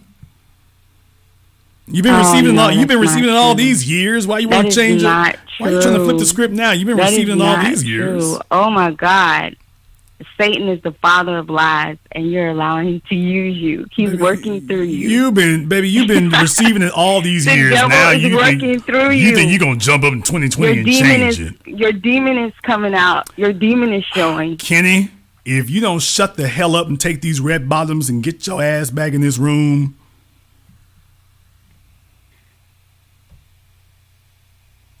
And quit pretending. I respect your platform. I respect your platform in what you do, and some other people may. You better respect this Hennessy. You better respect this Hennessy. You better respect this glass of Hennessy. That's what you gonna respect, like it or not. But in any case, I'll let you have the last word. We need to tie things up. I got another caller. Well, thank you for accepting my call. You all have a good night. Bye.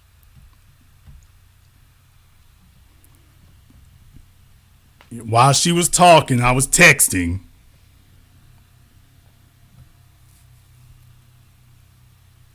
Yes, baby. She said she was talking to heaven. Well, so was I.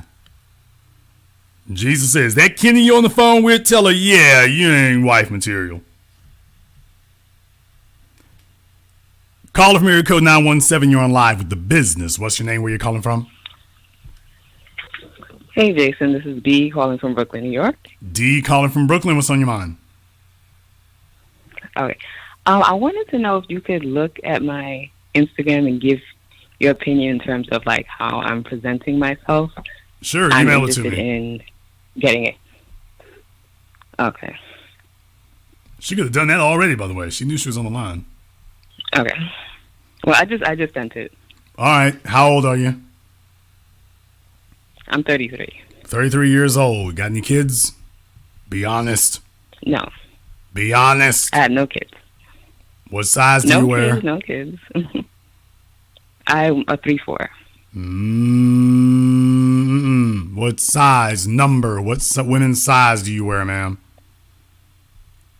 I wear size 3 women. You wear a 3 to 4.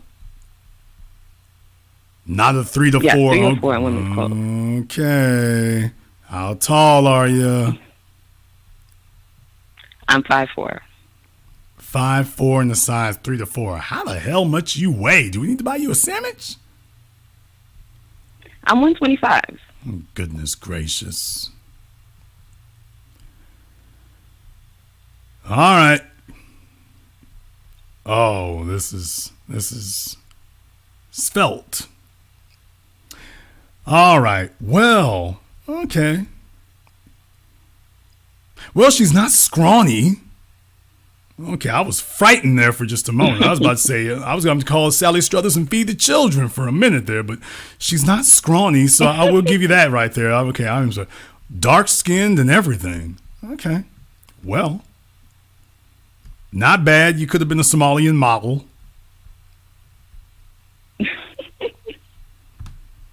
Where are your people from? They're from Ghana. Okay, I'm about to say, you straight from Africa. Yes. Okay, but she doesn't have any kids. She's 33 years old. How the hell you end up 33 years old and single? You must be taken after these American females. No, the thing is, I not too long ago got out of a relationship. I was with the person for 5 years, and it really didn't go anywhere. Relationship with 5 years. Was he white? No, he was black. Was he black American or black African? Black American. Okay. Where at in America? In New York. Okay.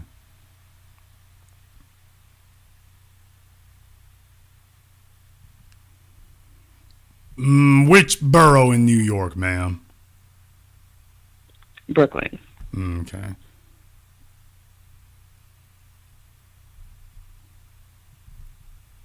And you're still there now? Yes. Okay. Another one of these African chicks up there and whatnot. I don't know why y'all do that. I really, really don't. Them New York fellas don't really know what to do with y'all. No shade, brothers up there, but I'm just saying, y'all got all them Dominicans and Puerto Ricans and stuff. Y'all don't know what to do with these African chicks. Y'all think they like the Dominicans and them Puerto Ricans them Latinas y'all keep messing over, and it's not like that. But they sure try their damnedest to make you like that. All right, dear. Well, I do think there have been some mistakes that have been made, and let me go ahead and tell you why that is. You're in your 30s, and you don't have any prospects. That's the real problem. Right. What do you do for a living? Right. I work in digital marketing. That doesn't mean anything, by the way. I work as a media planner. Okay. That's a nice sounding title, but that means she has a job. That's what it means. It was not something that she had to train for, go to school for. She has a job. They hire you because you're black, you're a female, you're cute and dark skinned, in good shape. That's why you got your job, and you know it. All your pictures on here scream it. So she knows how she got her job. She knows why she's there. I ain't hating on you. I'm saying let's just say it for what it is. Let's not pretend it's something it's not. Let's just say it for what it is. All that being useful, all that being the same, baby, you've been a waste of pretty to a lot of damn degree. You've been a waste of African cuteness. I'm just going to tell you like it is, baby. I'm not trying to sleep with you, so I can be brutally honest about it. Up until this point, you've been a waste of African cuteness. You really have been. But I'm not telling you something you don't already know either. So I guess she's really trying to figure out how she can stop the train or something like that and get out of some of this foolishness. I guess that's what you're really trying to find out. I'm sorry, say that again? So what is it exactly you would like to know from me at this point, other than my cutting sarcastic wit? What exactly would you like me to tell you? I want to know how I can go about getting a high value man, basically. Okay. Especially now with COVID, it's more challenging, and I wanted to know with my social media if I was displaying anything that would be repelling them. Okay, well, you can get a high value man if you get some candles, some incense, and some cheap leather shoes. All right, if you want to produce or a peak value person, and some cheap perfume. Love perfume. Stack up the perfume. High value.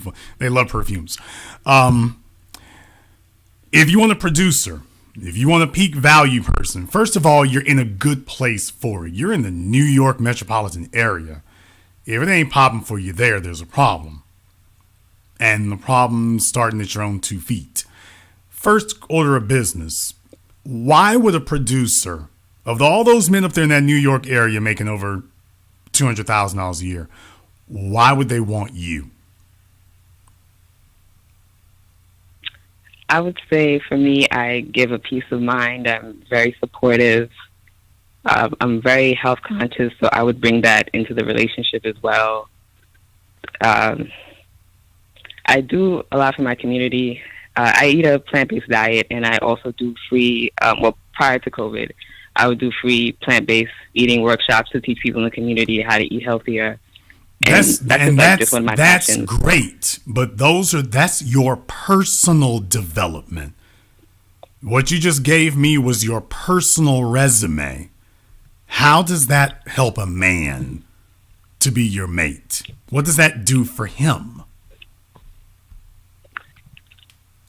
Well, in terms of the plant-based thing, I would be great in terms of helping him just to be more on point with his health. Okay, in terms of his program, here's the problem. The problem is New York. It would be different if you were in Louisiana. I'd be like, oh, great, come on down here and help with that, because this basically the obesity belt. You're in New York, so that's not really all that necessary. All the fellas outside doing chin-ups and pull-ups on YouTube are in that New York area, so that's all great, but that's not what we're looking for. Did you see the first half of the program? Yes. Okay, so let me just go down the list here, because people, these are not, superfluous things I put together. These are actionable. First order of business. Do you understand that men are your allies and not your competition?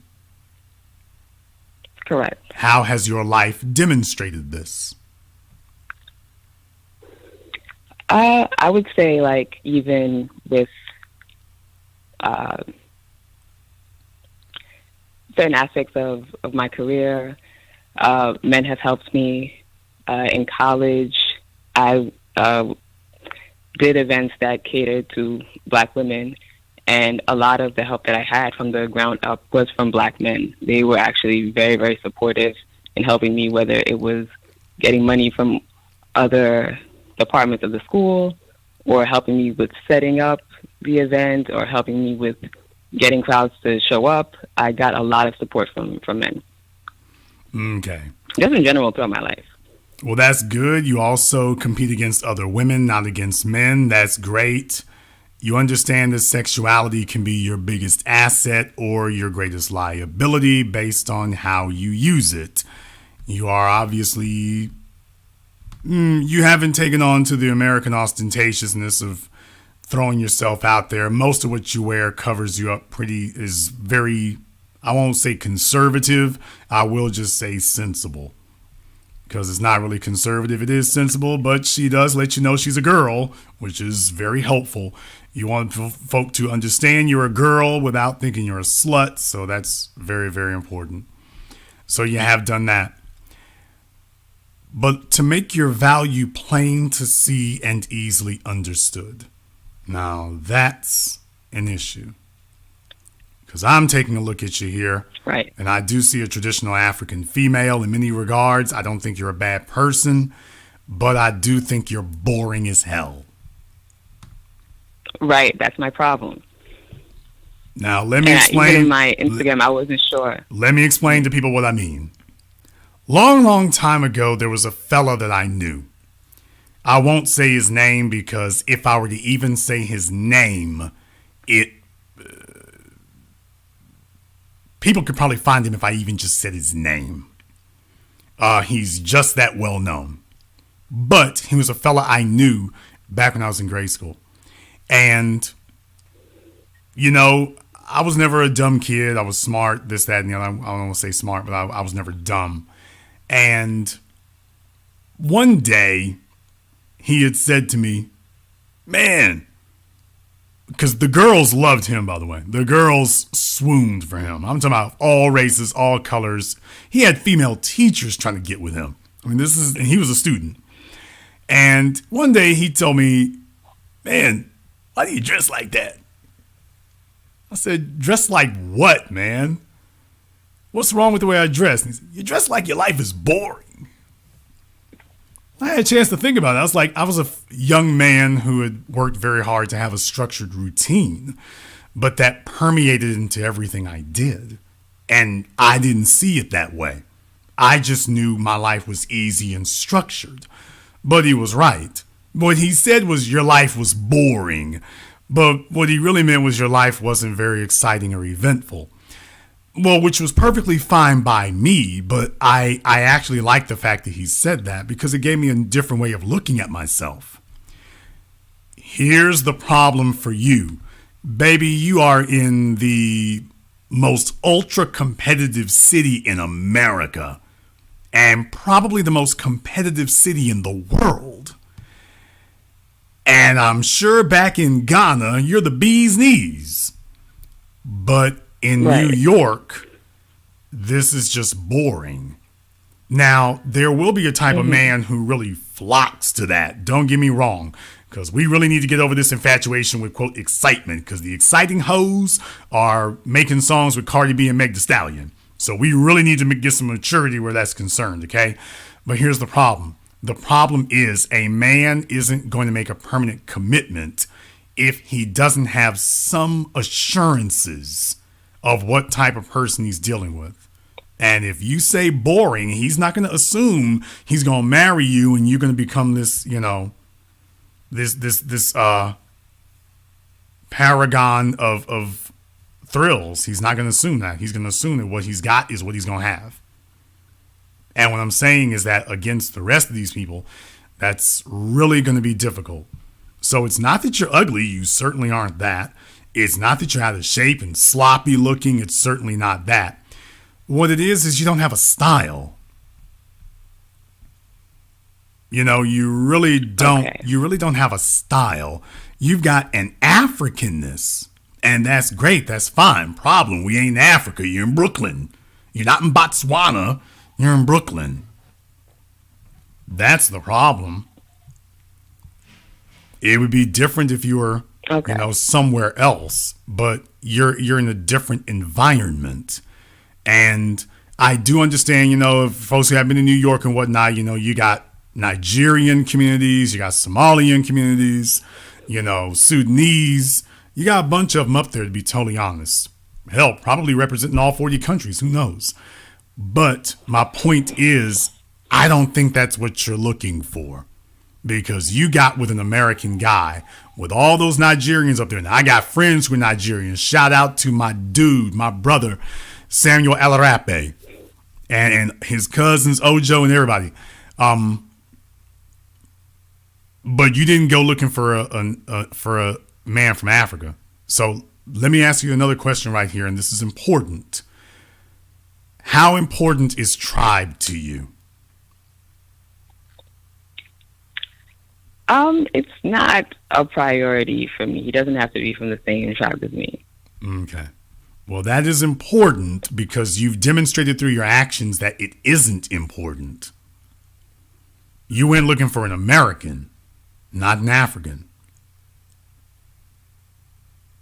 Do you understand? Mm-hmm. You went looking for an American, not an African. So with that being the case, it tells me your desire is to be with an American male, not an African in America male. Why am I going through this long, drawn-out explanation? Because you're dressed like you're trying to get an African male. Remember what I told my first female callers? You have to dress for the job that you're applying for. You are telling us you're applying for a job with a American male, but you are dressed applying for a job with a Ghanaian. That's where we're at.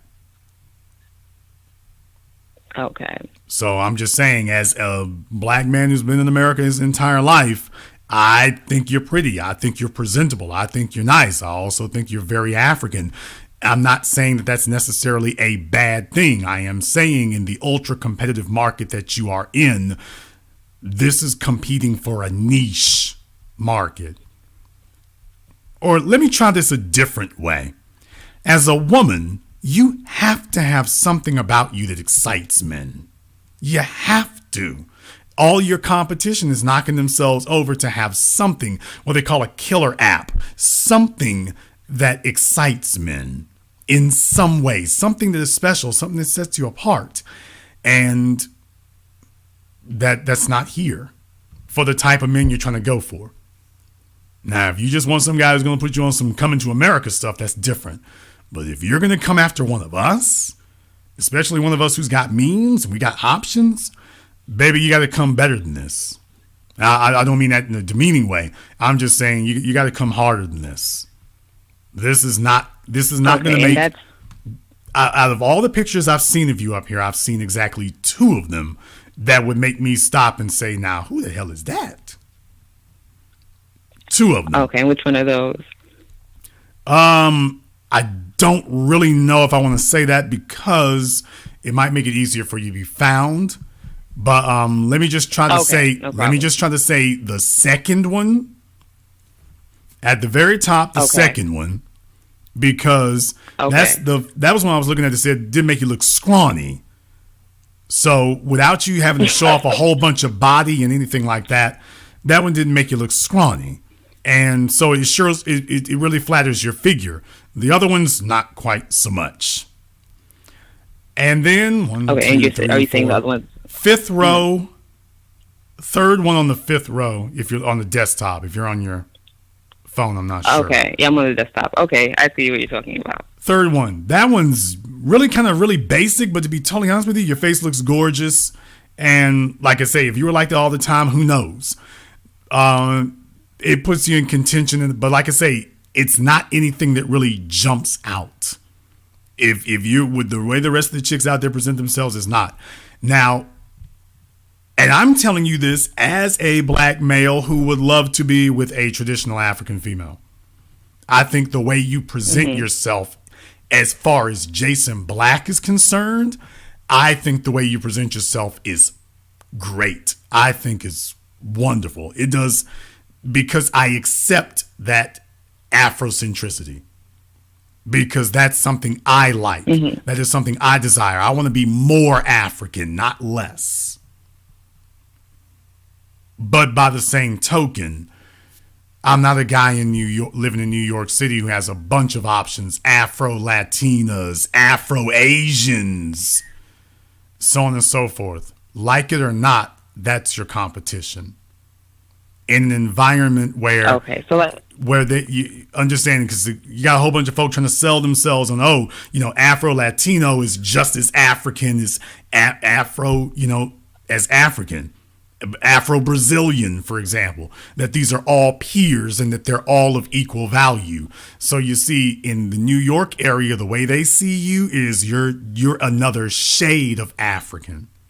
That Brazilians are African, Caribbeans African, Haitians are African, Puerto Ricans are African, Africans are African. Oh yeah, and last but not least, the black folk born in America are Africans. So you don't get, because of where you are, you don't get special points for this, except in the eyes of individuals like me. But then again, I'm not from New York, I'm from Louisiana. So in Louisiana, you're a novelty. In New York, you're just another African chick. You're just another ethnicity. Recognizing that that's the situation, you're either going to leave New York, I would not suggest it, or you're going to need to become more competitive. That doesn't mean you get rid of all this other stuff. What I'm saying, though, is that the style needs to be switched up. Now, you got one on here with, I guess you're channeling your Lauryn Hill. That was pretty good, actually. It was right below, it's in the middle, two rows down? No, 1, 2, 3. 1, 2, 3. 4 rows? Yes. Right next to the left of the musician serenading somebody. Okay. Now that was a good one. If you do that kind of stuff more often, that might help. But what I am saying is, taking a look at you, you strike me as a mother, and you don't have any children. Right, and that's something that the guy that I was with before, he said that I come across as very mothering. There you go. Either we're all lying or we're all seeing the same thing. And what we're saying is that's great. It really, really is for a man who has already made the determination that you're going to be the mother of his children. But all this really says, because you have to understand, marriage means something to a man. What it means is that we're going to cut off all of our other options. That's what you mean when you say marriage. Okay, he's going to close the shop to everybody else. Even though he's got the ability to appeal to dozens of women, you want him to limit his options to just you. And he's got to ask himself, okay, do I want to limit my options to the not so exciting chick and whatnot? And is this what every day is going to be like? Is every day going to be, plain oatmeal? And that's the thing. It's not about, trying to be Cardi B or something. That's not what it's about. It doesn't require you to show any more body than you're showing now. But what I am saying is I couldn't help but notice there's a complete and utter lack of style. When you go to Spanish Harlem, the females have a style that they wear. When you go down to the financial district, when you go to Hudson Yards, they have a style. You're lacking that. I don't know at what point you didn't have it or whatever. I don't know if it is I'm going to try to be diplomatic about this. I don't want to be misunderstood. I guess I'm just going to be totally blunt. I don't know if it's a financial issue. I don't know if it is a matter of, I really can't buy clothes like that. But you should be dressing in something. Not at all. Okay. But what I am saying, even the clothes that I have that are custom made and they're pretty pricey. That's good. That's great. That's wonderful. Can we try something a little bit more American looking then? Because I'm never gonna. Because like I say, it doesn't cost a fortune, but I'm not gonna send somebody out here and say, okay, you need to go spend $10,000 to redo our wardrobe. But what I am going to say is, you got the African thing down pat. You got it down pat. And as far as you don't have any work to do to convince me based on what I'm seeing right here, and I just met you. Remember what I said to these other women, ladies, I hope the rest of y'all are taking note. She represents herself well. She's not covered in tattoos. She doesn't have any kids. Her face, the expression on her face, her countenance, her demeanor, her body language, all of these say traditional, respectable African woman. All of them. Baby, you are batting it out of the park as far as presenting yourself as wife material. If I had to give you a score on a scale of 1 to 10 as far as wife material, I'd give you a perfect 10. Perfect 10. Oh, wow.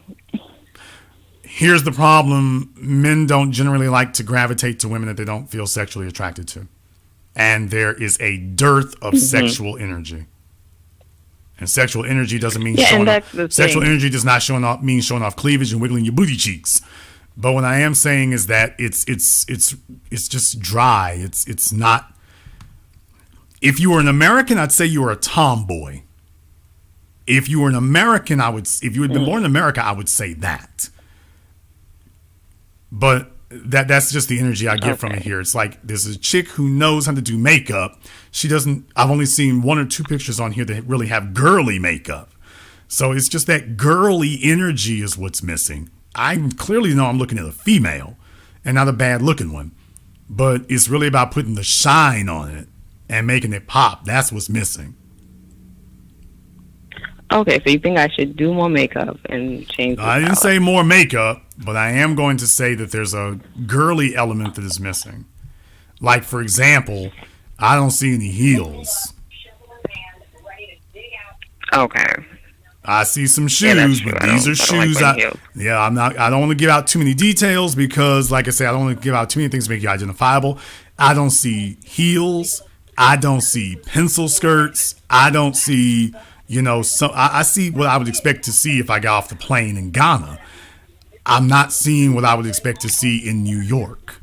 And what I'm saying is you're overcorrecting on that one side. Either that or there hasn't been focus put on the other. But what I am saying, just something as simple as where your heels at. Doesn't matter if you think they're uncomfortable or not. They serve a purpose. of signifying to a man in a way that's not, slutty or anything like that. It signifies something.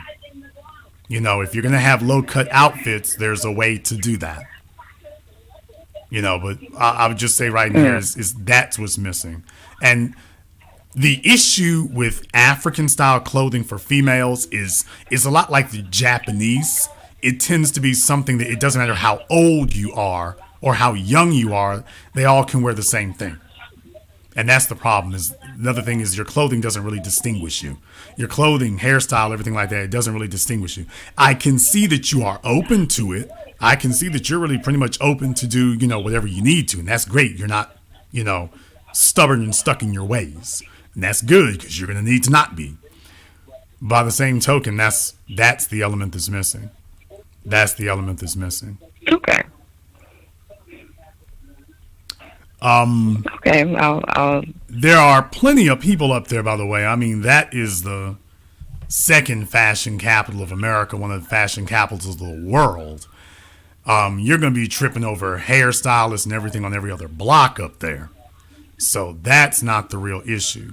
The real issue is developing a style for yourself. That's the real issue. You got the build, you have the look, you have the demeanor, you have the ladylike qualities. What you're missing now is developing a style that translates to Americans, to American men. Okay, and can you give me an example of women that translate that? Do you have an idea so I can have more of an idea? Here's the only issue with that. The issue with that is it's like a hairstyle. A woman's not really suited to take a look at somebody else's hair and try to put it on her head. She really needs somebody who can evaluate hers, is what she needs. Okay. She really needs somebody who can evaluate her and give it specifically to her, for example. That's really where she needs to be.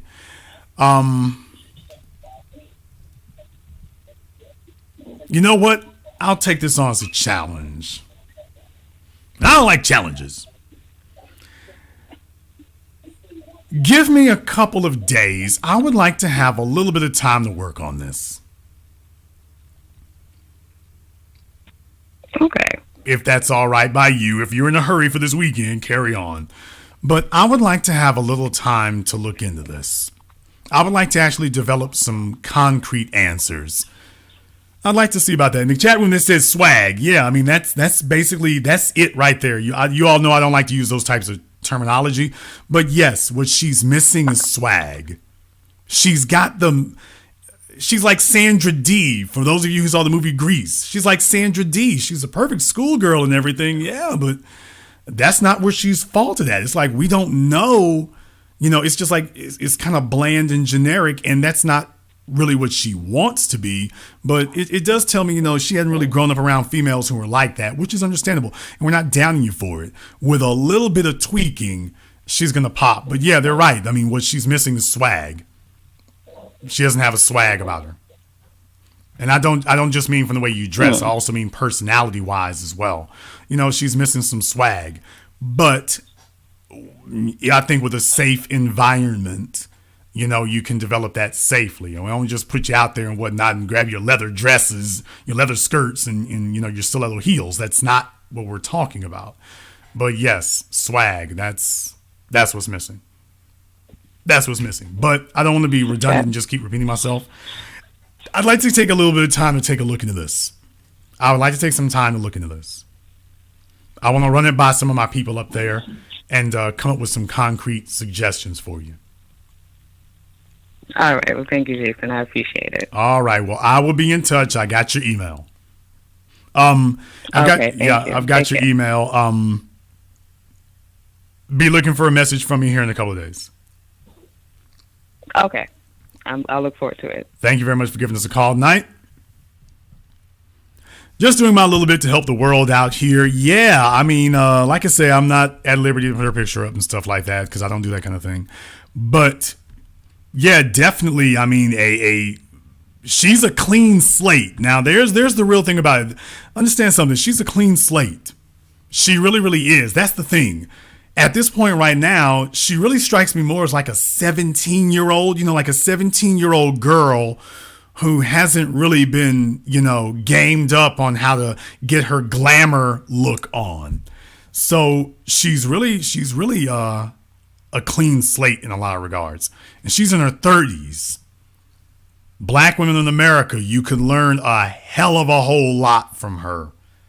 She's in her 30s and she's still a clean slate. She doesn't have that vibe about her that's very off-putting. It makes you feel like, well, hell, it really wouldn't do me any good to invest in that.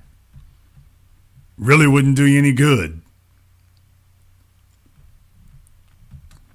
So definitely, like I say, there's a lot you can learn.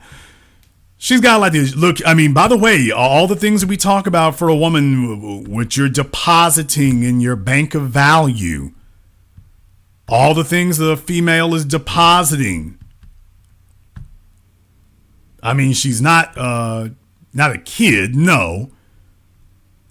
But she's got the looks.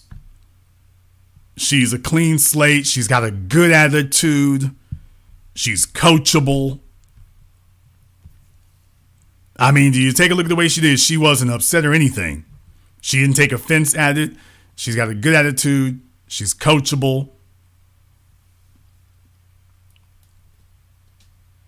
We'll see. Get her swag right, man, and she'll be blowing. That's it.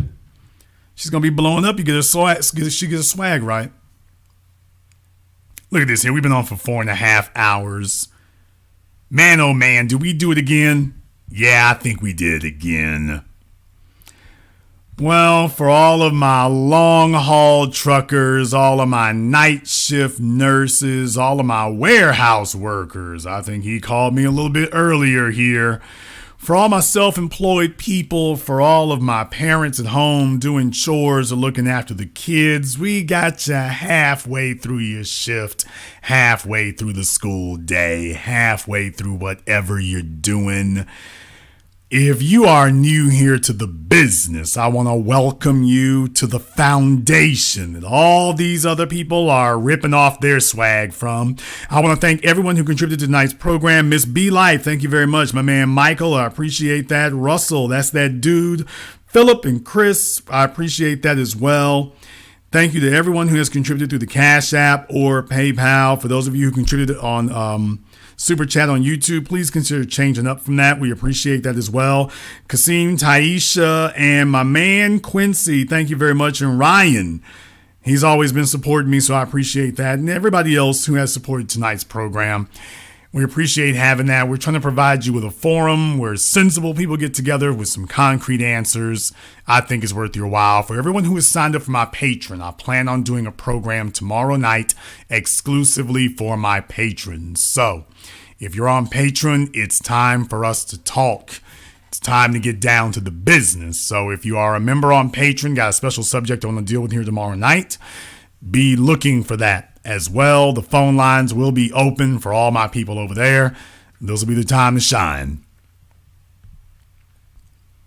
And this concludes tonight's broadcast of The Business. I am your host, your brother, your humble servant, Mr. Jason Black. And until next time, my brothers and my sisters from around the world, remember, handle your business or your business will handle you.